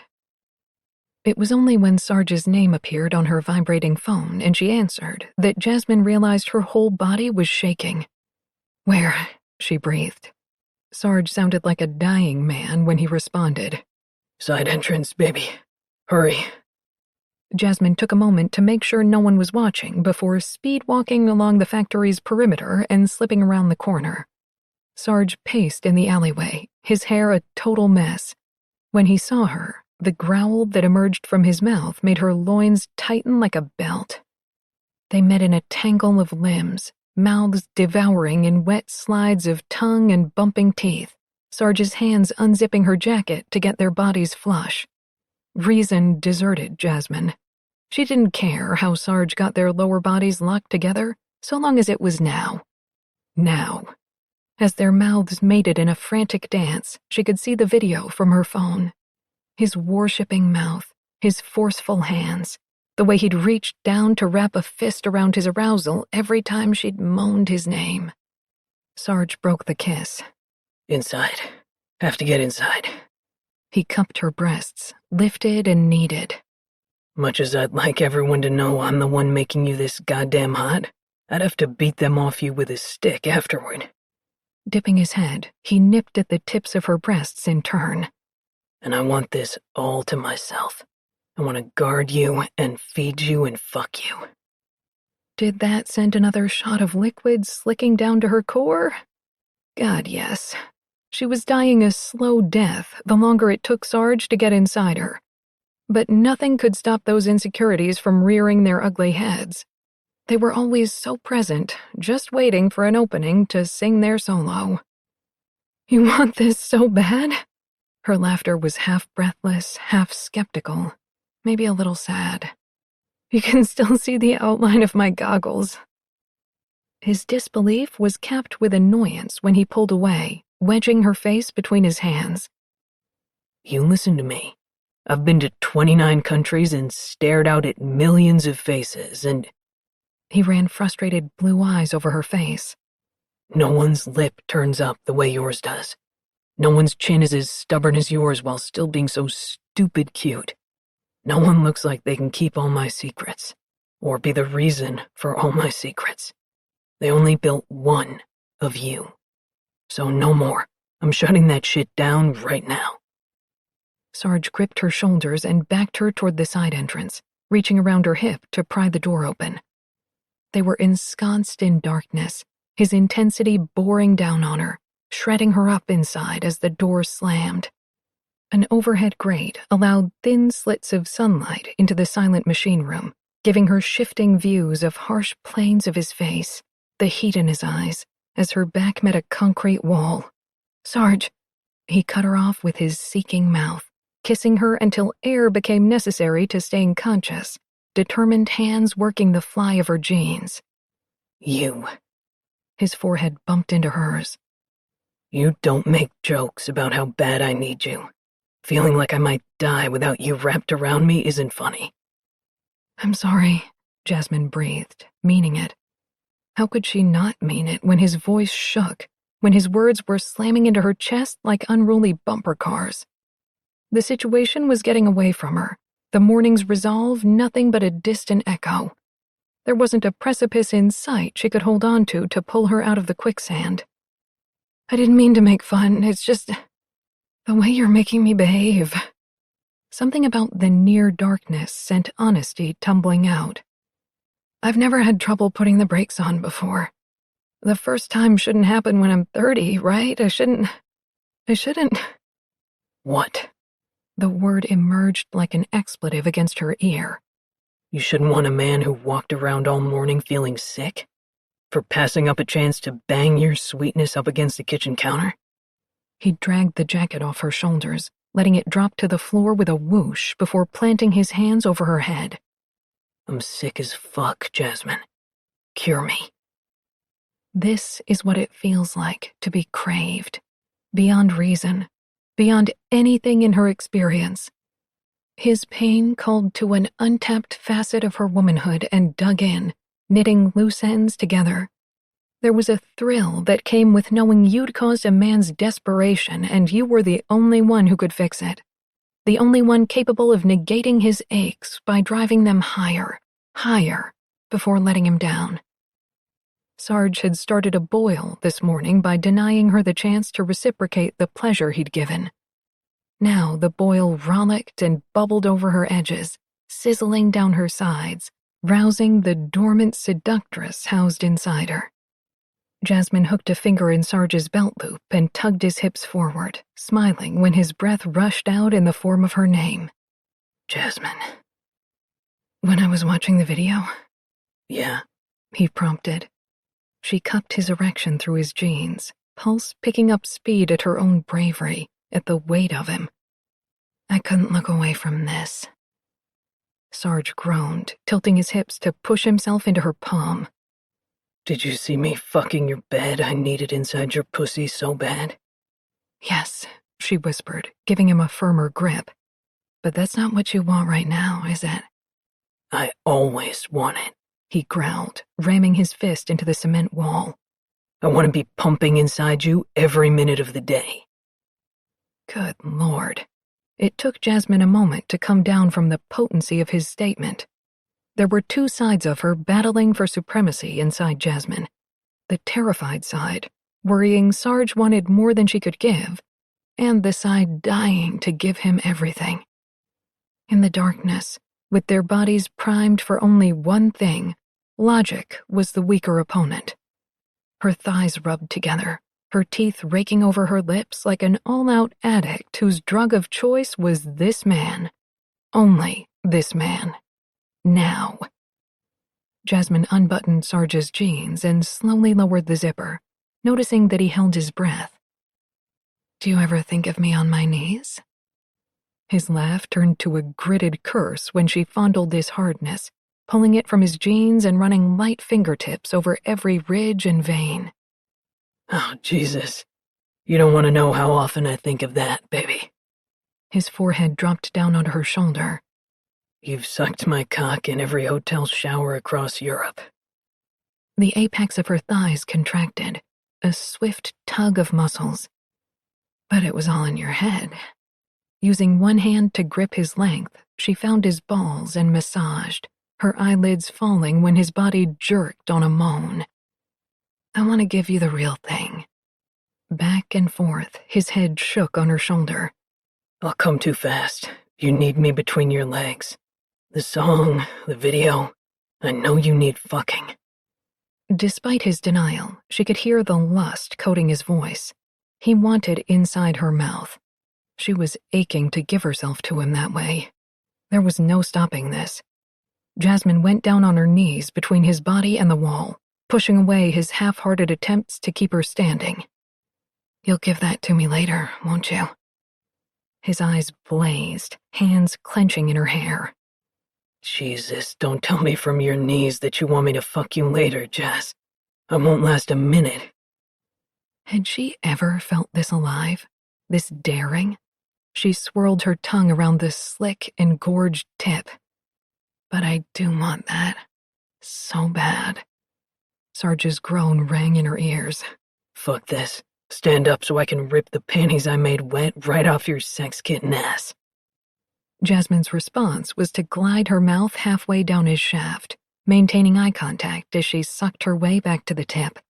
Sarge fell forward, his lips parting on a silent shout of pleasure. His palms slapped onto the wall behind her, leaving him bent at the waist, legs spread shoulder-width apart. As if the move were unconscious, but he wanted to get all of himself as close as possible, Sarge gathered his shirt in his fist and lifted, giving her a front-row seat to his flexing stomach. Baby, that's so good. Feels so good riding on your tongue. My stomach hurts already just knowing it's you. Won't last, goddammit. I can't. His face was a mask of pleasure, eyes struggling to stay open but squeezing shut every few seconds when she sucked a little more of him. The taste of salt was already spreading on her tongue, evidence of his lust that couldn't be contained. She lifted his heavy arousal toward his belly to lick the underside, turned on to see how tightly his balls were drawn up. Close. He was already so close, and having witnessed his unbelievable stamina last night, the obvious desire wrought by her mouth was a huge turn-on. Her heart was beating triple time in her chest, wetness rushing between her legs. Without conscious thought, She palmed the twin globes of hanging flesh and gloried in the sound of him releasing a string of curses. That's it. That's it. Feel me getting ready? His thighs started to shake on either side of her face. No, Jasmine, baby. You stop now. Oh my God, I'm gonna lose it so hard. I'm thinking of fucking you. Fucking you. Fucking you, get up, I can't stop. Greedy. She was greedy for Sarge. His shaft was so full inside her mouth, so stiff. His hands were punishing fists in her hair, made all the hotter because he likely wasn't even aware of how much they pulled. He was just a hungry male trying to get his mate's mouth closer, tighter. When she felt his fullness jerk, heard Sarge's voice choke off into rough pants, she reached around his hips to dig her fingernails into his ass, hard enough to leave marks, tugging him closer as he spent himself down her throat. Fuck. His hips gave 2 uneven rolls. It can't be this good. Jesus. Jasmine lost her balance, partially because of Sarge moving against her mouth, but mostly because of the incessant rounds of heat blasting her. One after another, until she tipped to the side, felled by the power of his climax. She'd done that? Yeah, she'd done that. Up, Sarge growled, gripping Jasmine's elbows and hauling her into a standing position. And oh, what a knockout punch to have his giant, satisfied body towering above her, still semi-erect and dripping onto the ground. Her fingers twitched, desperate to dip inside her jeans and give pressure to her swollen clit. Time wasn't allotted to her, however, because Sarge had other plans. He turned Jasmine toward the wall and pressed forward, forcing her hands up to stabilize her. A breathless moment passed wherein she could feel him forming intentions with a sweep of his gaze. Jasmine found herself arching her back, offering her bottom up for his perusal. Do you like that, Mireille? What did you call me? Sarge's chest was flush with her back in a split second, his mouth messing up her hair, fingers fumbling with the zipper of her jeans. Call me that again while my fingers are in your pussy. Fragments of light shot through Jasmine's vision when Sarge's touch delved into her panties and thrust home with 2 fingers. Mireille, don't stop, my king. Fuck. Your king? I won't stop, baby. You know I won't. His free hand dragged her jeans down, leaving the denim bunched beneath her backside. Working his fingers in and out of her already clenching center, he kneaded her bottom hard, stroking in between light slaps. Feel how sweet you are on both ends. Goddamn, don't even get me started on your mouth. My imagination wasn't doing you justice. A rush began at the tops of her thighs, swirling higher, unnamed muscles beginning to spasm. Almost, please keep going. He spanked her bottom harder than before. You think I would let you pull those jeans back up over an unsatisfied pussy? His teeth raked up and down the side of her neck, his voice dropping as he started to sing in a tone made of gravel. Just hearing the song he'd written for her sent Jasmine's system into a tailspin. Oh God, she couldn't breathe. I need tending, never ending. Want that, need that girl in blue, he sang. His warm breath blew into Jasmine's hair, and her neck lost its ability to function, letting her head drop forward. Grip those hips. Slap. Up into you. Her core pulled tight around his fingers. Oh, Sarge. Slap. One's not enough. His thumb dragged over her clit, back again, and she climaxed. Flipped over. Round 2. Sarge caught Jasmine around the waist as her knees gave out. The sweating palms of her hands slid down the wall as she struggled to inhale. So much. She could actually pinpoint the exact spot beneath her belly button that twisted with such wicked precision it blinded her in its perfection. Sarge was muttering husky words against the back of her neck, his body solid and reassuring behind her, keeping her anchored to reality. Although being in the darkness with a dynamic man wasn't reality for her. Never had been. Might only stick around for a short while. Could she just enjoy it while it lasted, without questioning it? She wanted to so bad. When would she get this chance again? You with me, Jazz? Yeah. She managed a half-smile as Sarge turned her around in his arms, those blue eyes analyzing her face like a hot, mussed-up mad scientist. Yeah. The corner of his mouth lifted, forming a dimple in his right cheek. You like me singing to you, baby? Oh, damn. Who was this sexy and adorable at the same time? Jasmine went ahead and let her knees give out again, just so Sarge could catch her, which he did, looking more than a little startled. It was a silly thing to do, and she didn't care. It felt really freaking good. Jasmine? His alarm eased when he saw her smile. I'm not even going to ask because it got me holding you again. After a long moment of scary hesitation, Jasmine gave in to the urge to put her arms around his neck, inhale his scent. Yeah, I like you singing to me. Sarge jerked her up against him so hard her feet almost left the ground. We have some time before that retirement party tonight. A beat passed. Hang out with me for a while. Jasmine didn't look. She simply leaped, along with her heart. Okay. Chapter 11. Sarge rested his hand on the small of Jasmine's back, wanting to sing "We Are the Champions" when she didn't pull away. It couldn't have been this easy, right? He orders some pizza and pays everyone's factory salary for a couple hours, and in return, Jasmine agrees to spend time with him? For now, she appeared to have set aside her reservations and given them an afternoon free of the million-dollar question. What happens now? If Sarge thought his answer wouldn't dissolve the beautiful smile from Jasmine's face and replace it with censure, he would have told her. Straight up. What happens now? Now he fought for her.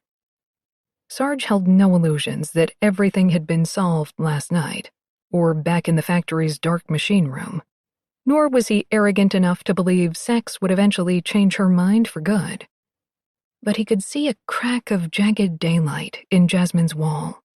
No longer did she have that worry in her eyes, telling Sarge exactly what she was thinking, that they were wrong together. Their age difference was too much, that people in Hook wouldn't approve.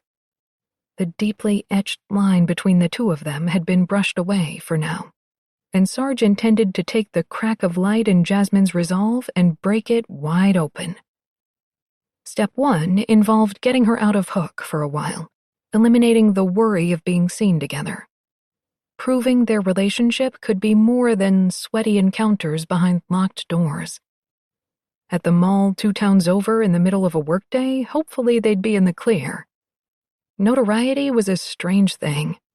Some days he could walk for hours without being recognized. Other days, not so much. Please let today be one of the former. When Sarge let his fingers dip into the waistband of Jasmine's jeans, she gifted him with one of those pursed lip smiles. You still haven't told me why we're at the mall. 2 reasons. He massaged the base of her spine with his thumb, smiling when she bit her lip and groaned. 1, I need your help buying a Christmas present for Marcy. Her brown eyes went soft. Oh. And what's the second reason? I owe you a dress. Jasmine's back went straight. You're not buying me clothes. Yeah. They reached the glass double doors of the mall's main entrance, and Sarge held one open so Jasmine could go in ahead. I kind of figured you wouldn't be thrilled about that idea. So you drove me here before telling me? Hear me out. A group of teenage guys were pointing at him, so he threw them a casual wave but kept Jasmine walking. I'm going to buy you the ugliest dress we can find. Oh, well, now I'm on board. Her widening smile ruined the effect of her sarcasm, spreading across her face and making her glow. Is there more to this plan, or does it end with me making Hook's worst dressed list? Damn, he should have just taken her home. He could be kissing her mouth, her stomach, her knees. Now they were stuck in a public place and she couldn't stop being amazing for even a little while. There's more. Sarge noticed the group of teenagers had turned and begun following them, holding up their cell phone cameras to take pictures. You get to buy me something ugly, too. Jasmine appeared thoughtful.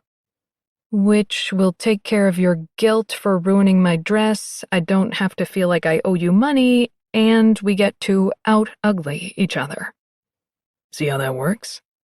Feeling protective of Jasmine, even though it was only a group of kids following them, Sarge wrapped his arm around her waist and drew her close.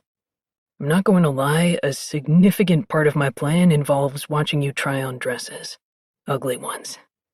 Long ones, modest ones.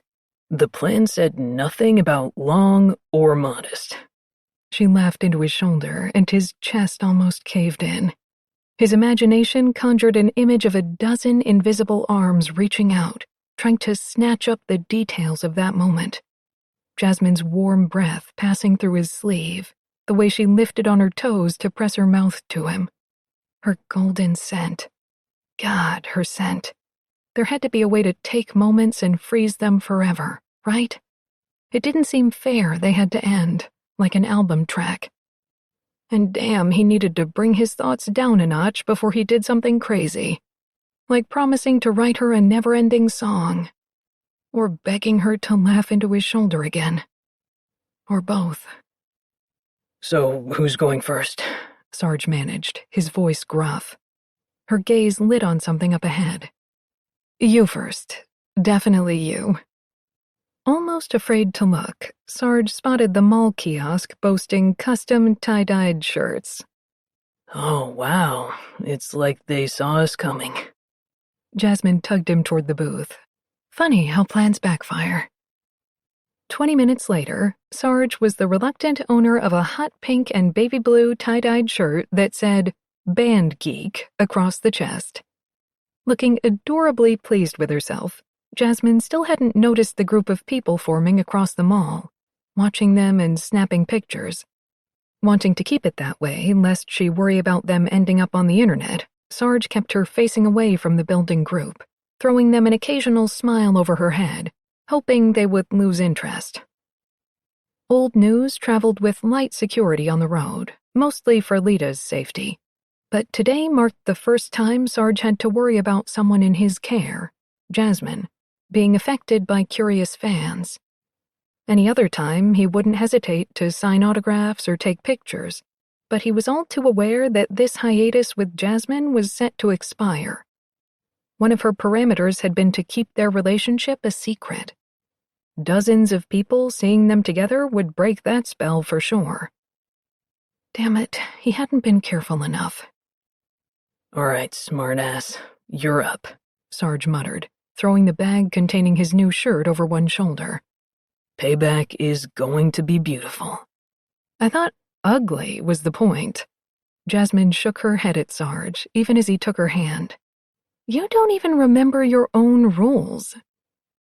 Wanting to get her off the mall's main floor, Sarge pulled her into the first women's clothing store they passed, which thankfully turned out to be exactly what he'd had in mind.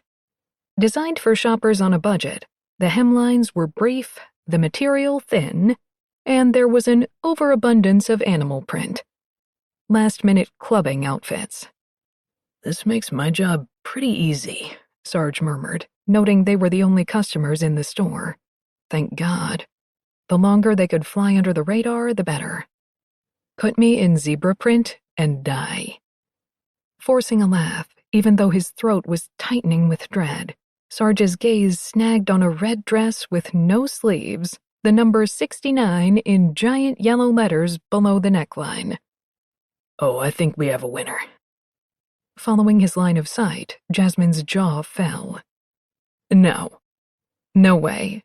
Don't you dare. You were so smug with your tie-dye.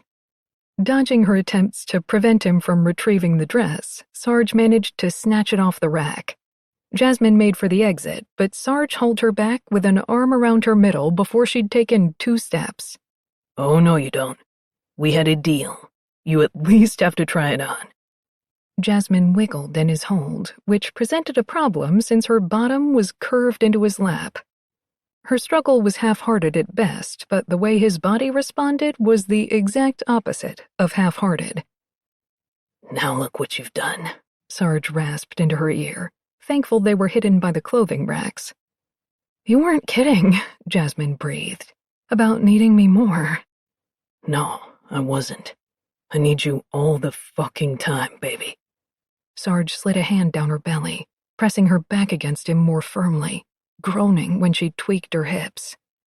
Jesus, stop doing that. She tossed a crafty look over her shoulder. I'll stop when you put the dress down. God, you play dirty. Sarge unglued their bodies with an inward groan, unable to remove his attention from her hips and thighs. Fine. I won't make you try on the dress, but you do realize you're giving a man from New Jersey bragging rights? That brought Jasmine up short. She swayed toward the exit, then circled back around with a glare. Oh, fine. I'll try it on. On their way to the dressing room, they signaled the salesperson, but she didn't even look up from her cell phone, simply waving them back. A quick glance toward the exit told Sarge the crowd following them didn't appear inclined to enter the store. However, they would most likely be waiting when he and Jasmine left. Worry over her reaction began to weigh heavier on Sarge's shoulders as he watched Jasmine disappear behind the last in a row of hanging curtains.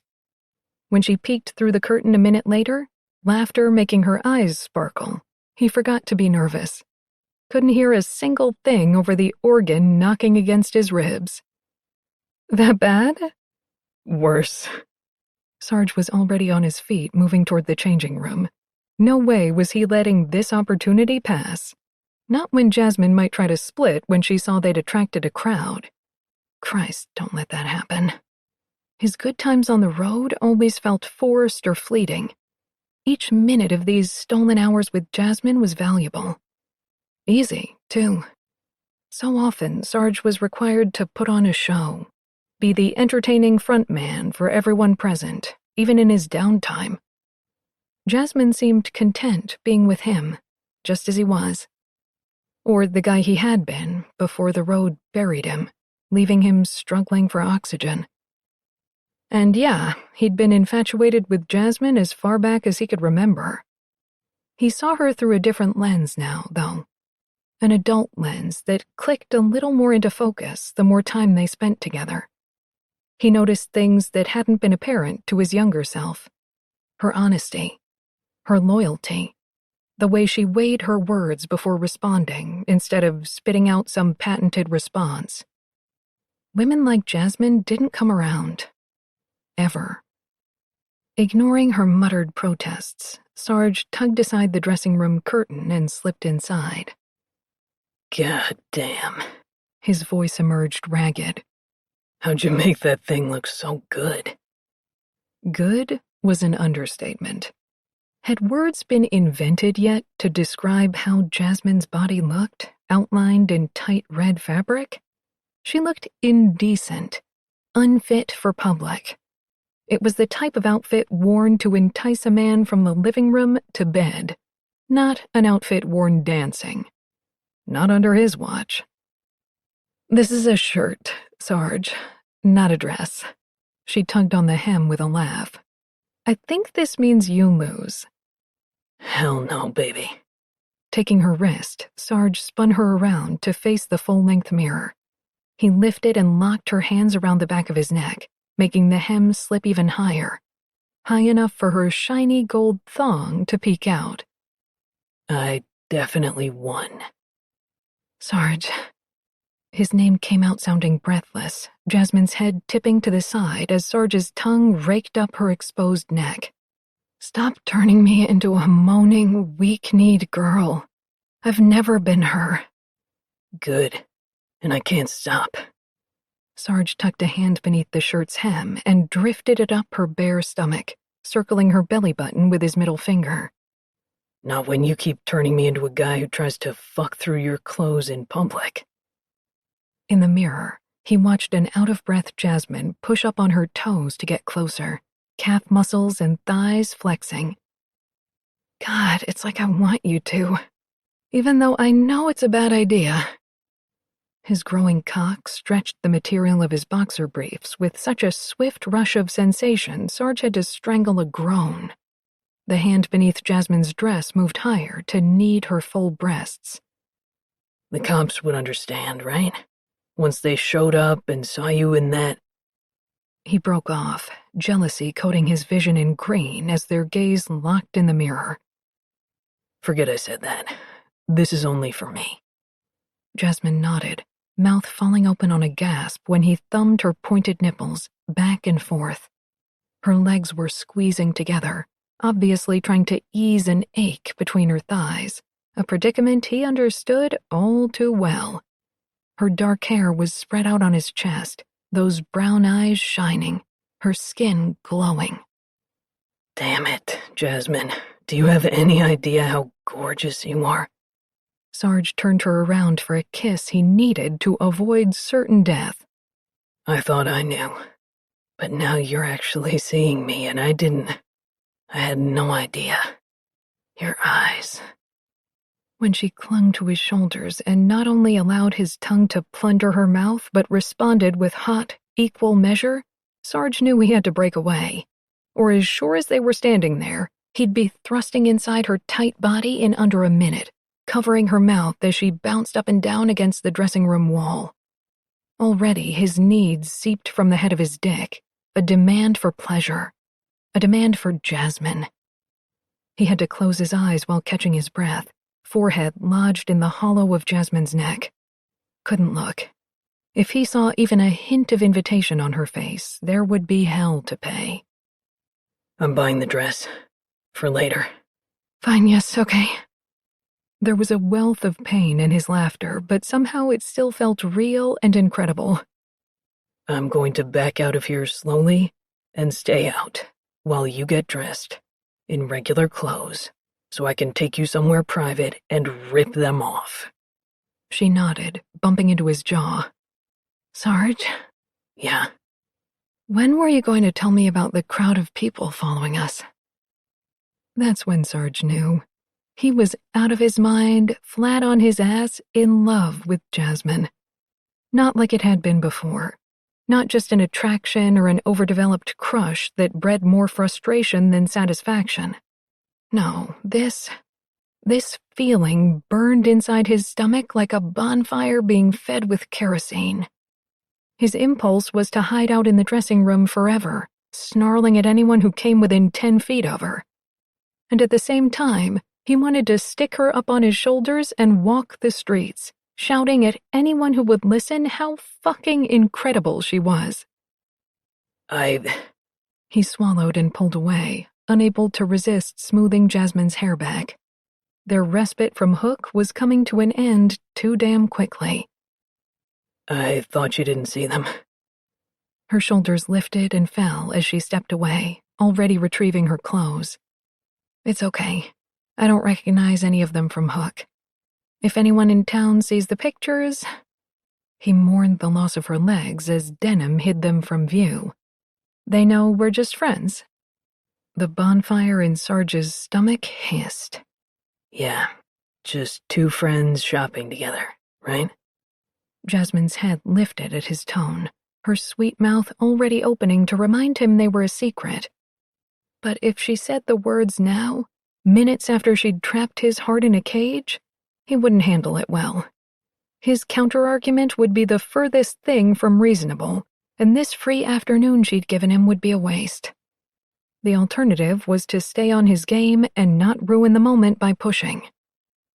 Easier said than done, but he'd swallow the irritation, knowing it would keep something real with Jasmine within reach. I'll wait outside, Sarge said before she could speak. As he grabbed up the discarded '69 dress from the floor with the clear intention to purchase it, he winked up at her. We'll call the contest a tie. Chapter 12. You're not getting rid of me that easily. Had it only been this morning Sarge had issued that warning in her kitchen? Apparently he'd been as serious as a heart attack because he wouldn't budge. Worse, despite her attempts to create distance, the idea of Sarge budging made her stomach plummet. But just look at what his attention was doing to her. As they walked side by side through the mall, toward their final stop to buy a toy, Jasmine felt a confidence that had been absent for years. Instead of her usual impulse to twist her hair up into a bun, it was hanging loose around her shoulders in messy waves. She'd applied lipstick before leaving the dressing room, and couldn't remember ever having been so aware of her mouth because of the way Sarge continued to stare down at it, as if imagining its various erotic uses. There was a new lightness twisting and turning through her limbs, making her want to dance. Or climb Sarge's body, knowing his reaction would be, fuck yes, no matter where they were or who was watching. So, deep breath. It wasn't just confidence in herself. It was confidence in Sarge. That's what had spooked her back in the clothing store. That's what allowed the doubt bubble to inflate and pop in the form of verbal sabotage. This experience with Sarge had started as physical, but in a short space of time had turned serious. There had been no formal discussion. Hell, she'd just reminded him that they were only friends. But lip service didn't stop the pull between them from strengthening. If he left tomorrow, there would be a gap. A big, funny, sweet, dirty gap where Sarge had made his presence known. She would turn 30 the day after Christmas, and he would be back in Los Angeles, surrounded by better, more successful, younger options. So this was where Jasmine had to make a decision. And really, there was only one decision to make, because Sarge would leave. Little by little, she needed to insert tiny air pockets between them until he stopped being so reachable. So Sarge. As if he knew her exact thoughts, Sarge sighed and put an arm around her shoulders, leading her into the toy store. Pop stars shrieked from the speakers, putting their own spin on classic Christmas songs. Unlike the rest of the mall, this store was packed full of parents making purchases for the big day. They were putting the Santa hat-clad employees through their paces, sending them into the back room looking for toys that couldn't be found on the floor. Sarge tugged Jasmine into the warmth of his body to avoid robots demonstrating their skills in front of a colorful display. It was on the tip of her tongue to remind him of the cell phone cameras documenting their every move from just outside the store, but Sarge released her before she got the chance. All right. He circled the robot display. Marcy was disappointed I wasn't small enough to hold in a blanket. Think maybe she'd like baby dolls? Dolls, plural? How many were you planning on buying her? Sarge propped both hands on his hips to survey the store and nodded once. All of them? It took Jasmine a moment to speak around the insistent tug in her chest. Let's look a little more. Marcy has quite a few dolls. Jasmine could feel Sarge following close behind her as they wound through a busy aisle. She missed his arm around her shoulders so much she felt chilled. Marcy loves dinosaurs. Jasmine picked up a Jurassic World figurine set, complete with buildings to destroy. This could be fun. It even has the T-Rex. That's her favorite. Sarge rubbed his chin. You sure it won't scare her? Jasmine thought of the spunky 3-year-old hurling herself off River's couch into a pillow fort. She doesn't scare easily. Okay. Sarge stepped back, eyeing the shelves. Let's get them all. Her laughter turned heads, so she ducked behind his big frame. You can't just show up with hundreds of boxes, she whispered. Your sister will kill you, and me by association. His throat muscles slid up and down. I wasn't in hook for Marcy's first 3 Christmases. I have to make up for it somehow, right? At once, she couldn't breathe. Sarge was doing his best to hide the guilt, but it was there, in the set of his jaw, the heaviness behind his eyes. It took every molecule of her willpower not to throw herself into his arms and cling for dear life. Because who could ever top this man? He was everything at once. Good, strong, thoughtful, bad when he needed to be. More, he was harboring pain, keeping it close so it wouldn't touch anyone else. Sarge, you'll make up for it without the toys. Just being here now is enough. Even as she reassured him, an idea occurred. Actually, hold on. Jasmine dodged 2 children having a sword fight and ducked into an unoccupied aisle, 2 away from where they'd discovered the dinosaurs.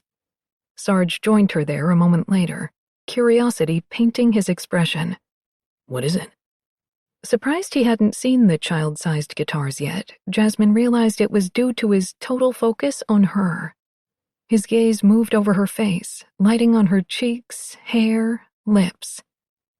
Tapping into her reserve of strength, Jasmine tore her attention from Sarge, went up on her toes, and unhooked the guitar from its hanging place. I was thinking you could teach Marcy to play. Brow furrowed. He took the offered guitar, but didn't say anything.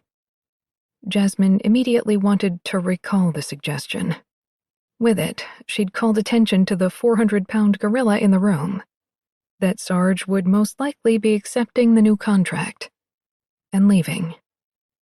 Even when you're on the road, there are webcams, Skype. People learn to play instruments through the internet all the time now. I just thought, It's perfect, Jess. He reached out and cupped a hand over her mouth. It's perfect, and no more talking about me leaving. Deal? Nothing else is worth thinking about when I've got you standing in front of me. When Jasmine felt her legs bump the shelves, she realized his words had literally made her stagger. But she couldn't respond because his hand covered her mouth.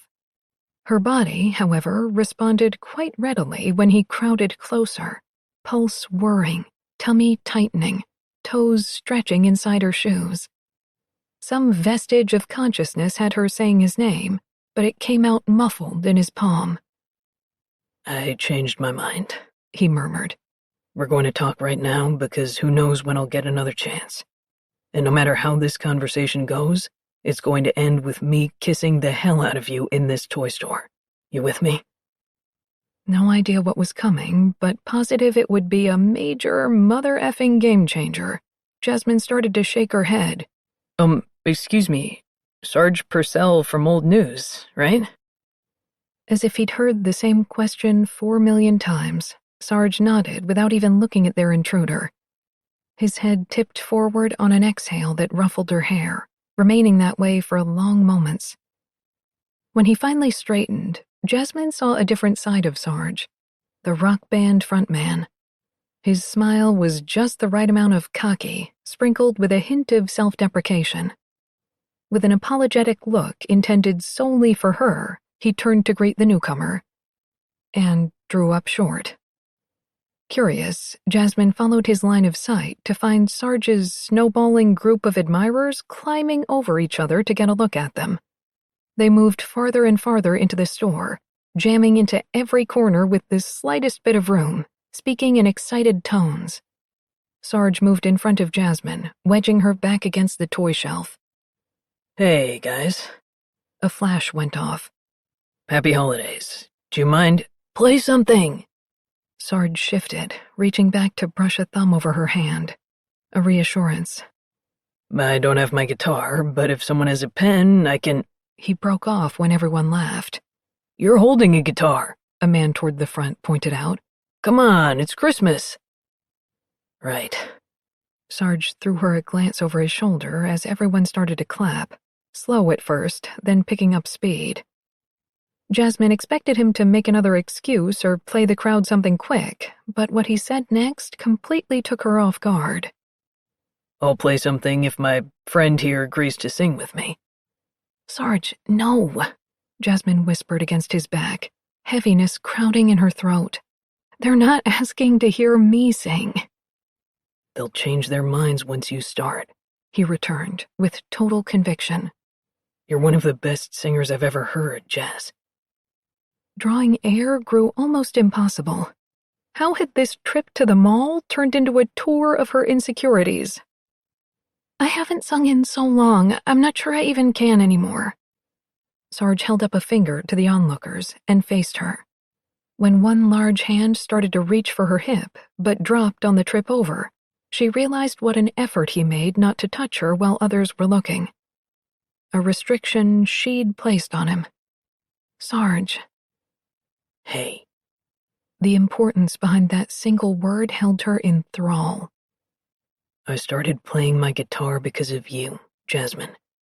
That day you sang in the blue dress, I had to make music after that because you made it sound so good. Made it look like a necessity. The floor disappeared beneath her feet, leaving her hovering over nothing. You never told me that. A twinkle replaced the seriousness in his gaze. Maybe I was waiting for us to be standing in a mall toy store full of strangers. His eyebrows dipped, head tilting in the most persuasive manner she'd ever witnessed. Sing with me. She studied the anxious group beyond his shoulder, wondering if she'd lost her damn mind. Any other Friday, she would still be working in the factory, getting ready for a nowhere date or making plans to do happy hour at the third shift. How had she gotten here? Okay, she breathed before she could stop to question the decision. One corner of Sarge's mouth lifted, his pride drawing her forward so they could face their makeshift audience side by side. Much like the day she'd sung at the Feast of San Gennaro, her stomach pinched with tightening knots. But it wasn't unpleasant. It was anticipation.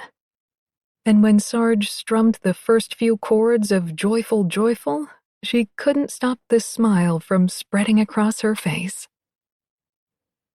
Jasmine threw the car into park a couple blocks from the third shift, her vision beginning to blur with mirthful tears. Did you see the disappointment on that woman's face when I wasn't John Bon Jovi? Sarge's imitation of the crestfallen woman sent Jasmine back into a fit of laughter. She actually wanted me dead. She already purchased a Sarge Purcell voodoo doll and covered it in pins.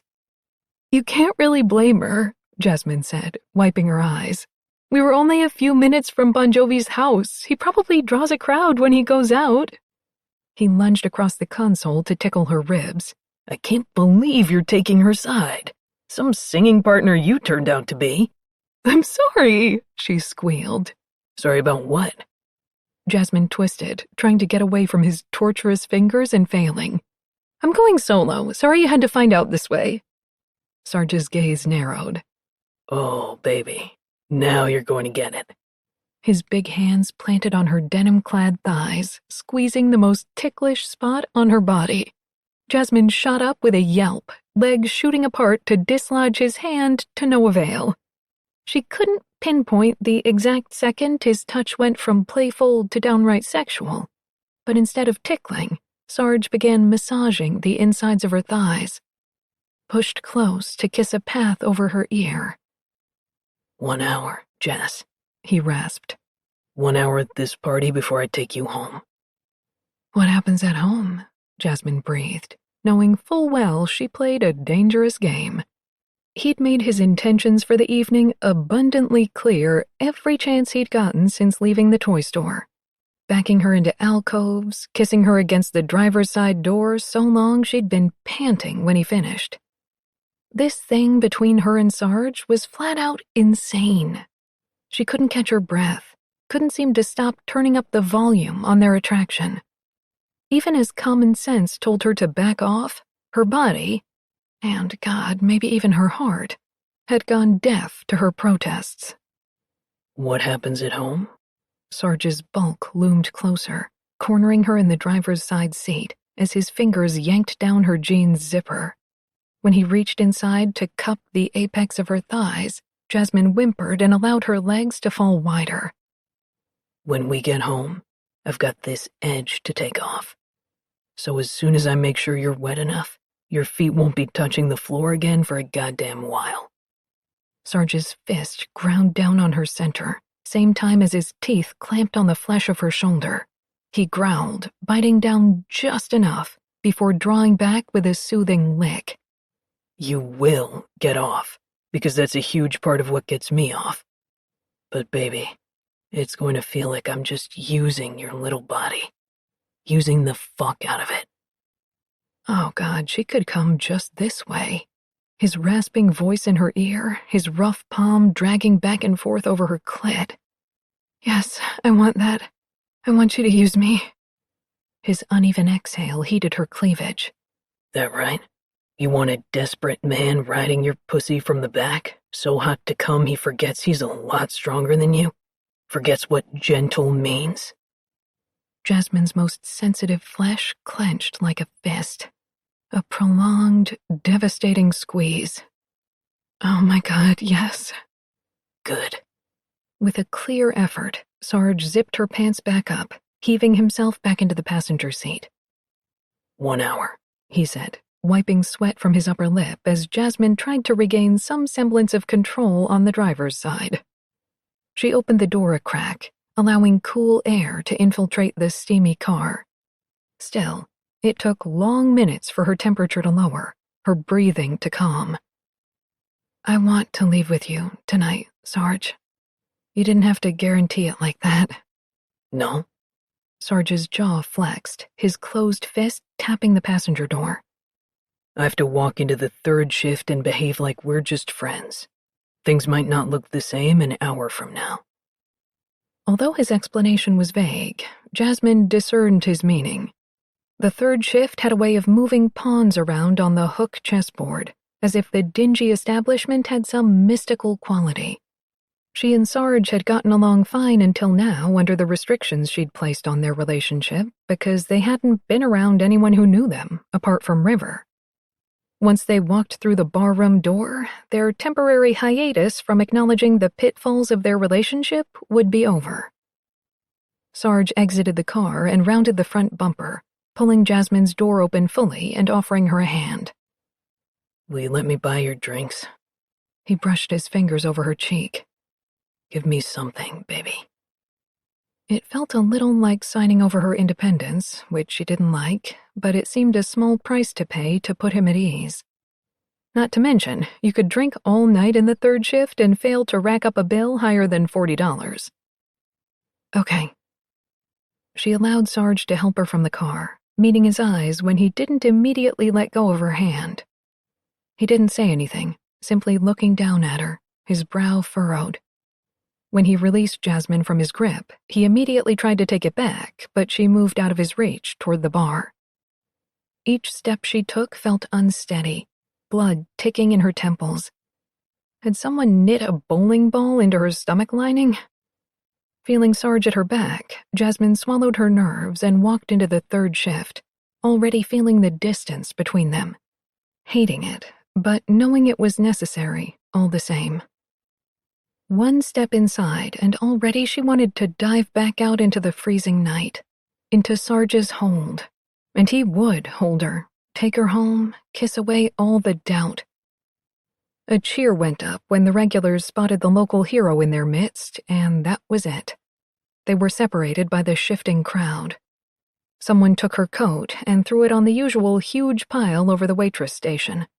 Hands patted her shoulders, familiar faces kissed her cheeks in greeting, as if they hadn't seen each other at work that afternoon. She twisted in the crowd to find Sarge. How had so many people managed to get between them already?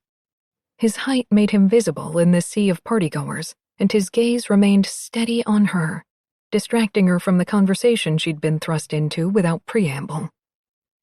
River popped up to her right, nursing what Jasmine knew to be a Diet Coke. Hey, you disappeared on me earlier. I had to fend off this rowdy pack of pizza scavengers on my own.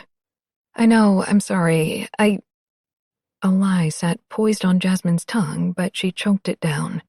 They were always honest with each other. That wouldn't stop now. I was with Sarge, but I didn't expect to just leave like that. I should have called you. One of the bartenders ambled between them, a bucket of ice balanced on his head, but Jasmine could feel her best friend weighing what she'd said. You were with Sarge. River sipped through her straw until she reached the bottom of her drink. You know, my brother was responsible for the early dismissal today. I pieced it together. Jasmine said, spying the man in question across the bar. His stunt that afternoon had clearly earned him new admirers. Men still dressed in their factory finest were slapping him on the back, shoving icy bottles of Budweiser into his hand. There were women, too. Young women, asking to take pictures with him, tossing their hair around the way people wave flags. A worm of jealousy crawled inside Jasmine, but she ordered it to get lost. On some faraway planet where Sarge could become her boyfriend, he would be faithful. Unlike the men she'd dated before, her belief in his honesty was unshakable. How odd to have that kind of conviction in a man so young. But character didn't evolve over time, did it? Sarge's had always been there, always been intact. Everyone was asking me why he didn't show up to his own party. I thought he was just being Sarge, doing good things and not taking credit, River continued, following Jasmine's gaze. Now I'm wondering if he pulled that whole thing off just to spend time with you. Dios, Jasmine wished for a drink so she'd have something to do with her hands. No, he didn't. That's crazy. River's regard didn't waver. How serious is it, Jas? The crowd seemed to get louder around her, elbows bumping, raucous laughter grating along her senses. We just went to the mall, she answered lamely, in the understatement of the year. I sang. We sang for people at the mall. Her friend's expression fell, as if Jasmine had imparted news of a major catastrophe. Sarge got you to sing? Jasmine's nod was jerky. She'd put on blinders to the importance of what took place in the toy store that afternoon, but having some breathing room from Sarge forced the pretense to drop. River knew too well that Jasmine hadn't sung in years. Her voice had faded along with hope, a little more with every rejection. Sarge might not even realize what he'd done today, but he'd empowered Jasmine to take back what she'd allowed nameless faces to steal. God, she'd never felt more like herself than she had since Sarge came back to Hook. Maybe Jasmine should have been thrilled with the resurgence of confidence, but she wasn't. Not when the man who'd held up a mirror and forced her to look at herself would be gone in a matter of days. Hey, River prompted, worry plain on her face. Are you going to be okay? Yes. Someone pressed a drink into Jasmine's hand, and she took it partly on reflex, but mostly out of gratefulness to have a distraction from her best friend's scrutiny. He's leaving, right? It'll take care of itself. When River's blue eyes squeezed shut, Jasmine knew in her bones that Sarge stood behind her, had been the one to bring her a drink. Jasmine wanted to sprint for the ladies' room, but remained rooted to the ground. Sarge drew up beside her, not touching, and leaned over to kiss River's cheek. Hey, Riv. His voice was strained. Marcy with the sitter? Yes. River split a look between them before checking her watch. My time is almost up, though. 15 minutes more and I'll turn into a pumpkin. You sure you're heading home? Sarge asked, his usual smile looking forced. Jasmine watched with curiosity as her friend's shoulders drooped. But where else would I be going? Sarge gave a slow headshake. Nowhere. Let me get you a cab. Already called one. See you both tomorrow.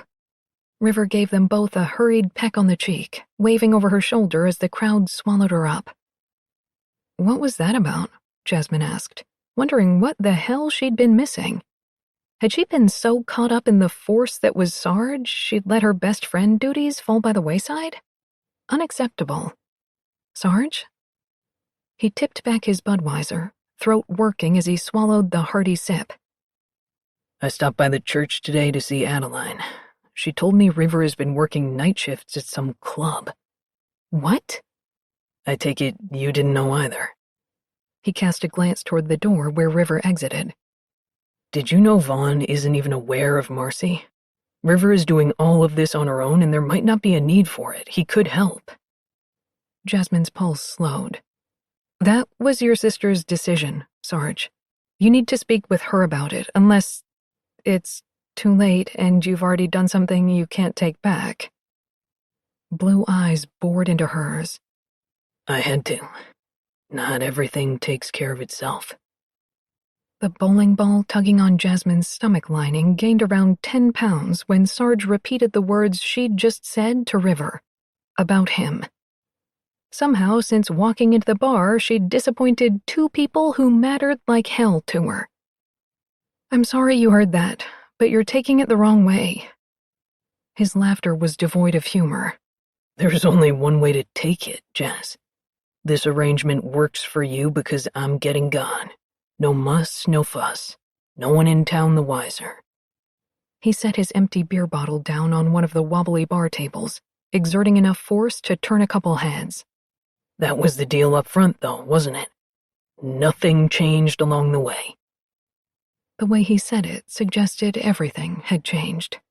He knew it. He knew Jasmine knew it too. Knew it deep in her gut that orange flickers had flamed into a fire. Instead of admitting the facts, though, self-preservation rose up and snatched the opportunity to protect her. I was convenient for you too, she whispered for his ears alone. It went both ways. Convenient. The word came out sounding choked. He took a step away from her, as if ending their conversation, but he came right back, eyes shooting sparks. She expected him to stop closing in, but he didn't, just kept coming until his breath was pelting her forehead. You know, I actually thought I could get you out of my blood with a few nights in bed, but it was a goddamn fool's mission. I'm the fool, I'll admit that. Nothing will ever work because you're in me, and there's nothing convenient about it. Sarge, I saw this coming. We're in this fucking place 10 minutes and you're already talking about us in the past tense. What happened? She needed to step back before Sarge overwhelmed her. A voice in her head urged her toward him. Just leap. Just leap. Even in a bar full of people who would judge her, laugh at her for preying on a younger man. A man who'd earned all the glory she'd been so vocal about and confident she would obtain. Who cared, though, as long as he walked out beside her? Those were dangerous thoughts. Thoughts that would lead her down a path to heartbreak. She'd be the only one left behind to field the fallout. I need to use the bathroom, she managed, backing away, a little surprised when Sarge let her go. With his determined face fresh and unfading in her mind, Jasmine leaned over the bathroom sink, the bass from the bar stereo matching her pumping heartbeat. There was a sense of impending doom in the atmosphere, and she couldn't swim free of it. She just needed a night to sleep it off and face the Sarge situation with fresh eyes in the morning. Resolved to give Sarge her apartment keys, then call a cab to Rivers, alone, Jasmine took a deep breath and left the bathroom. Sarge was waiting in the dimness of the hallway. For a split second, Jasmine considered staying the course, walking the opposite direction toward the bar, instead of toward the bar's back party room where Sarge stood. Waiting. His jaw was carved from granite, chest rising and falling with fast breaths. Damn it, he was pulling her in, beckoning her closer without even moving or speaking. But the need in his eyes spoke volumes. Sarge was as desperate as Jasmine was for oblivion, and it would only require taking a few steps to achieve it.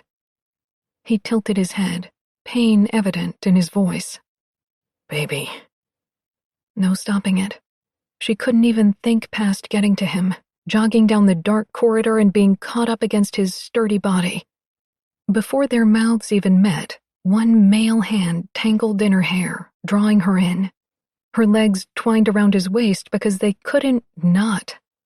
Without that intimacy between their bodies, she would capsize, sink, bottom out. Sarge took a few uneven steps backward as their mouths feasted, bumping against the push bar leading to the party room. And then they were in the unoccupied space, strewn with chairs and banquet tables. He unraveled her hair from his fist long enough to shove a metal chair under the door handle, barring anyone entrance. Won't leave with me, huh? His palms slapped down on her bottom, making Jasmine break the kiss on a gasp, even as her legs tightened around his hips. Did you think that would stop me, Jess? Jasmine was suffocating without his kiss, but he only nipped at her mouth, pulling back before she could get the real thing. Sarge. Answer me. Did you think I would rest until we got here tonight? Another tug of her bottom lip with his teeth. Wasn't even sure I could get through an hour without our skin touching. Then all those hands on you, eyes on you. God damn it, I have to fuck you, baby. Do you know how bad I need to fuck you? Answer me. He dropped her backside onto something cold and metal. She could only remove her focus from him long enough to find herself propped on the tray rest of an empty buffet station. Yes, I know. You can't know. He slid his hands up her thighs, shoving them apart with a growl. Snapping blue eyes focused on her core, his big, blunt-fingered hands unzipping his jeans, pulling the zipper lower, lower, to reveal his ready male flesh. Jasmine's breath caught as Sarge shoved down the hindering denim and took the almost cumbersome erection in his hand with a groan. All for one woman. She can do this to me just by breathing, putting on lip balm, laughing, singing, pulling her hair back. Does that sound convenient to you? Jasmine was trembling head to toe, but managed to shake her head. That response didn't satisfy Sarge, or this amped-up version of Sarge, rather, that loomed above her, stroking his flesh and looking her over. Hungry, so hungry to feel his most private pulse beating in her palm, she reached out to replace his hand. Before she could satisfy the urge, Sarge gripped Jasmine's hips and hauled her off the buffet, spinning her around a second later to wrench the jeans down her body. Open mouth moving through her hair, his harsh breaths heated her scalp. I'm going to show you convenient. When we're done, you'll think convenient means well fucked by Sarge. He lifted Jasmine with an arm around the waist to remove her jeans fully, kicking them aside and setting her back down. His casual show of strength sent her belly into a series of backflips, releasing a flow of warmth between her thighs. She pressed her bottom back into his lap, silk thong against hard flesh, purring when he reached around to fondle her. Jasmine planted her hands on the metal rack and looked back at Sarge, watching his eyes glaze over at the way she moved, swaying and popping her hips like a private dancer. Can I have you like this, Mireille? I'm your king again, am I? No, you can't have it yet. He fit his erection into the valley of her bottom and bucked, hard. Not until you need a pump of my dick so bad you're clawing at my ass like a trapped wildcat. Jasmine was still moaning at the imagery of that when Sarge turned her again, already applying the condom to his arousal. She pitched right on unsteady legs, but Sarge caught her elbow, dragging her into the heat of his body. The desperation radiating from him was so thick, she moved without conscious thought, lifting his t-shirt to lick his abdomen, his pectorals. Please, I want you. Good, baby. You're about to take me. His promise still hung in the air when Sarge scooped Jasmine off the ground, one arm banded around the small of her back. The move dragged her body up his arousal, stopping when it met the apex of her legs, its weight settling against the inside of her thigh. Anticipation blinded Jasmine, but she could feel his touch slide down her buttocks, felt him guiding his erection right where she welcomed it with damp heat. His chest absorbed Jasmine's throaty scream as he filled her in one savage upward jerk of his hips. Craving leverage, craving movement, Jasmine expected Sarge to back her up into the buffet and give it to her hard. But he didn't. Instead, he bent his knees just slightly, making it possible to stand on her barest tiptoes. Gone was every ounce of sweetness from Sarge, replaced with dirty, wicked lust, a hint of menace. She tried to wrap her legs around him, climb up, seeking some kind of anchor that would give her the freedom to chase release, satisfy them both. But Sarge shook his head, brushing their panting mouths together. You were the first woman I ever stroked off thinking about, Jasmine. Again and again, until I couldn't even hear your name without locking myself in the closest room. His calloused hands massaged her bottom with punishing force. Turns out I got it right that first time, though, didn't I? This babysitter's pussy tastes just like sugar. A savoring noise ripped from his throat. Tight enough to strangle a man. Jasmine's legs turned to liquid, making her slip and impale herself more fully on Sarge's length. Broken Spanish fell from her mouth. She tried once more unsuccessfully to climb Sarge's body, but he slapped her bottom for making the effort. Time to return the favor, Jasmine. He angled his upper half away, his heated gaze tracking down to where their bodies connected.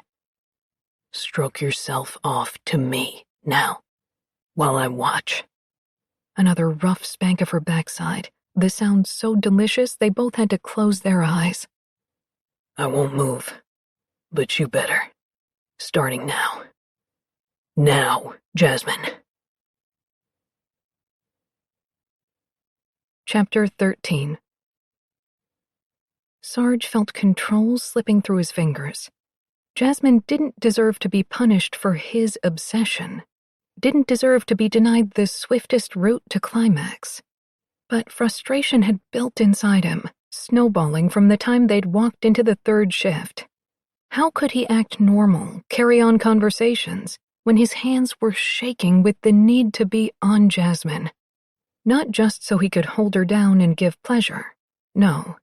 He'd wanted to walk in holding her hand. Wanted to look every man in the eye and let them know their chances with Jasmine had been knocked down to 0%.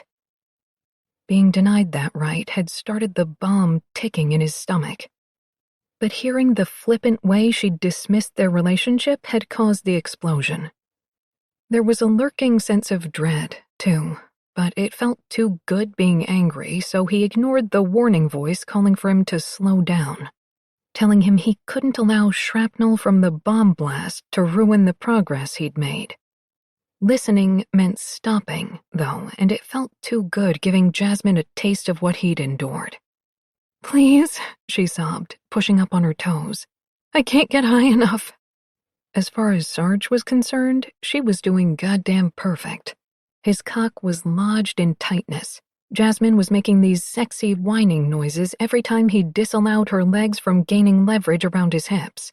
Her fingernails were digging into his shoulders, but every time she tried to pull herself up, Sarge shook her grip loose. His light hold on her bottom kept her from falling, but it wasn't enough to seat her at a satisfying angle. And God help him, watching her struggle to get on top of his dick had him turned on to the point of pain. Good pain, though.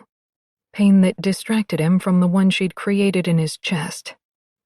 Come on, baby. Sarge bent his knees just long enough for Jasmine to ride him hard for a few seconds before straightening again, his movement dragging her back onto tiptoes. It feels good when I'm deep, doesn't it? When you're stretching to get all of me in. Yes, Jasmine moaned. Please, I need more. You need more? Work for it. I can feel your clit, all wet and swollen.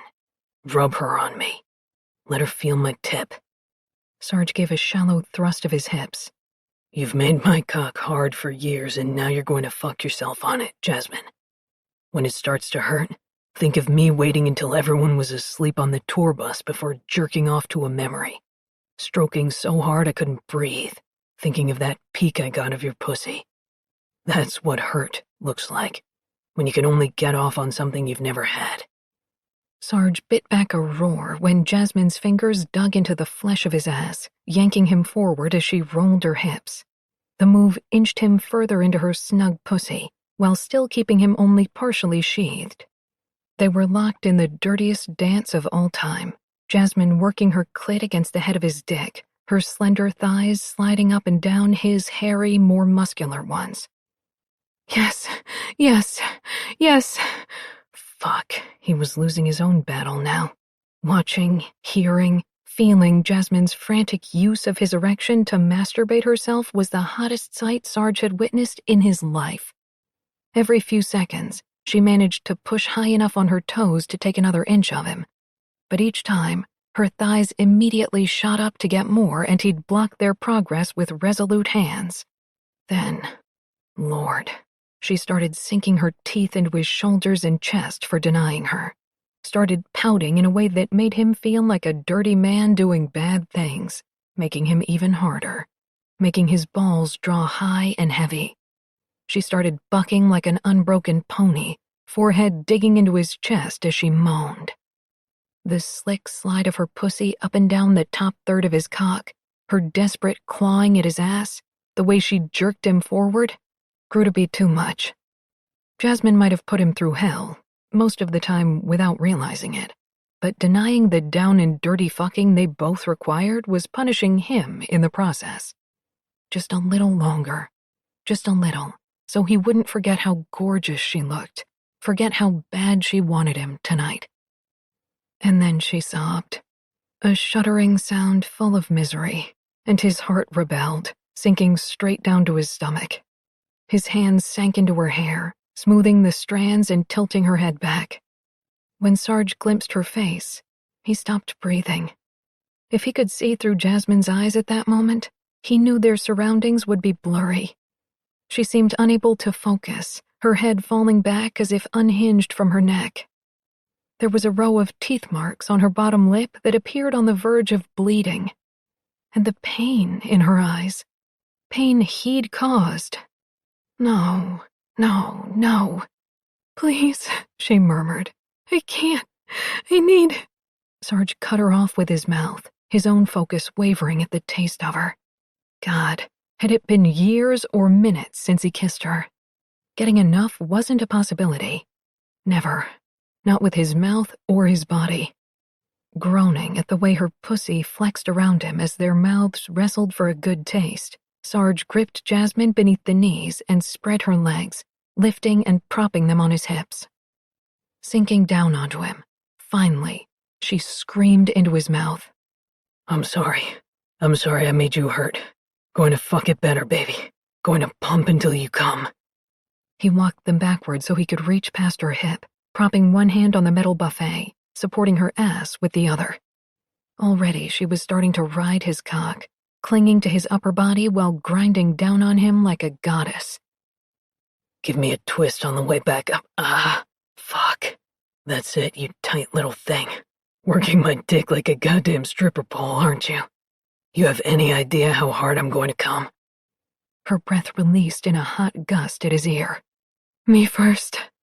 Sarge's laugh transformed into a deep grunt as her pace changed, grew more erratic. Jasmine's thighs were spread so wide she was doing the splits on his lap, that fine-as-hell backside undulating on his pressing forearm. Sarge matched her fevered pace, driving himself up and into her squeezing heat, his thrusts so savage he worried he might hurt her. But she only bit his neck and whimpered for more. Not enough, though. It wasn't enough. He needed her secured somewhere so he could slam into her willing pussy and forget his own fucking name. As if she could read his mind, she gripped his hair, leaned back, and moaned. Yes, harder, more. Never stop saying that to me. Sarge pinned Jasmine's ass to the metal buffet's edge and hooked both arms beneath her knees. He took a moment to savor how she looked, breathless and begging for his assault, before ramming home. Even as she gasped his name, her body remained stationary, finally allowing his cock deep as possible. Feel how I belong here, baby? Feel how we fit together? Sarge rolled his hips back and rocked forward, pushing until his balls strained at her entrance. It's never felt right before now, and you know it. No way this is wrong. No way I wasn't meant to own this part of you. Every fucking part. Yes, Jasmine breathed the word, head falling back as Sarge started to thrust. He jarred her body with each collision of their bodies, bouncing her tits inside her shirt. Oh my God, so good, so good, so good. Sarge's spine began to tingle, growing tight at the base. He gave an irritated head shake, pissed that his need for Jasmine continued to end their encounters too soon, although he suspected any amount of time would be too soon with her. Trying to conjure a distasteful image that might delay his oncoming climax didn't work either. There was nothing but Jasmine in his universe. Nothing. Craving her gorgeous brown eyes on him, needing to go over the edge together, Sarge leaned in and kissed her mouth. He drew back as the kiss's fervor increased, bringing her with him, before pulling away. Holding her attention, Sarge propped her right leg over his shoulder to free his hand. Then he licked his thumb and stroked it over her clit, holding her steady while she jerked. Oh, God, Jasmine. You look so good with my cock sliding in and out between those legs. You know your knees shake every time I hit your limit. He thumbed her clit, sliding back and forth over the tight nub, his hips starting to piston out of pure necessity. That's right. Every time I find the back of your pussy, you vibrate like I hit a button. Again. On cue, a shiver ran through her limbs. So close. Me too. Fuck, me too. Jasmine flung her other leg over Sarge's shoulder, leaving both feet hovering, the added depth tearing a growl from his lips. Fuck, that's tight, baby. So tight for me. This was it. He couldn't hold back. Pain between his legs. A relentless, driving, throbbing ache. Tell me your fucking legs are up in the air because you want my cum. Pout for it. Let me see that little pout. The excitement in her eyes was almost enough to knock Sarge into oblivion, but then she frowned, teeth sinking into her bottom lip, her tits still bouncing from the force of his drives. Please, Sarge. I can't go.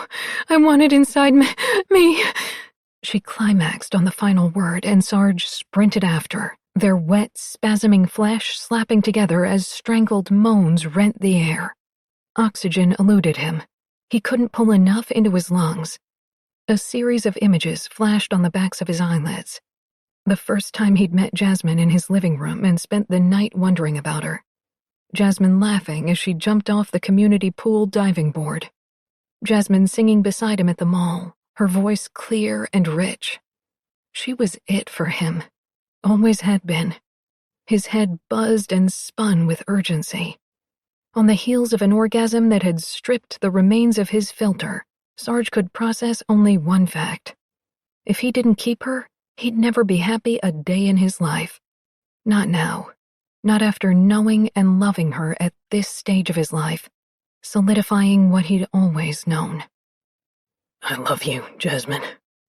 His body deflated against her as the words were released. Relief. So much relief at finally saying them, getting them out of his chest where they'd been held prisoner for so long. They meant more now, though. This wasn't a crush or an infatuation. Every minute in her company confirmed it. He loved Jasmine then, and he loved her more now. I've always loved you. I'm not going anywhere. Do you understand me? I'm staying here with you. Jasmine's first reaction was joy. A rush of happiness so strong she could never harness it or make it manageable. It was a fist around her heart, pumping the blood without her assistance, taking the responsibility of staying alive away from her. When a man like Sarge loved you with such ferocity, surely that love could sustain you on its own. But she came down hard. She crashed to earth with broken bones, wondering why her parachute hadn't opened and softened her fall. I've always loved you. How could she want that love and feel the unshakable need to run away at the same time?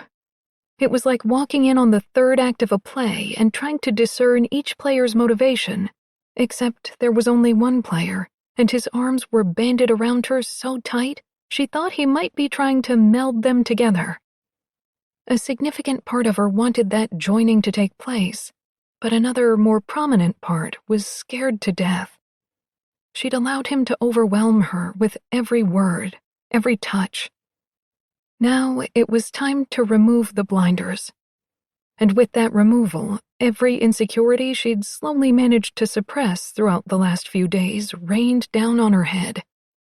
Sarge couldn't want this woman she'd become, whose idea of a Friday night was warm beer in a shitty bar, fingernails still sooty from her factory job. This fantasy relationship would be over as soon as he realized he'd saddled himself with a never was. Because Sarge Purcell, rock star, was the exact opposite. He'd made it. It was up to Jasmine to make sure he didn't make this mistake. She would be the mistake. She couldn't compete with the bright lights and adoration he'd grown accustomed to since getting free of Hook. Jasmine dug her fingernails into her palm, pressing until pain bloomed behind her eyes. "What do you mean you're staying?" Sarge's head came up, wariness deepening the blue of his eyes at the tone of her voice. God, he was beautiful, his dark hair a wreck, mouth red and shiny from kissing. I mean, I'm staying in Hook. I won't leave you. I can't. His statements were little iron hooks digging into her organs. Don't make promises in the heat of the moment. You're too good a person not to keep them. I don't even know what to say to that. A line formed between his eyebrows. What about the part when I told you I love you, Jazz? Let me know if you're planning on ignoring it so I can say the words again and again until you can't. He wasn't going to make this easy. Had there been any doubt of that? Since he'd arrived, he'd come at her like a freight train, giving her no escape paths or places to burrow. I heard you. I also heard you say always. That's right. Jasmine expelled a quick breath, immediately wanting to draw it back into her lungs. She couldn't spare any oxygen when Sarge was sucking it all up.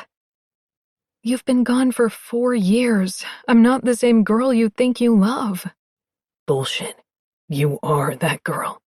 Just like there's still some of the old Sarge still trapped inside me. We don't get away from our pasts, and if I've learned one damn thing, it's that we shouldn't always try. Not when they're the only thing that ever made you feel right. No! The word emerged as a shout, laced with panic. Everything he said was designed to pull her under the surface, but she needed to kick for them both. Sarge was too young, too good, too everything to realize he was trying to doom himself. I can't live up to the idea you have of me. I'm sorry, but you want something I can't give. His hand slid down her arms and crashed onto the metal buffet. Damn it, Jasmine. You're not giving either of us enough credit. You are that girl I loved, but you're also this woman I love, and I want her too. This woman who doesn't blink at a bar fight. This woman whose voice got even more beautiful than the one I hear in my dreams. This woman I'm looking at right now. I need her. Jasmine respected him all the more for making the point, but his astuteness did nothing to aid her cause. She couldn't allow his convenient logic to penetrate. There would be other logic later, different points. But one truth wouldn't change. She didn't belong with him.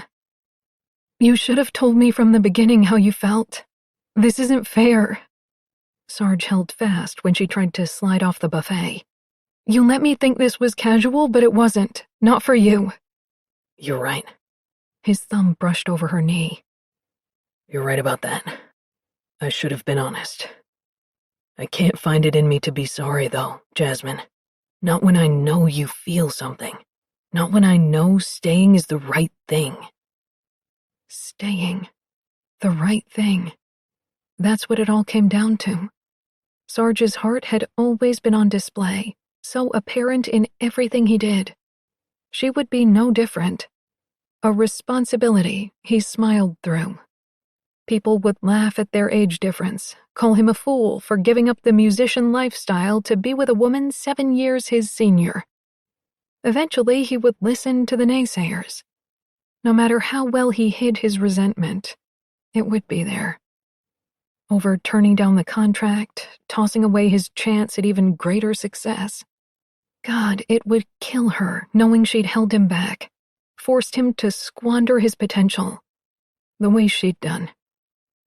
I'm sorry, The words got lodged in her throat. He wouldn't listen to reason, so she had to be firm, harsh. Already what came next haunted her, even with their bodies still joined. Swallowing the broken sound shivering up her throat, Jasmine wrestled with his grip until she could bypass Sarge, stooping down to pick up her jeans. "I'm sorry. I'm bowing out. I never would have let this happen if I thought you would want a relationship out of it." When Jasmine straightened, Sarge was right behind her. "You don't think I see what you're doing?" He dragged her back against his chest, mouth pressed to her ear. "The man who loves you isn't afraid of a fight. Just tell me what I'm up against so I can knock it the fuck down." It took a strength of will she'd never experienced to remain upright, to resist turning in Sarge's arms and confessing her doubts, laying them on his doorstep and seeing what he could do with them. As if she didn't know. He would obliterate them somehow. For the moment. But they would grow back stronger and more insistent once time had a chance to pass. Once the outside world began to intrude. "Let me go." "Never." She pressed a hand to her mouth to stifle a sob, then pulled away with one remaining ounce of resolve. "I didn't mean for it to end like this. I would never intentionally hurt you. Or River." He stabbed the air with a finger. "We're the only two people involved here." "That's not always how things work." When Jasmine finished pulling on her jeans and boots, it took her a minute to face Sarge. His face was grim, hands pushed into his pants pockets. Still as stone. Maybe she'd finally gotten through? Why did that possibility make her want to die? "I'll go out through the bar. There are probably a couple of cabs waiting by now. Do you mind going out the back?" His laughter was sharp. "You sure know how to make a guy feel special." Jasmine's face grew hot. "People shouldn't see us walking out of this room together. People's opinion of me is all I have. I have to live here, Sarge." 2 booted strides, and Sarge was pushing into her personal space. "Maybe you didn't hear me the first time. I want to face them with you. I want to live here with you." "Maybe you didn't hear me." She was fading. It hurt to stand and talk and think. "That's not what I signed up for." "Right." But she must have shown a dent in her armor, because a spark appeared in his eyes.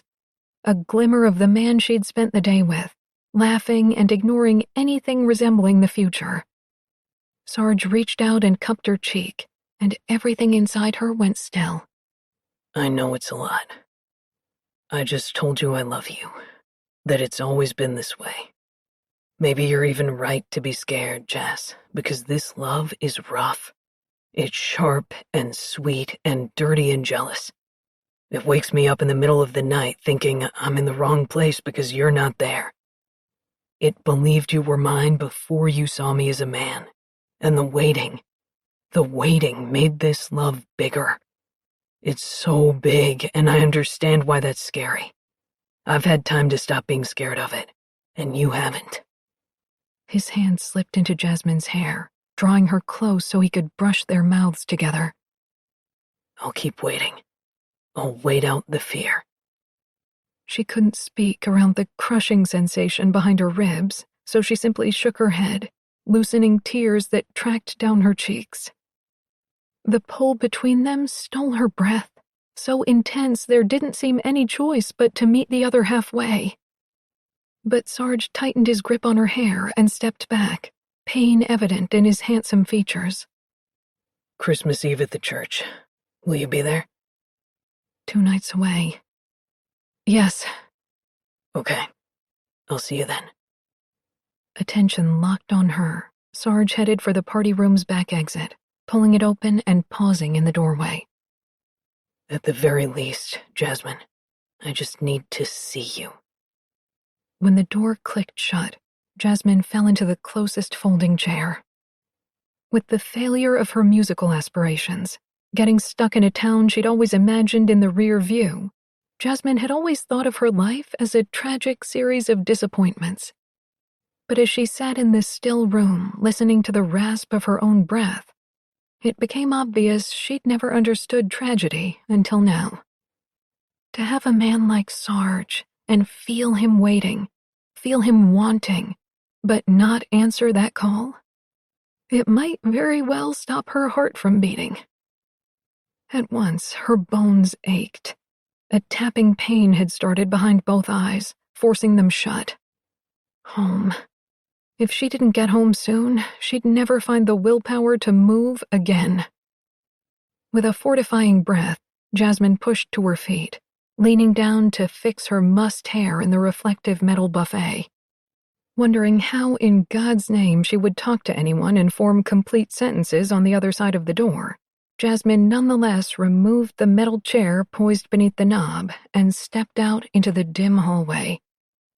Carmine leaned against the wall, tapping an empty beer bottle against his leg.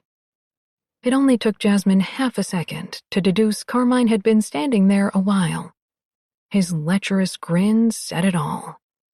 Jasmine's stomach pitched, sending her stumbling forward a step. A yearning for Sarge hit her so fast and hard a sob bubbled up from her throat. One wish. If she had one wish, Sarge would come thundering down the hallway to fold her up in his arms. But he wouldn't do that. He'd left. She'd sent him out through the back door like a dirty little secret. Saw you head in there with Purcell. He's still in there? She didn't bother denying what Carmine had seen. No. His laugh was vulgar, making her feel even more exposed. Seriously, Jasmine? I had no idea you liked your men so young. Guess my chances would have been shitty even if you didn't keep yourself locked up like a nun. He rubbed his whiskered chin. Well, from me, anyway. A burn started in her belly, spearing up to her throat. Is that all you were waiting out here to tell me? Do you feel better now? God. He kicked off the wall to face her. Since day one, you've always thought you were so much better than us. When he gestured to the back room, the remains of his beer sloshed onto the floor. Look what happens when you aim too high. The guy couldn't get out of here fast enough. Even though it wasn't the truth, Jasmine's skin pulled tight. Just at the very idea of Sarge wanting to get away from her. Wasn't that her greatest fear when it came to being with him? Are you finished? How long do you think it would take before he found someone younger? Having reached his apparent point, Carmine's mouth tilted up on one end. Probably won't even take him the walk home. Jasmine waited for doubt to kick in. Waited for visions of Sarge touching someone else to play out like a grainy homemade movie in her head.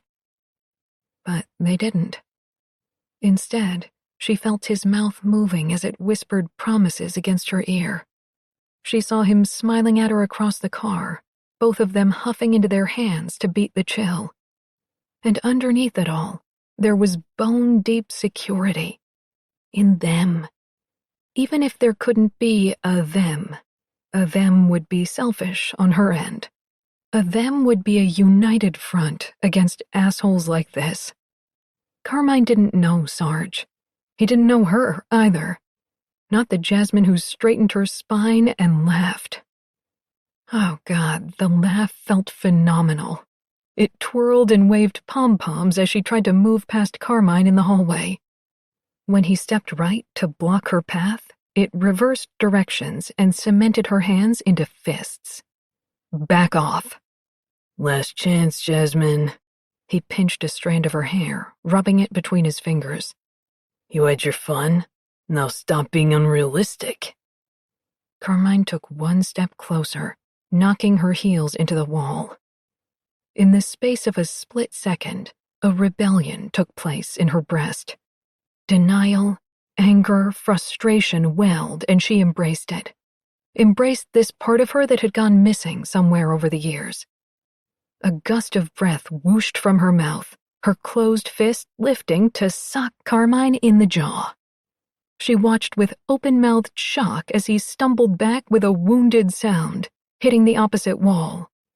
But the shock turned to relief in a giant rush. There she was.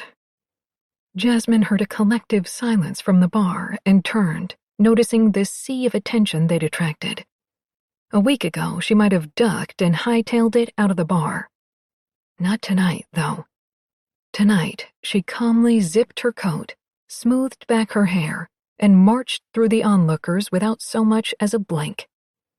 Just before the exit, a group of young women, the same ones who'd been taking pictures with Sarge, presented their palms for high fives, which she completed with a satisfying slap. When the door closed behind her, she smiled. She smiled so wide it broke apart into a belly laugh as she climbed into the driver's seat of her car. In that sweet, sparkling pocket of time, she wasn't a woman who could hold anyone back. Wasn't a woman who could cause anyone regret. And she had some serious thinking to do. Chapter 14. Sarge pulled open the double doors of his rented van, surveying the hundreds of packages that required unloading. To anyone else, carrying Christmas presents into the church event hall without help might resemble work. To him, it was pure saving grace. Distraction.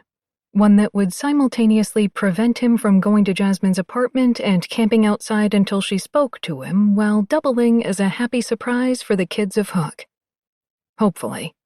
Buying a van load of musical instruments had seemed like a great idea at the time, but now he kind of wondered if he should have gone with a sports theme. Distracting thoughts were good. They were also running short. Okay, they'd been running short for almost 2 days, since he'd left Jasmine at the third shift. He'd watched from across the street until she pulled away in her car, before taking a cab to Manhattan. An expensive drive, but a necessary one. Jasmine needed time to process the love bomb he'd detonated. If he waited around in Hook, nothing short of imprisonment would have kept him from trying to dig out the shrapnel he'd sent flying. So he'd spent 2 days on the phone with a realtor, looking for a place to buy in Hook. Then he'd gone shopping for child-friendly instruments. And drinking. He'd done some drinking. The way a man did when his happiness hung in the balance. Already his back muscles were tense, his palms damp, just knowing he would see Jasmine soon. Not kissing the crap out of her on sight was going to be some serious bullshit. It might actually kill him resisting that mouth now. Now was not like before. Before, he'd had fantasies. Now, he had truth. And the truth was, her mouth spoke the words he needed to hear. Gave pleasure he needed to receive, could deny or approve the future he craved with his goddamn soul. So, let's unload some fucking ukuleles, huh? Sarge muttered, planting a fist against the van's metal door with a loud whap. Sounds like a party, came a familiar female voice behind him. Sarge turned to find Lita perched on the hood of James's Mustang, threading neon green shoelaces through the holes of a boot, leaving one of her feet bare. Already knowing he'd find his manager in the driver's seat, where Lita went, so followed James, Sarge sent him a wave without looking. What are you doing here? Heard you lined up a gig tonight. Where'd you hear that? TMZ? Jesus. Sarge dragged a hand down his face. I'm just playing a couple Christmas songs. Doesn't really qualify as a gig. Lita shoved her foot into the freshly laced boot. We're a band, Sergeant. It's kind of a package deal. Too exhausted to give the drummer a hard time about the nickname, Sarge unloaded a crate of maracas. If we're a package deal, where's our bass player? Asleep in the back seat. Right.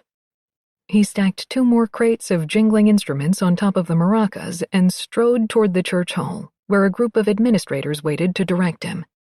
Halfway there, Sarge stopped and turned with a curse. Being a prick to his band wasn't going to solve his immediate problem. Convenient or not, they'd come to support him. They weren't responsible for the heartbeat pumping out of tune inside his chest. Sarge caught Lita's eye, tipping his head toward the administrators. Just tell them you're with the band. Lita's expression went from wary to relieved. I bet they weren't expecting a Spice Girls reunion. She rapped on the windshield. Look alive, James. We've got a gig in a motherfucking church. Sarge carried the crates into the hall, shaking his head as he went. When Lita, James, and their groggy bass player helped with the unloading, he was surprised at first, until he noticed the concerned glances in his direction. On a trip to the van, Sarge caught up with James. You told them I was staying with Jasmine, didn't you? James adjusted his sunglasses. I don't participate in gossip. Okay, that was accurate. None of them did. Still... Lita just gave me the awkward shoulder pat of the century. Something's up. As if the sky would fall down if he were forced to converse, James dropped his head forward on a sigh. There's a video of you and Jasmine in a toy store. It's circulating. A throb pushed at his jugular. When you say circulating, a few million hits? Oh, great. He ripped a hand through his hair. That might account for why I haven't heard from her. I sent you the video days ago. You should check your email. Email, Sarge repeated for no reason, his voice dull. Lita pushed between the two men on her way to the van. Hey, what if I played an entire set on one of these mini drum sets? We could all pretend like it was completely normal and everyone would trip balls. James's lips twitched. Sarge started to question them both about their motives for coming to New Jersey when Lita slammed the van door and crossed her arms, staring at something past Sarge's shoulder. Don't look now, but Yoko just showed up. Yoko? Sarge turned and almost staggered back with the impact of seeing Jasmine when he hadn't been expecting it, or had time to brace himself. She was dressed up for Christmas Eve, dark hair piled on top of her head, lips painted the color of cranberries. Her legs looked an extra mile long, thanks to a pair of black high heels that Sarge instantly wanted to hear hit the floor. She stopped short upon seeing them, pulling her winter coat tighter around her body. Damn it, I should be the one warming her up. The fact that she remained between the rows of cars, as if someone had hit a pause button, made him want to rage at the darkening sky. She should have walked faster, or beckoned him closer, not stopped, never stopped. Did that mean she was sticking to her decision? Fuck that. Can you two head inside? James indicated the church in a ladies-first gesture for Lita, but the drummer took her time sauntering past, giving Jasmine a lazy once-over. I saw the video. You've got pipes, I'll give you that. Lita, Sarge warned. I'm just saying. The drummer held up both hands. If she wants to sing with the band, she should come around for a legit tryout. This is a democracy. Gratefulness flooded Sarge, so much that he was actually able to nod at Lita in the face of Jasmine rejecting him. Not an easy feat. A minute later, James had shuffled Sarge's bandmate off to the church, leaving him standing alone with Jasmine. Not really alone, though, since the parking lot was filling around them. Parents wrapped scarves around their children and guided them inside. Hook residents called "Merry Christmas" to one another over the hum of car engines. The cold wind picked up around all of it, making the church parking lot feel like the inside of a snow globe, one that needed to be shaken until it put Jasmine in his arms. Merry Christmas, Jazz. She adjusted the pink bakery box on her hip, making him notice it for the first time. Merry Christmas, Sarge. He'd been right. This was indeed some serious bullshit. Conscious of the multitude of people with them in the parking lot, Sarge closed the distance between him and Jasmine, angling his body so no one would see his face. What's in the box? She looked down, obviously thrown by the question. Cheesecake. Huh? He tilted his head. Fruit topping? She shifted in her heels. Strawberries, why are you asking me this? Not sure. I think I'm kind of enjoying how impossible small talk is between us.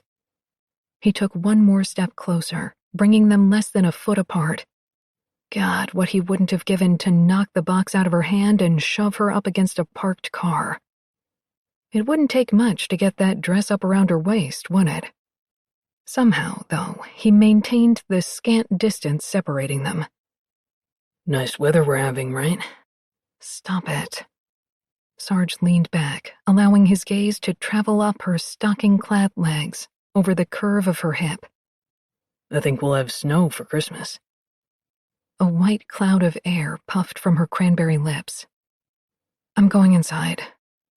Jasmine took one step to bypass him, and just a simple brush of their shoulders seemed to break them both. She made a small sound, heels scuffing on the concrete. Sarge snagged an arm around her waist and dragged her back around, into the warmth of his body, right where they fit, right where she belonged. The pastry box plonked onto the ground, but neither one of them moved to pick it up as Sarge walked them back, using a van to hide them from view. You're so angry. Hardball pitches, one by one, landed in his midsection, hearing those whispered words. But denying the accusation in them would be a lie. Of course I'm angry. You looked nervous to see me. You know how much I hate that? Not nervous. She wet her lips. Okay, maybe a little nervous. His forehead dropped to rest on hers. Baby, you want my mouth. It hadn't been posed as a question, but it was still for her to answer. I don't know if that's wise. I haven't... Changed your mind. I know. Or he did now, anyway. Sarge ignored the drilling pain and focused on her eyes. She shook her head and started to speak again, but he pressed a thumb to her lips. We can go back to bullshit and small talk afterward. I'll just need your taste on my tongue to get through it. Her eyelids fell. We can't keep doing this. She struggled a little in his grip. After what you told me, I have no excuse. I would be leading you on. Lead me on, then. He lifted her off the ground, planting her backside against the nearest car trunk and fusing their bodies together. I'm asking you to lead me on. There's your permission. Make me believe this is real. You can't ask me to do that. Sarge kissed the words off her mouth. He could almost feel them crumbling under the impact of his lips and tongue, the occasional raking of his teeth over her full lower lip. Wind whistled past, but couldn't drown out their mutual heartbeats. His galloped like a runaway horse in his ears. And Jasmine's. He could hear it, would hear it a country away, wouldn't he? It sounded like he'd heard it 8,000 times when logic told him that was impossible. Her body shifted between him and the car trunk, her hands tugging him closer, then pushing him away. Away. Away. Sarge! He'd been expecting Jasmine's voice, but it was Adeline, calling him from the church entrance. He and Jasmine traded breaths for a heavy moment before he turned his head and called, Yeah? A low chuckle. Your band is ready, but they have no lead singer. Know anyone who could help them out? Be there in a minute. He returned his attention to Jasmine. Go, she whispered. He hated that word coming from the swollen mouth he'd just kissed. I smeared your lipstick. I know. Her tits were lifting and falling so fast, up and down, dragging over his chest. It's all over your mouth. Sarge couldn't resist. Wipe it off. She looked to be considering it, but shook her head. No. Wipe it off or I'll be wearing it on stage. Jesus. Jasmine actually laughed, and it calmed some of the thunderheads clashing in his brain. Using her thumb, she wiped away the cranberry coloring, pulling away quickly when his tongue licked out to taste her. You're good to go. Cursing church people for being so damn punctual, Sarge backed away. I'll find you afterward. She didn't say anything for a long beat. I don't doubt it. There was something unusual in the way she said it, but Adeline shouted his name again, giving Sarge no choice but to solve the puzzle of Jasmine later. If Sarge would have given Jasmine a minute to speak, she would have told him. She wouldn't be letting him go. Since that night in the third shift when she'd stood up to Carmine and felt the transformation in herself, Jasmine had given herself one long, continuous wake-up slap in the face. Sarge was a man with the ability to decide his own life path. He'd determined that path would be walked with her. It meant staying in Hook. It meant she had to trust him to know what he needed. It also meant she needed to trust her own gut, needed to listen to her mind and heart when they sang in perfect harmony for one man. There would be people, like Carmine, who took bets on how long their relationship would last. There would be laughing behind their backs. Probably even a lot of uttering of a certain word that started with C and ended with ooger. But none of it would register when she and Sarge were together. Alone or in public, the outside world only ever seemed like a minor detail. What mattered was them, how they made each other feel. And God, he made her feel so much. It hadn't felt right, kissing him in the parking lot. Not when he thought she'd let him go without a fight. God, he'd already looked haunted, his kisses feeling so final. Tonight. She would tell him tonight.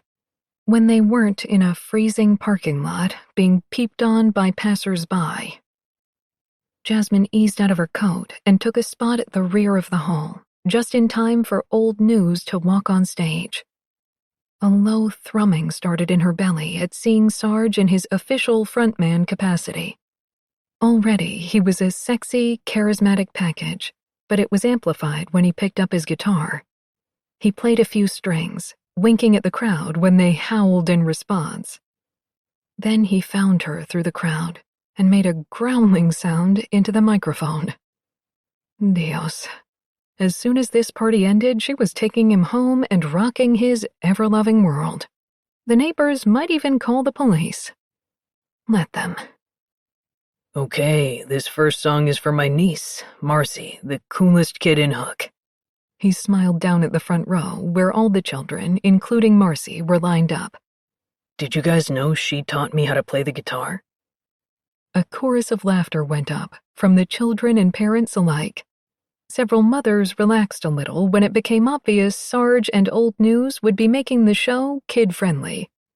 Jasmine's smile widened when he launched into an acoustic version of Frosty the Snowman, signaling to his bandmates to come in on the second verse since clearly the band hadn't rehearsed. Somehow that made it even more special. When a man leaned against the wall beside Jasmine, she recognized him from being in the parking lot with Sarge. He was tall, with a slight dusting of salt and pepper at his temples and stress lines around his eyes, but he couldn't have been older than 35. Handsome in a hard, distinguished way.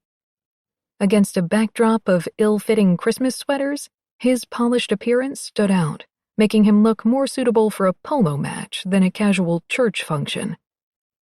"Merry Christmas," Jasmine murmured, unable to stop herself from facing the stage, where Sarge was now using his fingers to mimic antlers. "How do you know Sarge?" The man followed her line of vision and dipped his chin. I manage Old News, although I'm not sure who's managing who anymore. He extended a hand. I'm James Brandon. Nice to meet you. Jasmine shook James's hand, seeing him in a new light. This man had spent years on the road with Sarge, probably making a boatload of cash in the process. How would he feel when Sarge decided to stay in Hook? "Nice to meet you too." They were quiet for a time, but there was an air of discomfort between them. She could feel James building up to something and started to excuse herself, somehow knowing she wouldn't want to know, but he beat her to the punch. Look, Jasmine. He straightened his collar. I'm going to be blunt with you. If tonight turned out to be the final time Old News played together, I wouldn't try to talk them out of it. I could walk away. A glance toward the stage, specifically the drummer. For most of it. Why are you telling me this? James appeared to be choosing his words. It was impossible to live with Sarge and not be aware of his feelings for you. He wears them like his clothes. They're in every song, in the background noise of every interview. The manager nodded toward the stage. He'd give it all up in a heartbeat for you. And if it were me, before I let him do that, I would want to know exactly what giving it up means. Her lips felt numb, but she forced the words out, already knowing nothing would be the same when James finished speaking. Tell me. The new contract would mean another full album by summer, a world tour to promote it.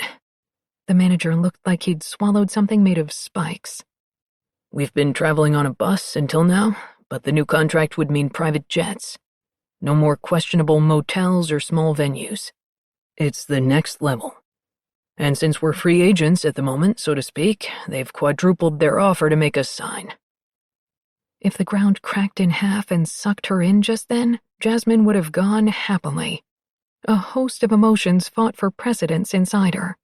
Disgusted herself for considering asking Sarge to remain in Hook, thus relinquishing the multitude of opportunities yet to come. Gratefulness to James for being honest with her because Jasmine knew, without a doubt, Sarge would never have told her the facts. Lastly, she felt a freezing shower of sorrow and loss, soaking her down to the skin. I can't let him pass that up, she managed. The whole band would lose out, too. If I may make a suggestion? When she nodded, James swiped a hand down his jaw. Just make him part of the decision. Don't cut him out. Jasmine watched the manager stride away with a mixture of dread and shock. Don't cut him out. But what choice did she have? She'd let her newfound confidence make her selfish, let it blind her to what would matter to Sarge. Oh God, it would kill her to let him leave, especially after deciding to give their relationship a chance. But it was the right thing. She'd gotten stuck in Hook, but no way in hell would she be the reason for Sarge doing the same. It had to end. It had to be tonight, before she gave him any false hope. Sarge had brought some children up on stage to dance, but his gaze cut to hers swiftly, making Jasmine wonder if she'd called his name out loud. Her sinking heart must have been obvious, because his indulgent smile slipped in response.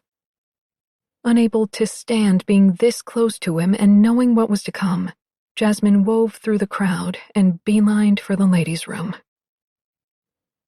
After feeling the light go out of Jasmine's eyes from across the room, their set could not have ended fast enough for Sarge. Something was wrong. He needed to find her. Now. Needed to figure out how to fix it. In the parking lot before the show, there hadn't been a sense of loss jackhammering him in the neck. There hadn't been a driving urgency to get Jasmine in a corner and demand to know every thought in her head. Right now, it was all he could think about. Unfortunately, about 40 people were lined up to take photos with him and shake his hand. Lita and James were speaking in hushed tones behind the makeshift stage, leaving him to work the crowd alone. Any attempts to escape were thwarted, though, as he received unnecessary gratitude for putting on the show, for bringing presents for the children. He mumbled his way through it, scribbling his signature on everything from baseball caps to church programs. When he finally managed to break free, he strode for the back hallway where he'd seen Jasmine disappear during their third song, but his progress ground to a halt when his sister, River, snagged his attention. River looked distressed, in a way he'd never seen her. And when she directed it straight at him, Sarge knew exactly what it was about. It only took a few seconds for them to meet halfway in a quiet corner of the hall, but it took her twice as long to start speaking. It alarmed him the way she couldn't seem to draw a decent breath. Riv. How could you do that, Sarge? She covered her mouth with a cupped palm. You shouldn't have. I don't know what I'm going to do now. River pulled away when Sarge tried to lay a hand on her arm, so he stepped closer and lowered his voice. What happened? Vaughn, he left me a voicemail at the church with Adeline since he doesn't have my home number anymore. She paused, as if replaying the message in her head. It was short, but he said you overnighted him a letter. God, had it only been a couple days since he'd sent that letter? It felt like a month had passed. When things ended between you and Vaughn, River, he didn't even know you were pregnant. It didn't matter. It still doesn't. Do you think I want to be with someone who doesn't want me? River's gaze found Marcy across the room where she stood, watching the big kids test out tambourines. I was going to do right by Marcy with or without Vaughn, and I have. I've done the best I can. Sarge grasped her shoulders. You've done unbelievable, Riv. Marcy is just... she's everything. He dipped down so their eyes were level. But we've known Vaughn a long time, or we used to. The guy I remember would want to know you were struggling. He would be sick knowing you were doing this all alone. I'm not alone, she said, visibly upset by his words. I have friends, good people around me who love my daughter and help when they can. It hurt when River didn't mention him, but he camouflaged it. The money I send you goes straight into a college fund. You don't even use it. He blew out a frustrated breath. You shouldn't have to work 2 jobs. You shouldn't be so exhausted. She twisted away on an uncharacteristic curse, then came back. Who told you all this? About the night job? Adeline. Who else? His attempt at levity died a quick death, River still looking shaken. You didn't see him when he came back from overseas. He's not the same person he was in high school. She hiccuped into her wrist. And now he's on his way to Hook. What? Sarge shook his head, pressure weighing down on him, pushing him toward the floor.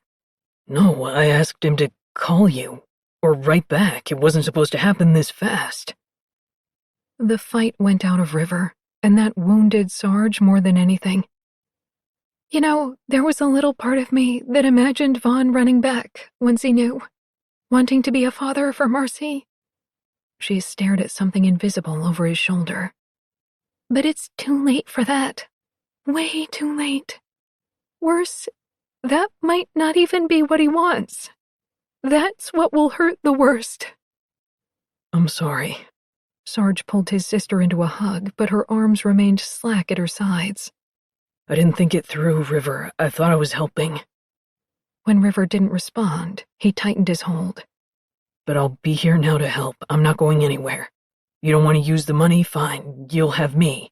I'll get the hang of babysitting. River pulled away. What are you saying? He gestured toward the packed church hall. I'm staying in Hook. For me and Marcy? Well, yeah. That would be enough reason. His sister needed his help and he'd been absent too long. He hoped with every fiber of his being he would be staying for Jasmine, too. But he didn't know yet. She hadn't decided if she wanted anything permanent with him. Fuck, that uncertainty opened a fresh pothole in his sternum. Yeah, Riv, I want to be here for you guys. No. Based on his sister's expression, she'd surprised them both with the denial. No, I want to do this on my own, Sarge. I need to, okay? I was reliant on our parents, then Vaughn, and when they left for Florida, all I had was me, and I was weak. But I'm not weak now. That's why I don't use your money, because I'm proving myself. I'm proud of what I've managed to accomplish alone. She swiped at a tear on her cheek. So, no, I don't want you moving here to save me. I'm saving myself. The pothole in his chest deepened. Riv, I'm sorry. I don't mean to hurt you. She squeezed his forearm. I really hope you'll come visit. But you need to get back out there and make us proud, okay? Show Marcy what can happen if she dreams big. Maybe Sarge should have taken his sister's rejection in the spirit it was intended. River didn't have a mean bone in her body, and on some level he understood why she needed to prove herself. Of course he did. But in the wake of Jasmine pushing him away, all he heard was another person he loved saying, leave. They didn't need or want him. His staying in Hook wasn't a positive, but a negative. A burden. God, weren't they kind of right? He'd waltzed into town like a hero trying to solve River's problems, deceiving Jasmine by proposing a purely physical relationship when in actuality he'd been in love with her from the start. Jesus. Maybe they were right. Maybe he should do everyone a favor and get gone. Jasmine chose that moment to fill his vision, so goddamn pretty in her red dress and stockings it choked him up. And that was before he saw her expression. Once he took in her sympathy and distress, swallowing became impossible. She really didn't even need to say a word for him to catch the drift. Over. They were over. She didn't want him hanging around, same as his family. Sarge, can we talk now? His laughter was jagged. Listen, Jess, I'm just going to save you the trouble, all right? I'll leave.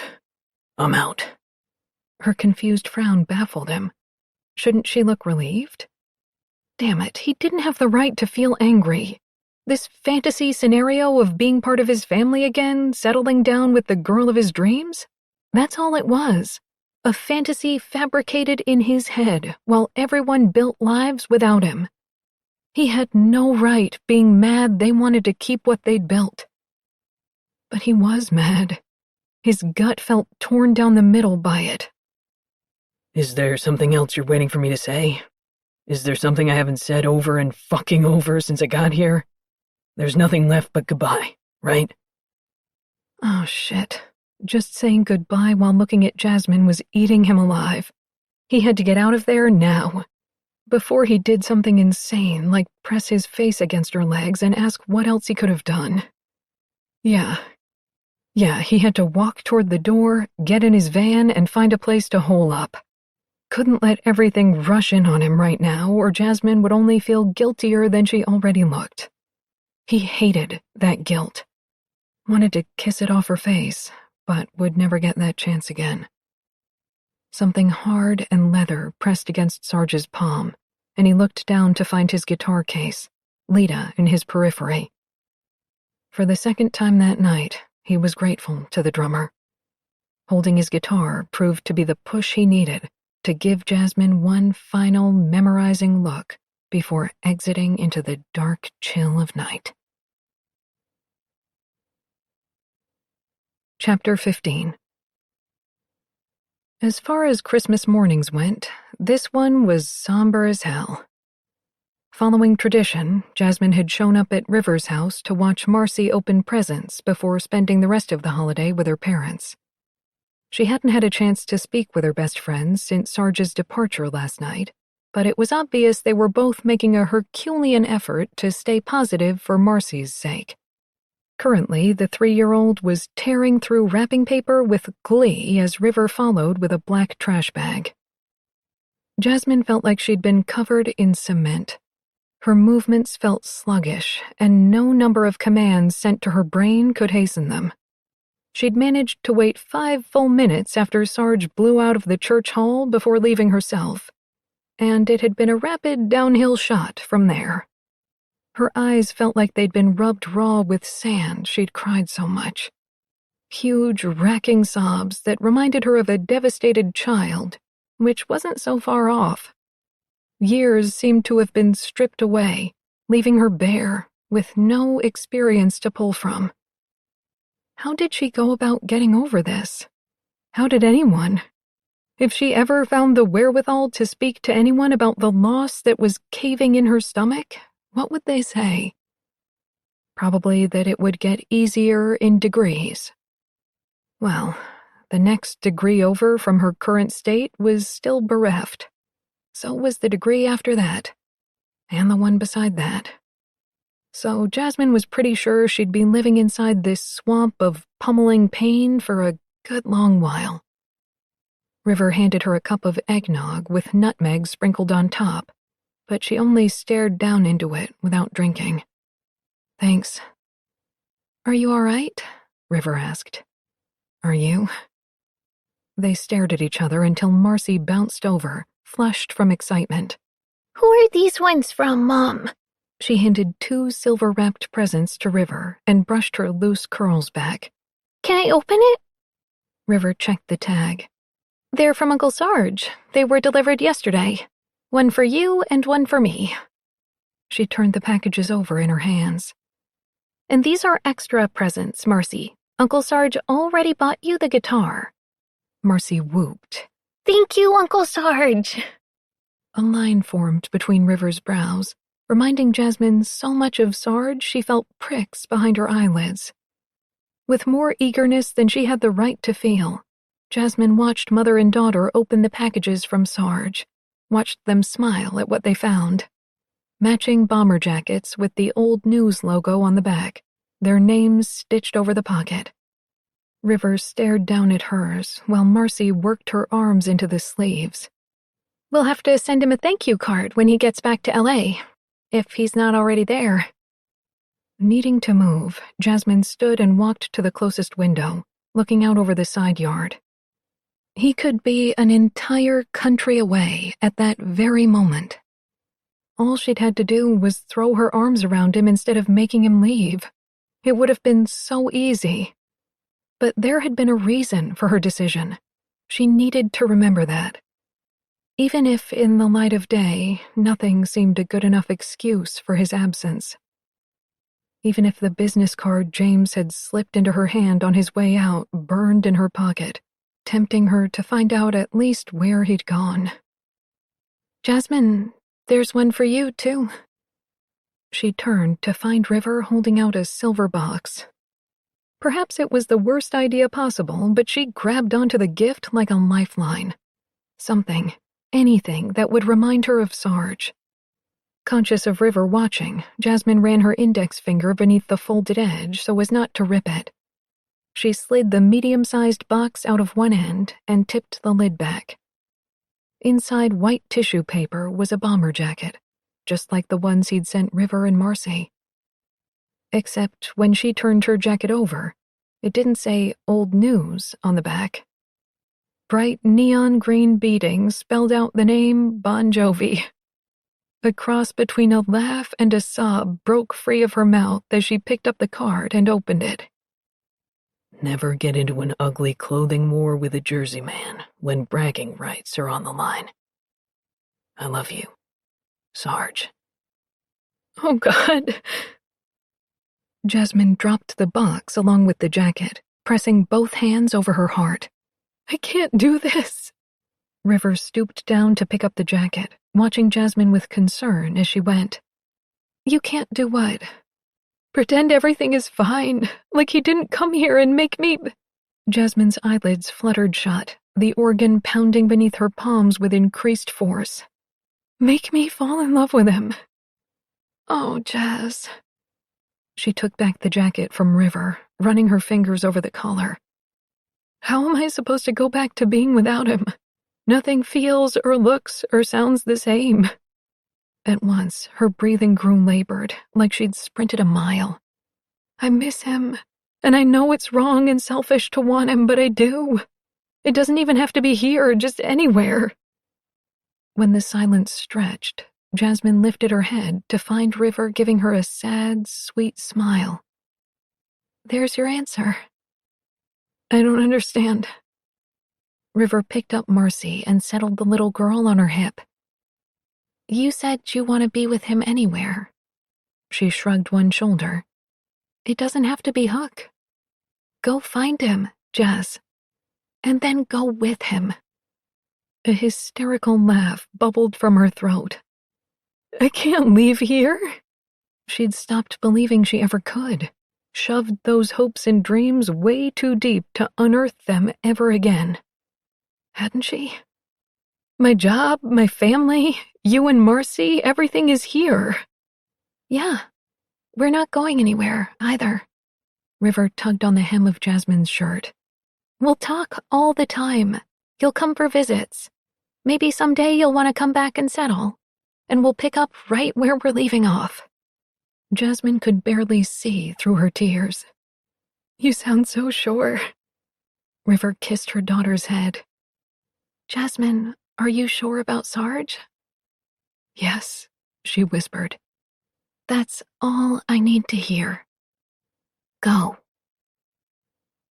Sarge sat on the floor of his hotel room, back pressed against the bed. His oversized headphones hugged his ears, delivering Morrissey at top volume. Crumpled notebook paper was strewn over every inch of the floor, mocking him. Little balls of failure. Around his 63rd attempt to write a song about Jasmine, Sarge thought he was onto something. He'd titled it Gold. That single word was the only accurate way to describe how she smelled, but he couldn't get the feeling to translate onto paper. It was all garbage compared to the real thing. All his songs were, now. He'd written them before, and he was living in an after world. There was a tray of room service food on the desk across the room, but he had no recollection of how it came to be there, or when it appeared. The smell of grease was making him sick, though. Sick on top of sick on top of sick.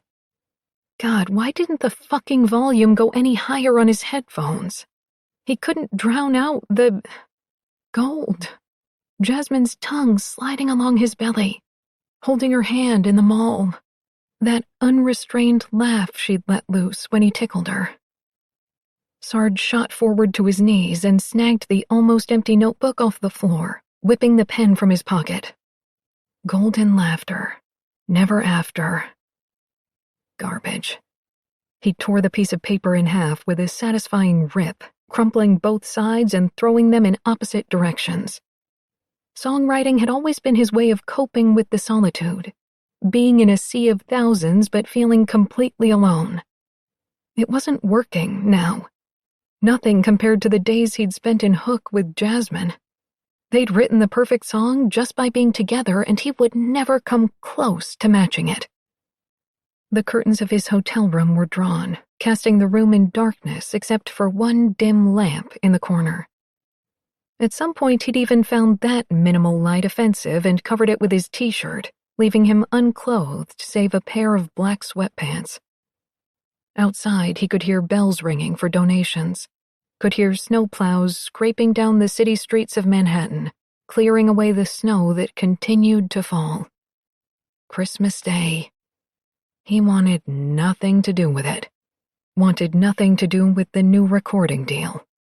Another few years on the road, knowing where he really wanted to be was with a woman he couldn't have? I don't have it in me. I have nothing left in me. It was unclear when or how he would leave this hotel room. Eventually, he would either be thrown out or walk through the exit of his own accord. But it wouldn't be happening today. Or tomorrow. Not until he wrote a fucking song to adequately describe the woman he was in love with. At least then he would have something to show for the misery. Sarge shoved back his unbrushed hair, scrubbing at his bleary eyes until the notebook once again came into focus. His pen had just touched paper when light appeared to his left. Someone else bringing him French fries or wanting to clean the room. They were probably speaking to him, but answering would require him to remove the noise over his ears, and then thoughts would rush in. No thank you. He was just about capable of fielding the sneaky memories trickling in through the deafening lyrics. When warm skin brushed against Sarge's face, he recoiled, as though a bullet had struck him in the chest. It forced him to suck in air, and with that air came gold. Jasmine's gold. She was there, standing in his hotel room, framed by the still open door. Sarge glanced behind Jasmine long enough to determine she'd been let in by James before consuming the sight of her again. So goddamn beautiful. But the door closed and she went too dark. No. No, no, no. Sarge lunged to his feet, feeling along the wall for a decent source of light. There. He found a standing floor lamp and turned it on, illuminating Jasmine where she stood at the foot of his bed. Morrissey was still singing in his ears about heaven knowing he was miserable, and it seemed like a huge risk, removing the headphones. What if she was there to apologize for hurting him, but wanted to explain her standpoint? Or some other possibility that didn't end in them together? And why? Why couldn't they just be together when his heart was clearly being operated from the palm of her hand? If she rejected him again, right in the center of this agony, he wouldn't have the strength to come back. When he didn't immediately remove his headphones, Jasmine nodded, as if she completely understood the nonsensical fuckery happening in his sleep-deprived brain. Instead of trying to talk to him through the noise, though, she knelt down on the ground and picked up one of his discarded pieces of paper. She read it, her gorgeous lips moving, before lifting wet eyes to him. The sight of her kneeling, her expression pleading, knocked the remaining breath from his lungs. Love you, Sarge murmured, unaware if the words came out the way they sounded in his head. Jasmine ducked her head in response, then set about picking up every balled-up sheet on the floor, reading them, and stacking them in a pile. Sarge watched her, afraid to move, knowing the words were unworthy of her, but unable to resist seeing her acknowledgement of them. Look at them. Look. See how I feel? See what you did? Finally, she was finished clearing the room of trashed lyrics. Nothing left. The Morrissey album had finished, leaving Sarge with only the echo of his deep, shaking inhales. The far-off sounds of Jasmine moving across the floor on her knees to pick up the notebook he'd left lying open. She picked up the pen and started to write, hair falling on the floor as she leaned forward. Somehow, he knew the vision of Jasmine biting her lip and moving the pen inside his notebook would be the last thing he thought about before he died. Just knew it, right there and then. Something like 5 minutes or 5 hours had passed when she stood up, hesitating a few beats before handing him the book. Sarge could barely rip his gaze from her to read what she'd written, but managed it through sheer force of will. Got turned around when you crashed through. Couldn't stay away from you. Swept me up and shook me down. Blindsided, sunk, lost you too. Forgot how to leap when I looked at you. But I see clear now. You made me new. Take me. Keep me. Love me back. Can I still be your girl in blue? The notebook slipped free of Sarge's fingers, falling in a flutter of white to the ground. When it didn't make a sound, he realized the headphones were still covering his ears and tore them off, flinging them to the side. Unable to regulate the pounding of his heart or rasping of his breath, Sarge framed Jasmine's face in his hands. Love you back, Jasmine. He searched her face. Love you back? Tears decorated her cheeks as she nodded, but Sarge only had a moment to savor the confirmation that she actually loved him back before Jasmine buried her face in his chest. "I'm sorry," came her muffled voice. "I could feel it when you left Hook. Could feel that you were gone, and nothing felt right anymore." Sarge's feet weren't even on solid ground yet after hearing that Jasmine loved him. He definitely wasn't in any shape to hear things like that, much less process them. Jesus, just give me a minute or you're going to kill me. What? She pulled back to swipe at her eyes. I just need you to know, being without you, even for a day, it hurts so bad." His mouth stamped over hers with a growl, sealing off her words. He stayed that way, keeping their mouths meshed together, not allowing himself to use his tongue until he could think somewhat straight. Cautiously, he eased back an inch. You love me and you hurt without me? Okay. Thank God. Sarge heaved in a breath. But that's all I can handle for one day. My heart went from empty to full too fast. Jasmine ran her fingertips up his sides. But there are more words inside me. Inside Sarge's chest, that pounding organ seized so tight he had to swallow a gasp. Save them for tomorrow. And the day after that. Walking her backward toward the bed, he kissed her with building fervor. And the day after that. We have time now. We have time, baby.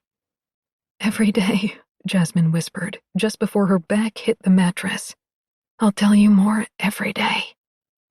Sarge licked a path over Jasmine's cleavage as he shoved down his sweatpants with one hand. Fuck it. Tell me now. Jasmine locked her legs around his waist and arched her back. I love your voice, how it goes a little rough when you say my name. I love the calluses on your hands. I love you for singing Frosty the Snowman. Enough, I can't. Sarge pinned their foreheads together. Merry Christmas, Jess. God, I love you. He heaved a breath against her mouth. I have for such a long time. She kissed him hard. Catching up is going to be half the fun. Epilogue. 2 months later. Why did you wear pants? Sarge groaned into the back of Jasmine's head. Why would you ever wear pants? Her smug answering smile was fleeting because Sarge went to work on her neck, running his teeth over the spot he'd discovered at the slope of her shoulder. Warm, wet, sexual kisses that weakened her knees as Sarge's day-old beard abraded her skin. Totally her fault, since she hadn't given him time to shave before leaving the house. They were backstage in Sarge's dressing room, 5 minutes from showtime, and... Yep, his hand had definitely snaked around her hip to unbutton the jeans she'd chosen to wear, just to avoid a late arrival for Sarge on stage. Since arriving in Los Angeles to begin work on the newly contracted album, she'd been culpable for Sarge's lateness to 3 press events, 5 recording sessions, and 1 charity event, which both of them still felt guilty about. Jasmine liked to think back to Sarge's promise that his relative youth would mean needing her more often. And then she liked to laugh over his underestimation. Before the limousine had picked them up to transport them to the show, he'd taken her up against the living room wall, one of her legs still stuck in the jeans she wore now. Her boyfriend was insatiable, and she didn't have a single damn complaint. Ah, Jasmine breathed when Sarge pushed his erection against her bottom, bringing her up against the waist-high dressing table. We can't. We already would have if you'd worn a skirt. He tangled a hand in her hair, turning her head to the side for a slippery, over-the-shoulder kiss. This is why I made the no-pants rule at the house. All panties, all the time. Rules were made to be broken. Jasmine's words ended on a squeal of laughter when Sage whirled her around, boosting her up onto the table and easing between her legs.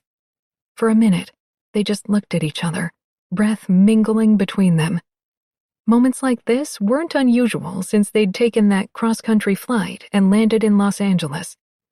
Their first week had been spent in a hotel while house hunting. At first, Jasmine had been a little alarmed by the prices of the houses Sarge wanted for them.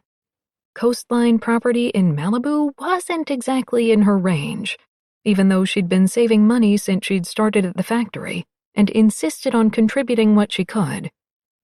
But true to character, Sarge had been adamant about giving her the best, so in the end she'd relented, allowing him to put both of their names on the deed to an oceanfront home overlooking the Pacific.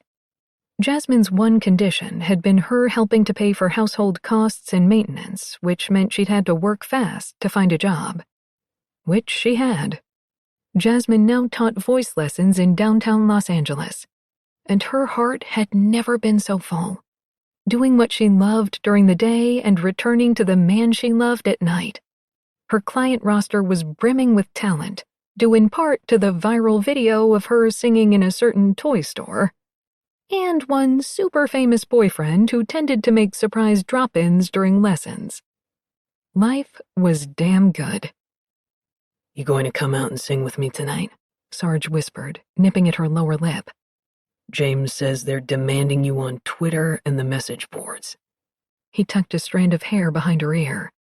We can sing that new song we've been working on. Her boyfriend's sweet torture of her mouth, his tender touch, made Jasmine short of breath. The one I started in the hotel room? On the best day of my life. They sank into a hard, demanding kiss that ended with Sarge yanking Jasmine closer on the dresser, rolling in an intoxicating rhythm between her thighs. The day you came back to me? Yeah, that one. Oh, and they had been working on way more than one song. Since Sarge had brought music back into Jasmine's life, she couldn't stop writing, singing. More often than not, Sarge joined her, encouraging her simply by adding his voice to hers, turning her creations into duets. Sexy ones that fit the old news vibe. A few that would even make it onto the new album. Some of Jasmine's best new memories of Los Angeles were lying on their bedroom floor, singing up at the ceiling while Sarge strummed his guitar, ocean waves breaking down below. Jasmine's voice was thready when Sarge's skillful mouth finally gave her the chance to answer. "We won't sing anything if you don't go get on stage." Sarge's blue eyes lit up.